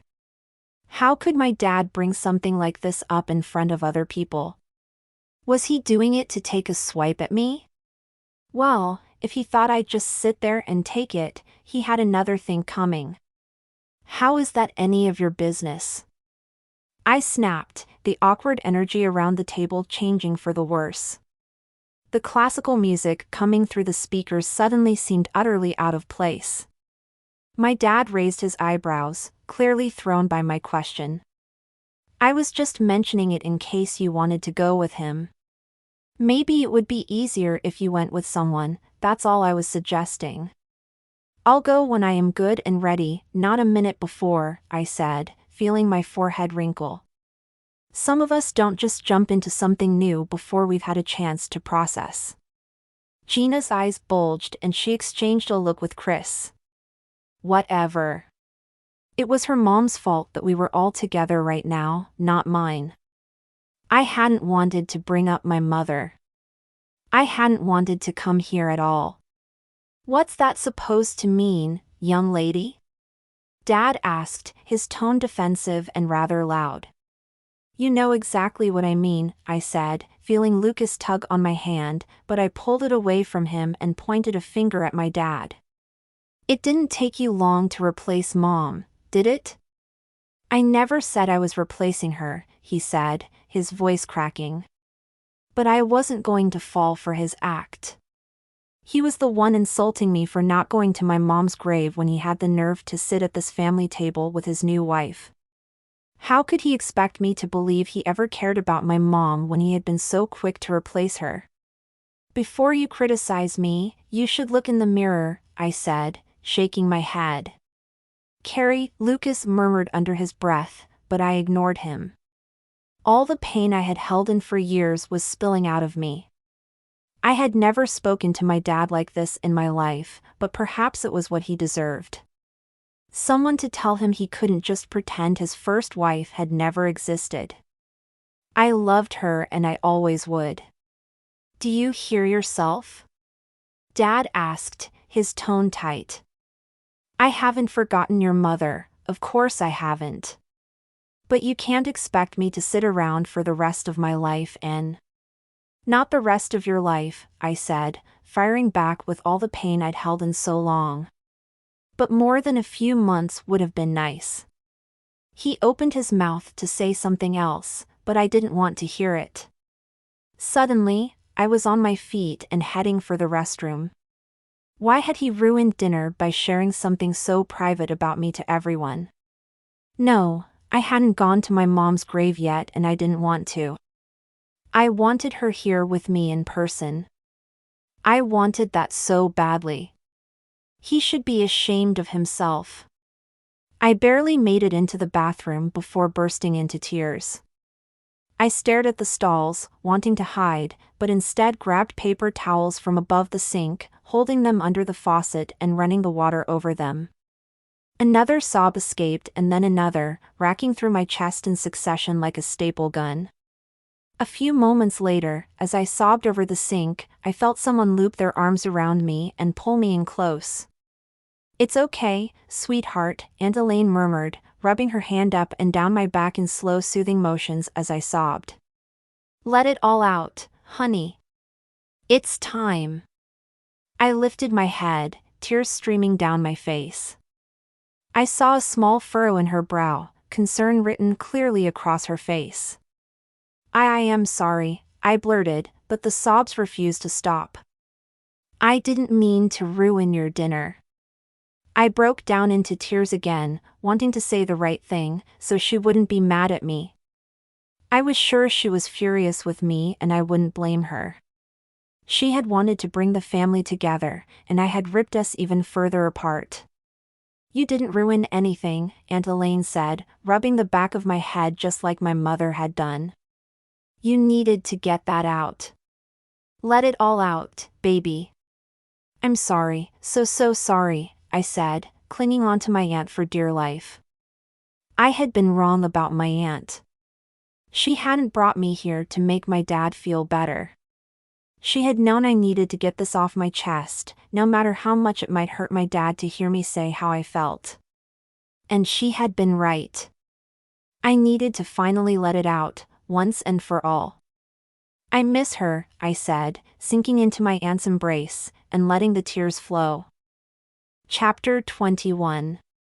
On Sunday afternoon, I folded my laundry and set the clean clothes back into the drawers as I pondered how I'd managed to mess up that family dinner so royally. I couldn't believe I thought I could keep my mouth shut and tough it out with a smile. Instead, I'd gone off on my dad in a way I'd never be able to take back. I hadn't spoken to him since. I hadn't talked to anyone all weekend, actually. Lucas had tried to get answers out of me when he took me home after dinner, but I hadn't been in the mood to talk. I felt too ashamed, or, well, a mixture of shame and anger that he had visited my mother's grave before I had. What kind of daughter did that make me? There was a knock on the door as I put a shirt away. When I opened the door, I saw Lucas standing there, holding a bouquet of lilacs, my mother's favorite flower, bound with a purple ribbon and an emblem I recognized from Katie's shop. "Hey," he greeted me, smiling sweetly. "Hey," I said, managing a small smile back. "I'm folding laundry. Do you want to come in?" "I was hoping we could go out, actually," he said, gesturing outside.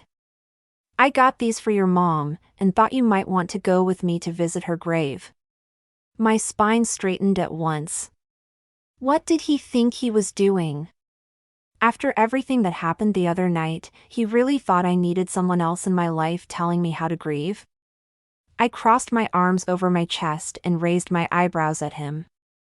"I think I'm okay, thanks for asking," I said, in a tone that suggested I actually didn't appreciate him asking. "You have to go visit it sometime," he said, dipping his chin and giving me a look. "It will be easier if you have someone with you, Anne." "You don't have to baby me," I said, feeling annoyed. "I'm not babying you, I'm trying to help," he said, his voice soft. I crossed my arms. "It feels like you're trying to tell me what to do."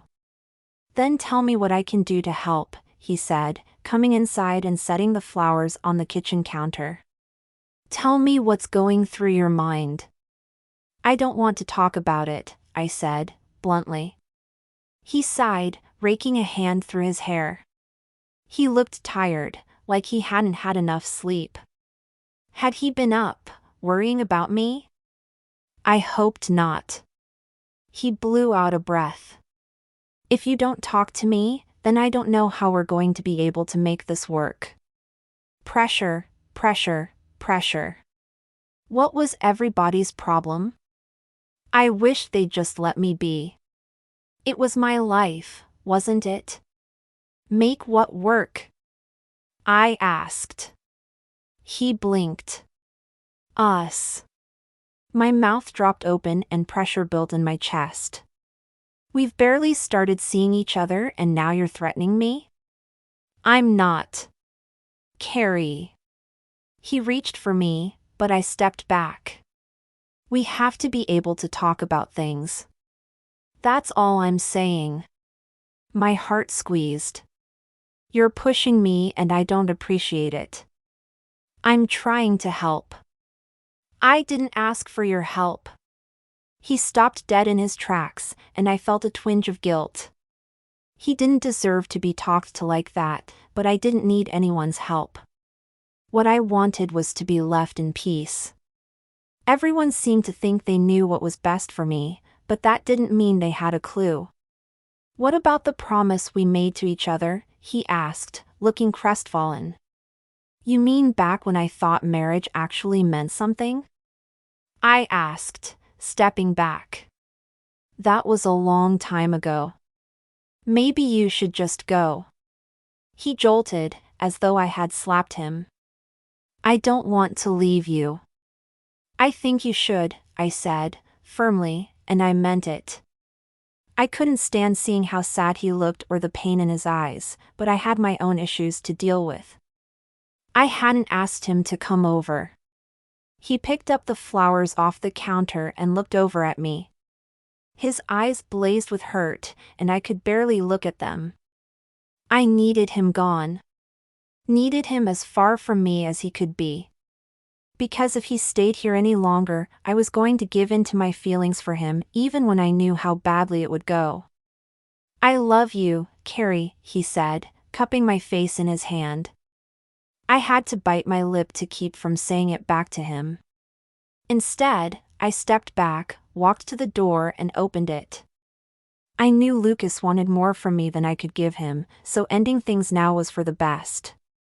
Goodbye, Lucas, I said, wanting to lean up and kiss him and beg him to stay. But it wouldn't be fair to him. I closed the door and listened to the sound of his footsteps as he walked away. I shut my eyes, leaned against the door, and waited for the relief to hit, knowing I didn't have to pretend I wanted marriage the way he did. But, rather than relief, I felt empty, like sadness had reached up and swallowed me. The scent of the lilacs lingered in the air, a far too potent reminder of my mom, as I fought to forget the man who was walking away from me.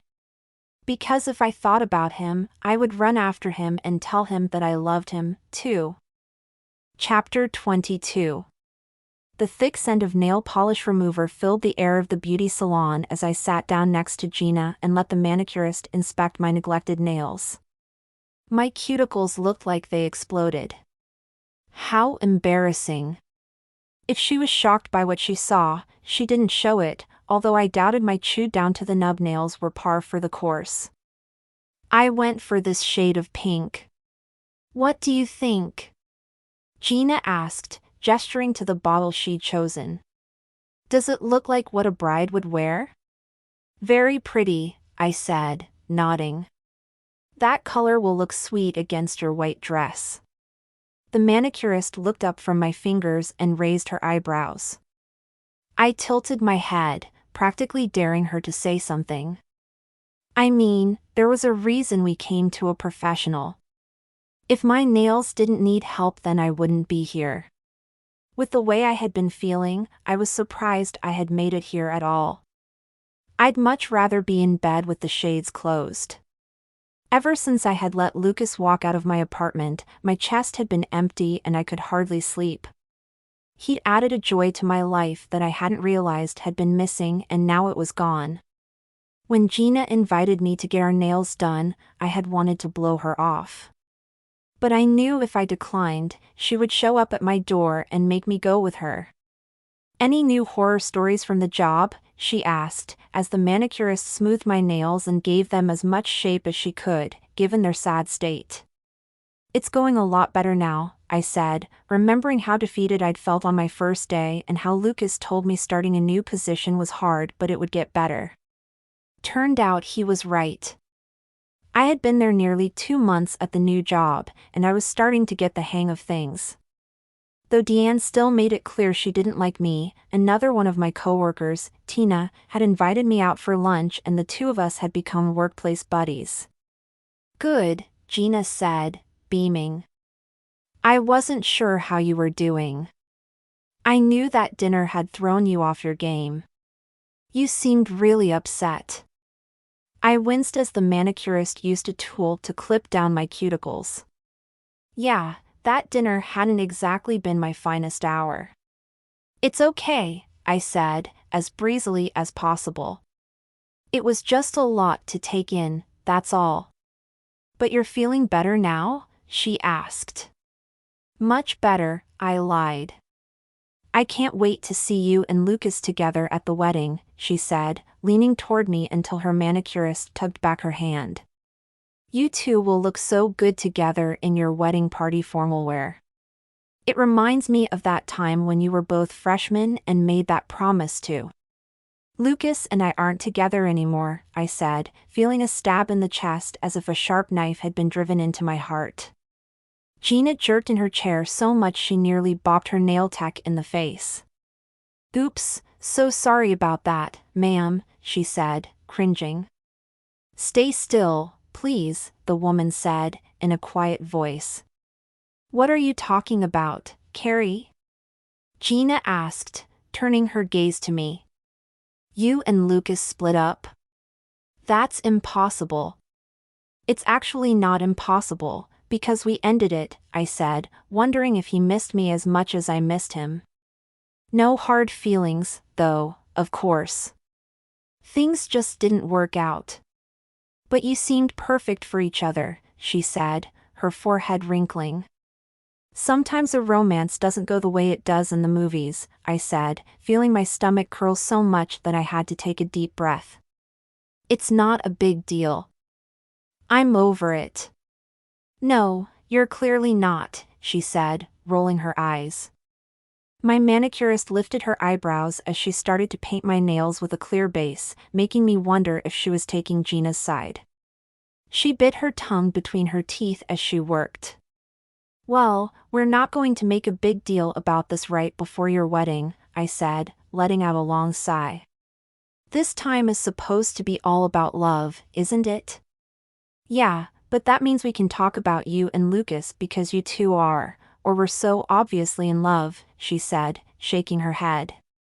I thought you guys were solid. What happened? I need more time to heal before I get involved in anything serious, I said, even though I couldn't picture being with anyone but Lucas. He and I clicked as if we were made for each other. That sounded corny, but I also knew it was true.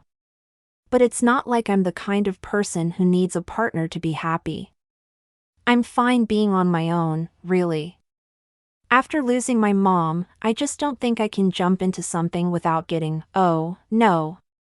I pulled my hand back, but I'd already knocked over the bottle my nail tech had been using, sending a big, goopy mess of nail polish over the table and onto her hand. I didn't even realize it, but my hands had been shaking. I'm sorry, I said, my eyes widening. Please don't worry. Breakups are hard, I know, the nail tech said, heading to a sink and bringing back a towel. I groaned. I can't do anything right these days. It's been a hard time for you, that's all. Gina reached over to squeeze my hand. Don't worry about a little spilled nail polish. I'm sorry to dump my problems on you right before your wedding, I said, feeling my throat tighten. This is supposed to be a happy time. Carrie, if one of my bridesmaids is miserable then I want to know about it, she said, firmly. Plus, I understand more than you know.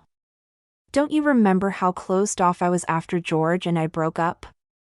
It wasn't easy for me to open up and trust Chris, but I got there eventually. That's different.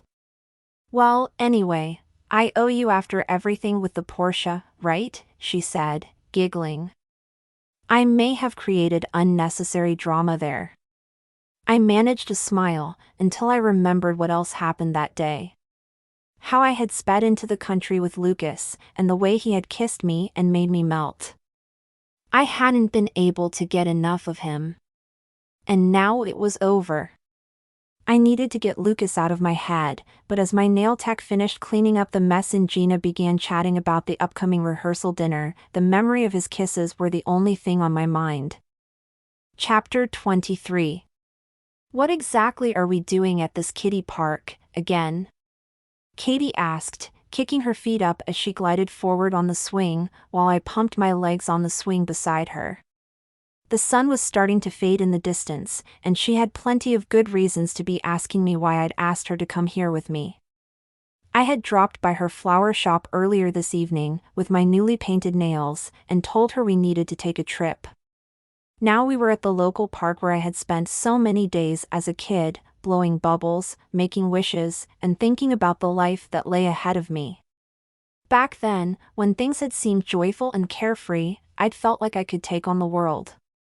I needed some of that joy right now, which was exactly why I had brought Katie here. We both needed it. I used to blow bubbles on these swings, I said, pulling out the cheap little bubble-blowing bottle I had picked up at the store. And I'd make wishes, hoping they'd come true. Did they? She asked. Some did, I said, remembering the life-size stuffed rocking horse my mom and dad had given me on my 8th birthday. I'd hugged my mom so tight when I got that horse, and I could almost feel her arms around me now at the memory. Some wishes didn't come true. Like my mom getting better. She nodded. I hear you. I was quiet a moment. I used to make wishes here with Lucas. I remember wishing that he wouldn't have to move away. And then after his parents moved to Southern California, I wished he'd be able to move back. Never happened. Katie glanced over at me. Well, it did happen. My eyebrows rose. What do you mean? They divorced and never moved back. She gave me a look. Lucas moved back, though, didn't he? Tingles skittered across my shoulders and up my neck. I squeezed the bottle in my hand as I pumped my legs and looked up at the sky. I guess you're right. My wish did come true, 15 years later. A lot of good that did me. Anyway, maybe the bubbles will work their magic this time. I figured I could do with some of that hope back in my life right now.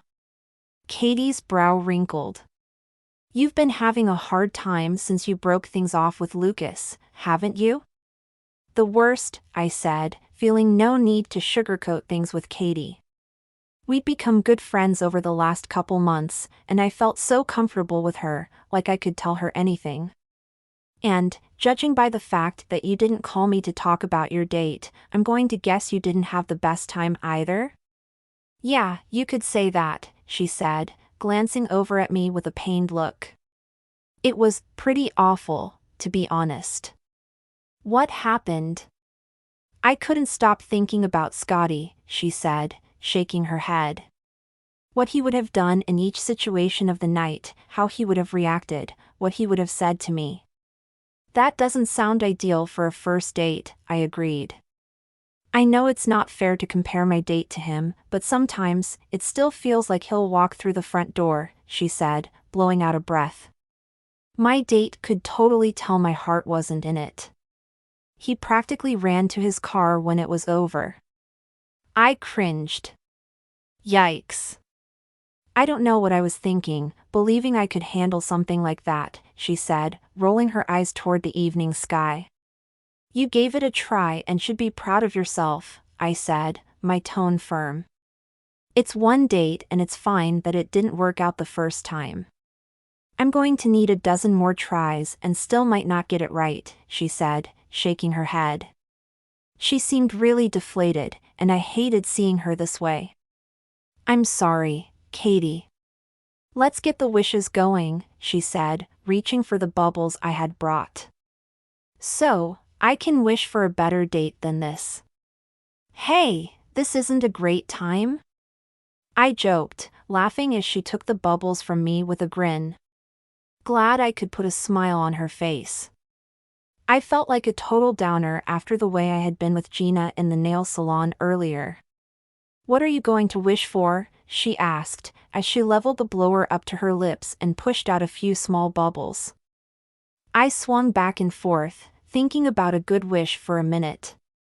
That true love is possible, I said, wistfully.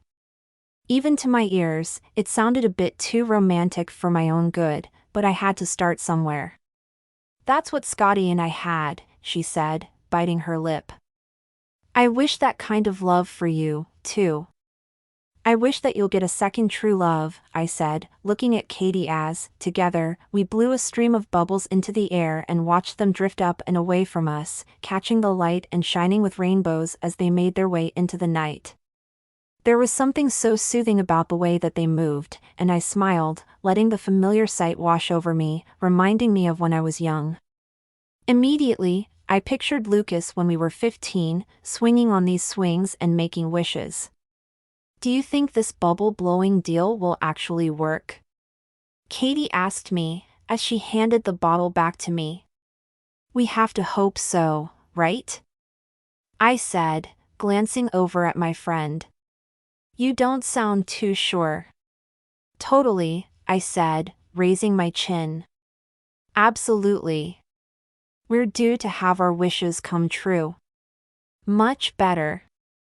She grinned at me and then shuffled her swing over to mine to lean her head on my shoulder. I smiled, resting my cheek on top of her head.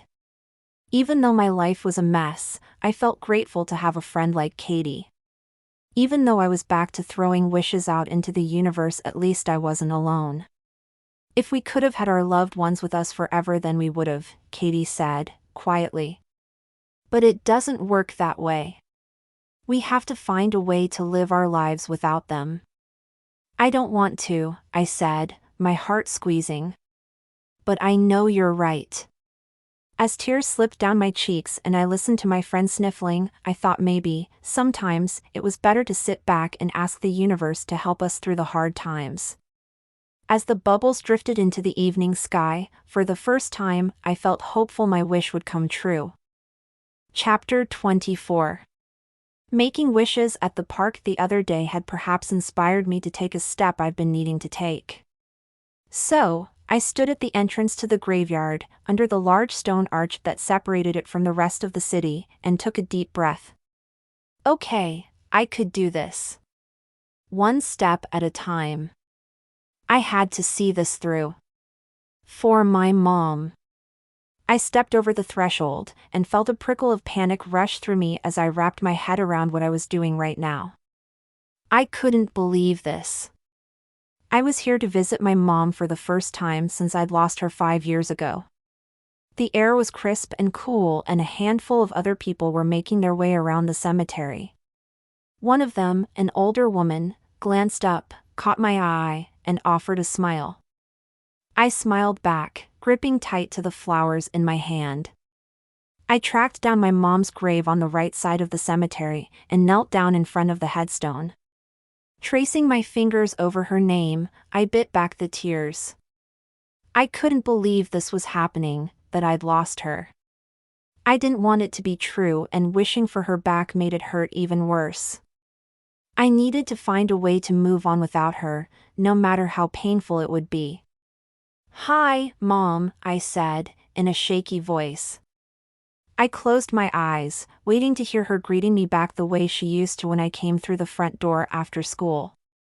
She'd have a smile on her face, and warmth in her voice. But only silence greeted me today. I don't know if you can hear me, I said, sitting down in the grass-covered dirt, crossing my legs and setting the flowers I'd brought against the granite, the petals fluttering in the cool breeze. I'm sorry it's taken me this long to come here. I should have visited you sooner, but it's been hard with you gone. I want you here with me, but I know that's not possible anymore. A storm of pain tore through my chest, threatening to consume me. I wanted to speak to my mom, and this was the closest I was going to get. It was so unfair. My heart pounded, thumping so hard I was sure it would come out of my chest. I took several deep breaths. A lot has been going on lately, I said, sucking my bottom lip into my mouth and biting down a little. There's this guy, Lucas. Do you remember him? My best friend from growing up? Well, I have a secret I never told you.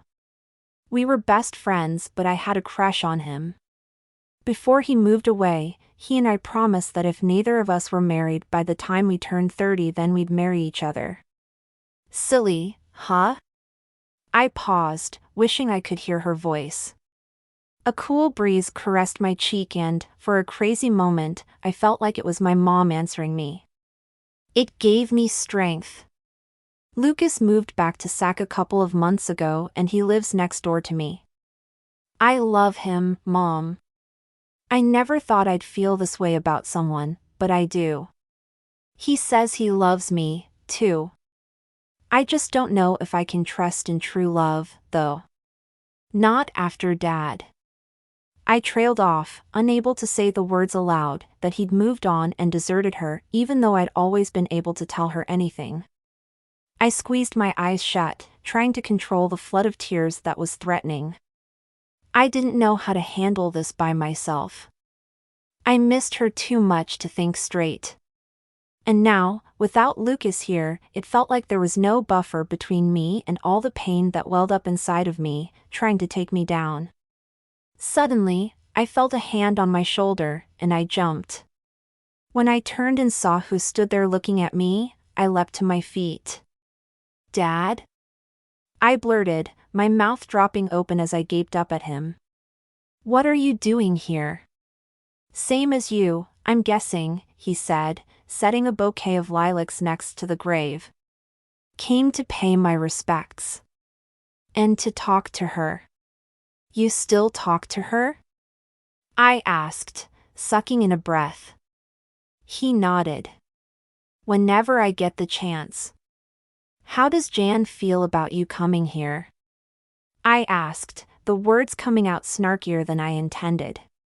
She's the one who encouraged me to start coming, he said, which surprised me to my core. She knew I needed to talk to Marcia. Your mother, I mean. She knew that we shared a life together and that wouldn't stop just because she couldn't be here with me anymore. If that's true, I said, my voice catching in my throat. How could you move on so fast? He smiled, a little sadly, and shook his head. I didn't move on from your mom, he said, simply.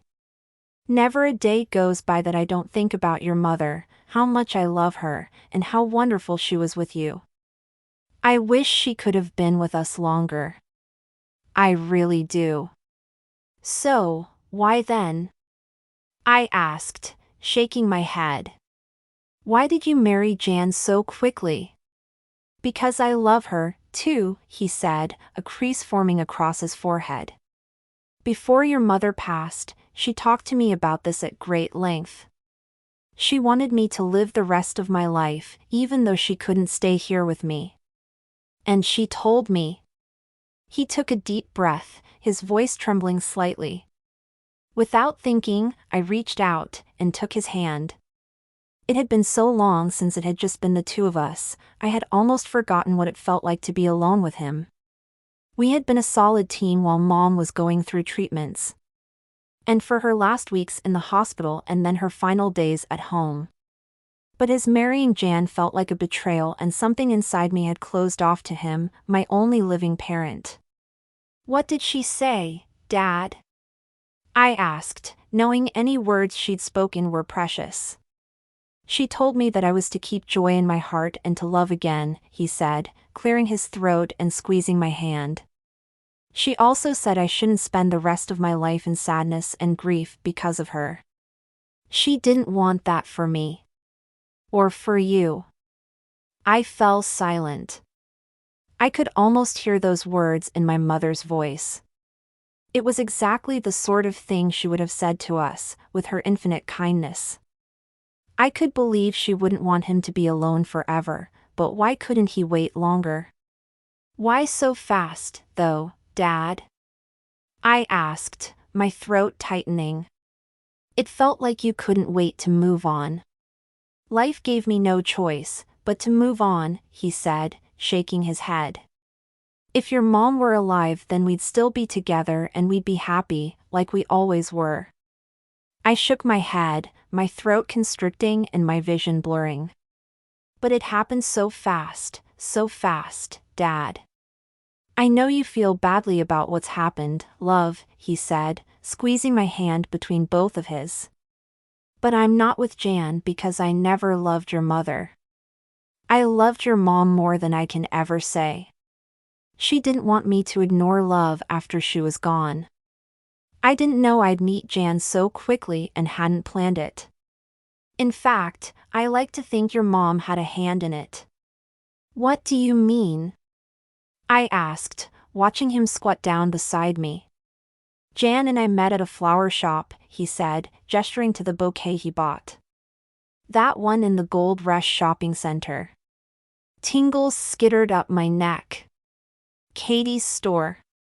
You met there? He nodded. I was buying flowers for your mom and Jan was buying flowers for her husband who had passed away several years before. And we got to talking about them, met for coffee the following day, and, well, we understood each other. It was at that moment I felt the tears take control of me. I couldn't hold them in any longer, and I didn't want to. Pain overwhelmed me, the pain of missing my mom, the pain of the divide between my dad and me, the pain of everything I had lost, and everything I was so scared I wouldn't be able to put back together. I'm sorry, Daddy, the sobs racked through me, my shoulders shaking as I collapsed against him. It's okay, love, he said, wrapping his arms around me, pulling me close, and murmuring comforting words. A floral scent filled the air amidst the sobs I thought would never end. Lilacs. My mom's favorite flower. Her smell. Memories of her filled my mind, so vivid I felt like she was with us. My heart warmed as I clung to my father. The bitterness and pain rushed out of me. I couldn't believe I had held it in this long. There was no part of me pulling away from my dad now. I believed him. I missed him. I needed him. My mom would be glad I made up with him. A cold breeze blew by, caressing my cheek as I fought to catch my breath. Dad moved back from me, cupping my face in his hands as he gazed into my eyes. I know it's hard without her, he said, his eyes glistening. But I'm here for you, anytime you need me. I'm here. I nodded, and he brushed away a tear with his thumb, smiling at me. I could still see the sadness in his eyes, but beneath it, there was relief. Relief that I had finally come back to him. Relief that the loss of my mom hadn't torn us apart for good. There was still so much to be said, but for now, only one thing mattered to me: he loved my mom and he always would. I love you, Carrie, he said, waiting until I nodded. She loves you, too, both of us, and she always will. Nothing will ever change that. I love you, Dad, I said, pulling him into another hug. The tears were still flowing thick and fast, but I managed to smile, knowing we had to make up for a lot of lost time. Chapter 25. The entire bridal party had been at the beauty salon this morning for hair and makeup. Now, our soft pink makeup shimmered in the afternoon sunlight pouring through the ballroom windows, complementing the navy blue silk of our matching dresses. The air smelled of the fresh-cut flowers decorating the altar and the room in front of us, with the scent of lilies and roses and violets swirling together in a magical way. I can't believe this is really happening, Gina said, as I wrapped my arms around her for a quick hug before I headed down the aisle. Me either, I said, pulling back and carefully patting my low bun back into place so that it matched the rest of the bridesmaids. You ready? I asked the blushing bride. She nodded. I'm so ready for Chris to be my husband. Then let's get out there, I said, giving her shoulder one last squeeze before I turned to go down the aisle. I was doing my best to keep a happy face right now. I was going to have to walk down the aisle with Lucas, after all, a twisted little mess of my own making. The groomsmen had walked the bridesmaids down the long aisle and only Lucas was left, waiting for me. He looked very handsome in a dark suit and looked away as soon as our gazes met. Sigh. Same as the wedding rehearsal the night before. The entire time, I had found myself stealing glances at Lucas, only to have them bounce off him like he had an invisible shield up to shelter himself from me. I didn't blame him after what had happened. Time to walk down the aisle with my partner. Oh, the awkwardness. I stepped forward, took Lucas's arm like we had practiced the night before, and did my best not to melt against him. I inhaled the spicy scent of his cologne as we started down the aisle ahead of the bride and her dad. Everyone turned to us, shuffling in their seats to look our way. I kept a smile plastered on my face, so my sadness wouldn't ruin this day for Gina. Just because I had blown my chance at love, didn't mean she should lose out on any happiness. As we glided toward the end of the aisle, I had the strong urge to apologize to Lucas. I wanted to tell him that I missed him and that I'd acted out of fear and that I'd always loved him and always would. But I didn't say anything because, well, all of the wedding guests were watching and I didn't think my timing would go over well with the bride. When we reached the end of the runner, I went left to join the other bridesmaids and Lucas went right to join the groomsmen and to stand beside Chris, who fixed his gaze at the back of the room as the bridal march started and all of the guests stood. A moment later, Gina took her dad's arm and they started forward to the altar. Her face glowed with excitement and my eyes watered as she reached Chris at the end of the aisle. He took her hand, beaming at her with a look that told us all how much he loved her.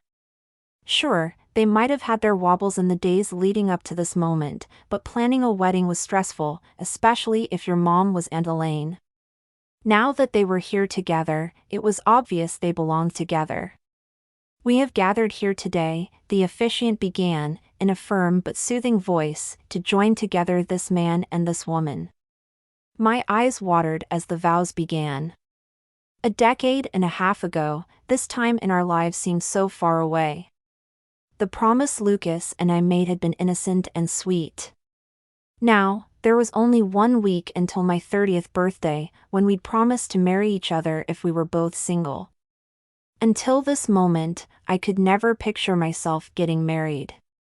But as Gina and Chris promised themselves to each other, my heart tugged, wanting to do the same with Lucas. Chris, from the moment I pretended to be your girlfriend after we made that playful bet, I knew my heart was yours, Gina told her husband-to-be, her eyes shining with tears. I smiled, knowing how she felt.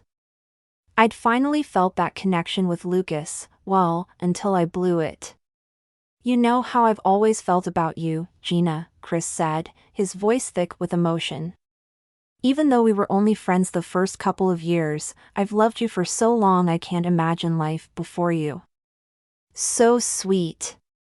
They had so many years together, and many more in front of them. I was happy for them, but the happiness tasted bittersweet, a reminder of what I'd messed up. I snuck a peek at Lucas and his gaze met mine, making my tummy do a little flip. But an instant later, his eyes were fixed on the happy couple as they completed their vows. The officiant declared Chris and Gina husband and wife and then they kissed, slow and sweet, before smiling at each other. Despite my own heartache, I smiled, feeling happy for Gina to have the true love she deserved. She clutched her new husband's hand and then raised their arms in the air and cheered. The wedding guests laughed and stood, clapping as the piano played and the bride and groom led the bridal party up the aisle. And as soon as we got through the door and into the hallway, Lucas peeled off from me and left me standing alone. A reminder of what I had lost and what I would never have with him. Half an hour later, I dropped into a tulle-covered chair as the photographer finished up his photos outside. The guests had gone into the reception already, but the wedding party was still here to get the perfect pictures to remember this day by. My feet were aching in the heels, and I was glad for the break while the photographer took pictures of just the bride and groom. I heard footsteps behind me and my pulse quickened, hoping it was Lucas. I glanced up to see Katie fiddling with one of the flower arrangements. I let out a sigh. "The flowers look amazing," I said, accidentally causing Katie to jump and thrust her hand to her heart as she glanced over at me. "I didn't know you were in here," she said, taking a seat next to me. You okay? Yeah, I'm fine, I said, even though I had to fake it. Just sore feet, so I'm giving them a rest, that's all. How about you? Honestly, I have news. She took a deep breath. I wasn't going to tell anyone until the wedding was over, but I feel like I need to tell you to make it real, she said. What's going on? I asked. I'm moving, she said, a smile spreading across her face. My eyes widened. Outside of the city? She nodded. I'm moving to Montana. Montana?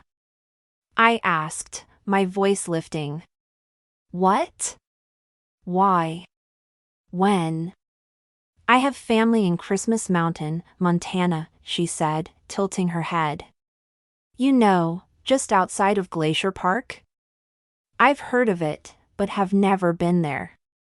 My face felt numb as I took the information in. Why are you moving to Christmas Mountain? It's only July. Haha, very funny, she said, looking happier than I'd ever seen her. It almost seemed like a weight had been lifted off her shoulders. My cousin, Ruby Curtis, owns a doggy day spa there. Yes, for real. Her parents own the Sugar Plum Inn and I used to stay there as a kid. You're moving to Montana, I said, digesting the information. She nodded. I used to dream of moving there as a child. After I graduated, I planned to move there, but then I met my husband and ended up staying here. This is a lot to take in, but I'm happy for you if you're happy. I think it'll be good for me to start fresh somewhere. Everything here, it just reminds me of him. Her voice caught in the back of her throat, making my chest ache for her. Too much to bear, sometimes. The move will be good. As soon as I decided, I knew it was the right choice. I knew she was dealing with so much even now, and perhaps she was right that it was time to start over, somewhere she hadn't made all those memories with her beloved husband. What about the flower shop? I asked. I'm going to find someone to manage it for me, she said, looking thoughtful but relaxed. It might take a while, but I don't mind. As long as I have that fresh start coming, I'll be okay. You don't feel like you're leaving him behind? I asked.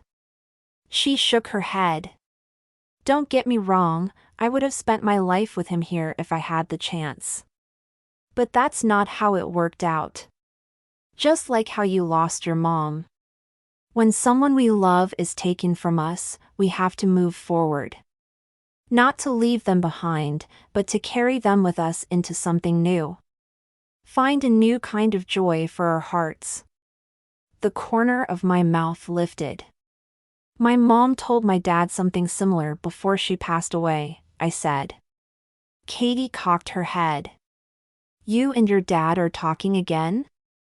I'm trying, I said, feeling my heart warm. We're getting there, I think. What about you and Lucas? I stared at my shoes. He's not talking to me. I was stupid to tell him I didn't want to be with him. I was scared and made a huge mistake. And he's hurt? I nodded. Too hurt to even look at me.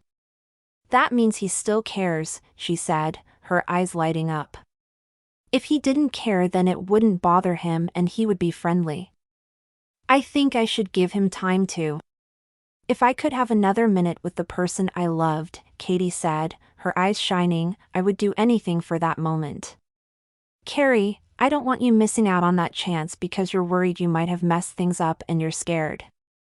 I bit my lip. He's been avoiding me. I'm not sure he still has feelings for me. You won't know until you ask him, she said, her eyes filling with tears. Don't let love slip through your fingers when there's still a chance, sweetie.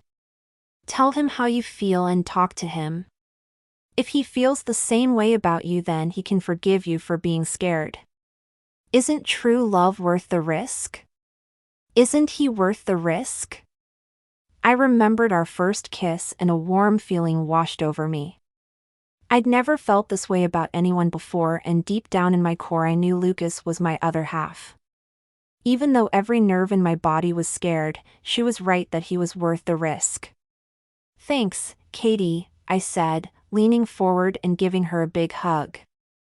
And with that, I stood up on my aching feet and headed out to find the man I loved. Chapter 26. As All of Me by John Legend echoed through the ballroom, I sat back in my chair at the bridal party table and watched Gina dancing with Chris in their first dance as husband and wife. A second later, I bit back a giggle of laughter as Chris accidentally stepped on his wife's toe. I heard him muttering an apology, but Gina didn't seem to mind. She laughed and said something about payback as she gazed up at him as though he were the only thing that mattered to her. I glanced over at Lucas, who sat 2 seats away from me on the other side of Ellen, who was sitting between us staring at her phone. Probably checking on her kids again like she was doing every 2 minutes. For all of her talk about enjoying an evening out among adults, she seemed to be having a hard time detaching from her kiddos. Lucas still avoided my gaze, but I had caught him glancing in my direction a couple of times and wondered how long I'd have to wait until I could get him alone to talk to him. After that conversation with Katie, my mind was made up that I needed to tell him I was sorry for pushing him away and that I wanted the chance to make things right. As the song continued to play, I took a deep breath and leaned over toward Lucas, but just then Ellen raised her head and smiled at me. "Have I told you how nice it feels to be around grown-ups for a change?" she asked, for the 100th time this evening. I can't remember the last time Henry and I got away from the kids for an evening out together. She waved to her husband on the other side of the room, who waved back at her, and I managed a smile. "They're with the babysitter right now," she said, ignoring the fact that she'd told me this several times already. I wonder if the kids would have enjoyed coming to a wedding. Or maybe they would be overwhelmed. "What do you think, Carrie?" "Maybe," I said, my gaze darting past Ellen where I caught Lucas looking at me. When he didn't look away, I felt my heart flutter. He gave me a little smirk, nodding to Ellen, who was going on about how drinking champagne was so much better than changing poopy diapers, and all I could think about was that Lucas was acknowledging me. Progress. "Lucas, could we?" "Oh, look!" Ellen latched onto my arm and gestured to her cell phone screen. "Henry just sent me a picture that the babysitter sent him. Look how sweet! I think they miss us. Don't you think this means they miss us?" I glanced at the photo of 2 little kids staring at each other while they both gripped the same stuffed teddy bear. "Well, they must be wondering where we are," she exclaimed, holding her phone out to me. I looked down at the new image on the screen before me as politely as I could. Her 2 kids beamed gummily up at the camera, and I stole a glance at Lucas, who seemed amused. "I'm sure the kids are happy you have an evening out," I said, throwing her a bone to ease her obvious guilt. On the dance floor, Gina's dad walked over to her for the father-daughter dance. I watched the 2 of them for a moment, before looking across the room for my dad. I saw him chatting with Jan, who laughed at something he said. Ever since Dad remarried, I had missed out on the connection we'd had. But he'd forgiven me and we were growing close again. Jan had even asked me over to dinner next week, which was sweet. "Hold on, I need to go show this new photo to Henry," Ellen said, jumping to her feet and hurrying over to sit with her husband. When I looked over at Lucas, there was nobody in the middle blocking me this time. "Hi," I said. "Hi," he said. So much to say, but no idea of how to say it. I needed to tell him everything, but just blurting all my feelings out right now seemed weird.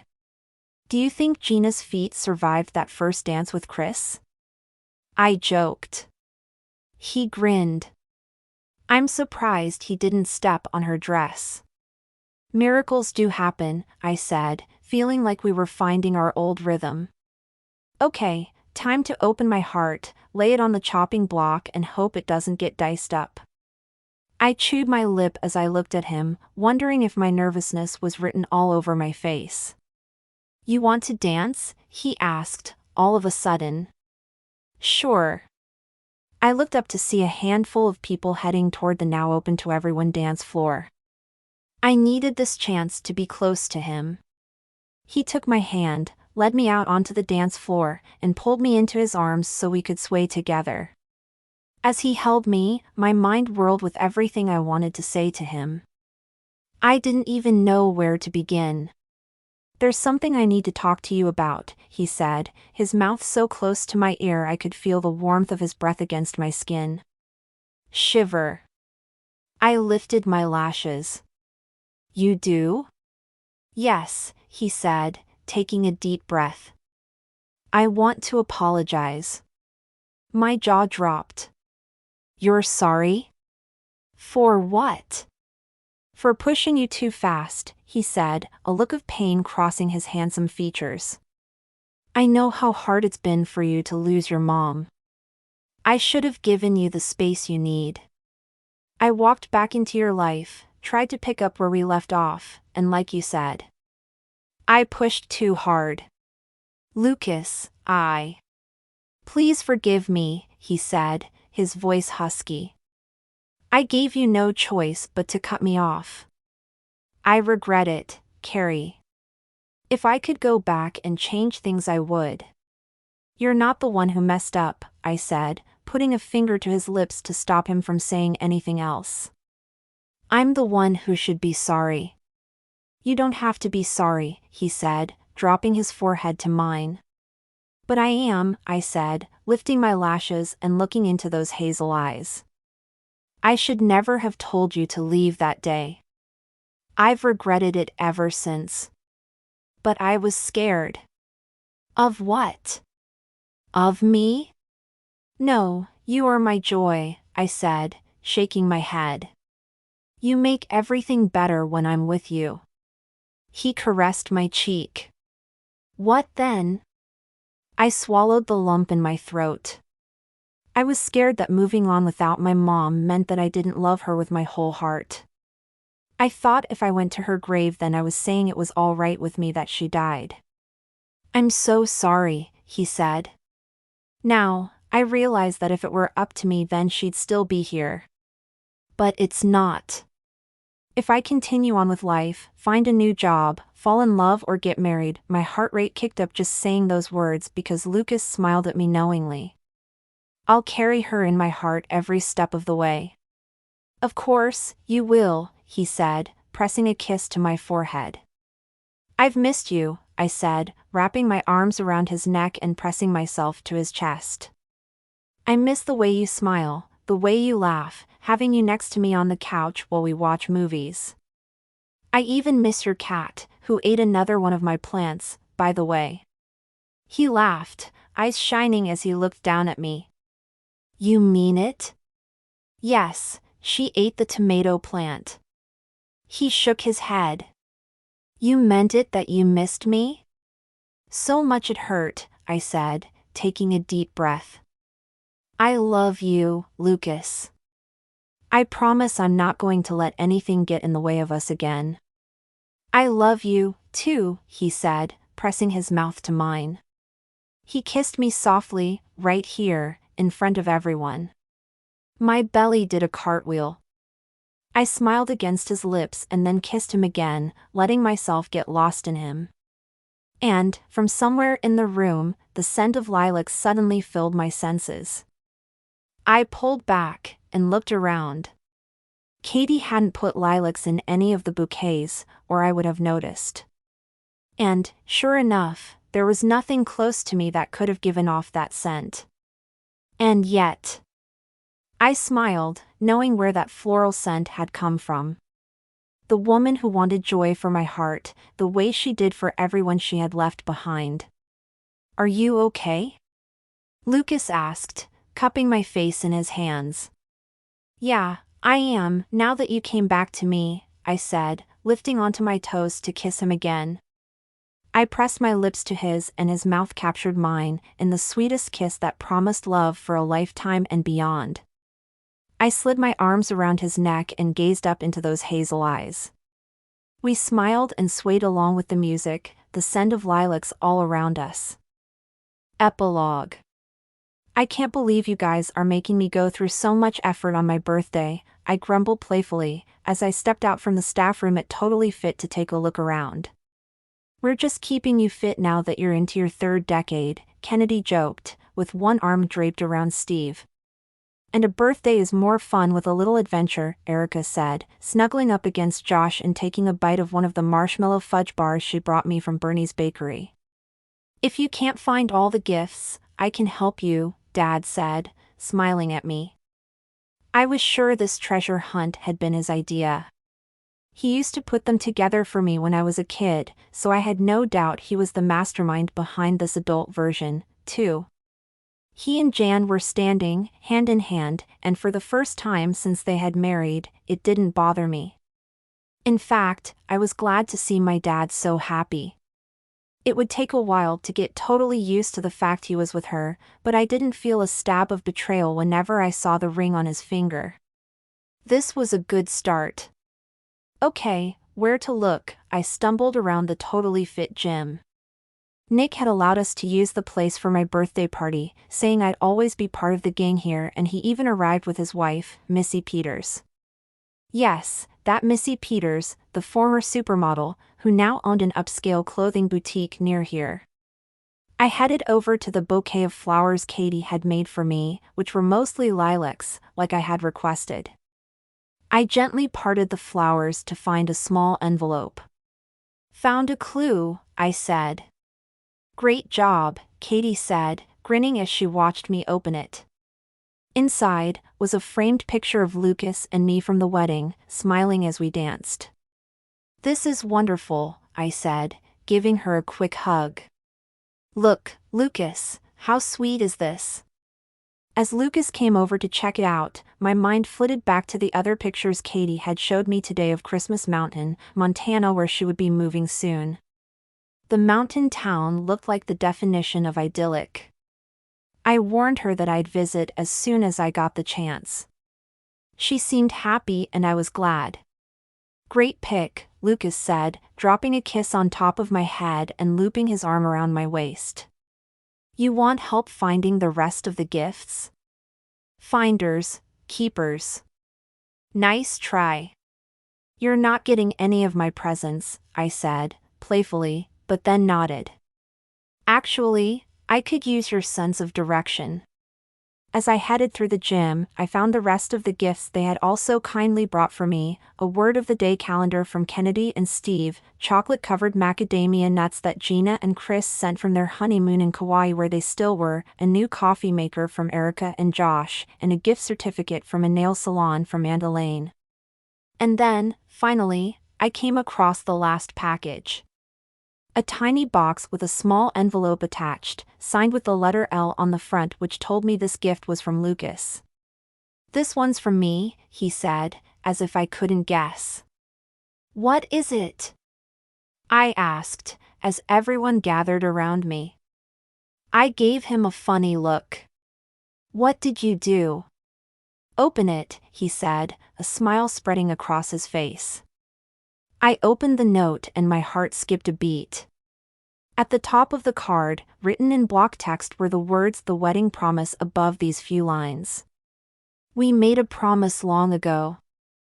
I want to see it through. So happy birthday, Carrie Ann. With love from me to you.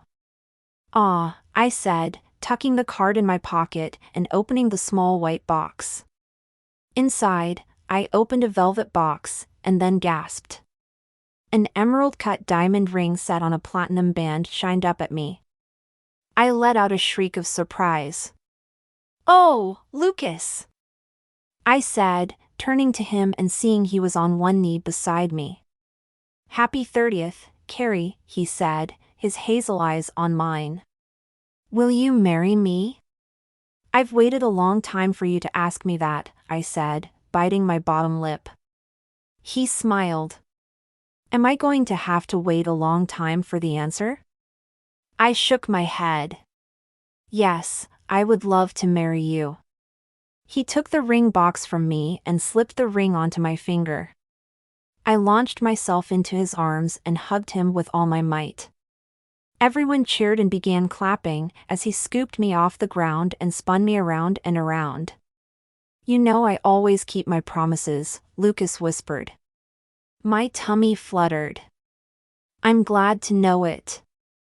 I clung to Lucas, laughing at the same time as tears of happiness filled my eyes. This was what my mother had been talking about when she had told my dad about joy and love. And I kissed Lucas again with all of the joy in my heart and everyone I loved around me. The end. You have been listening to The Wedding Promise, The Wedding Whisperer series, Book 5, by Susan Hatler, copyright 2022 by Susan Hatler, audiobook copyright 2023 by Susan Hatler. Susan Hatler is a New York Times and USA Today best-selling author who writes humorous and emotional women's fiction and young adult novels. Many of Susan's books have been translated into German, Spanish, French, and Italian. A natural optimist, she believes life is amazing, people are fascinating, and imagination is endless. She loves spending time with her characters and hopes you do, too.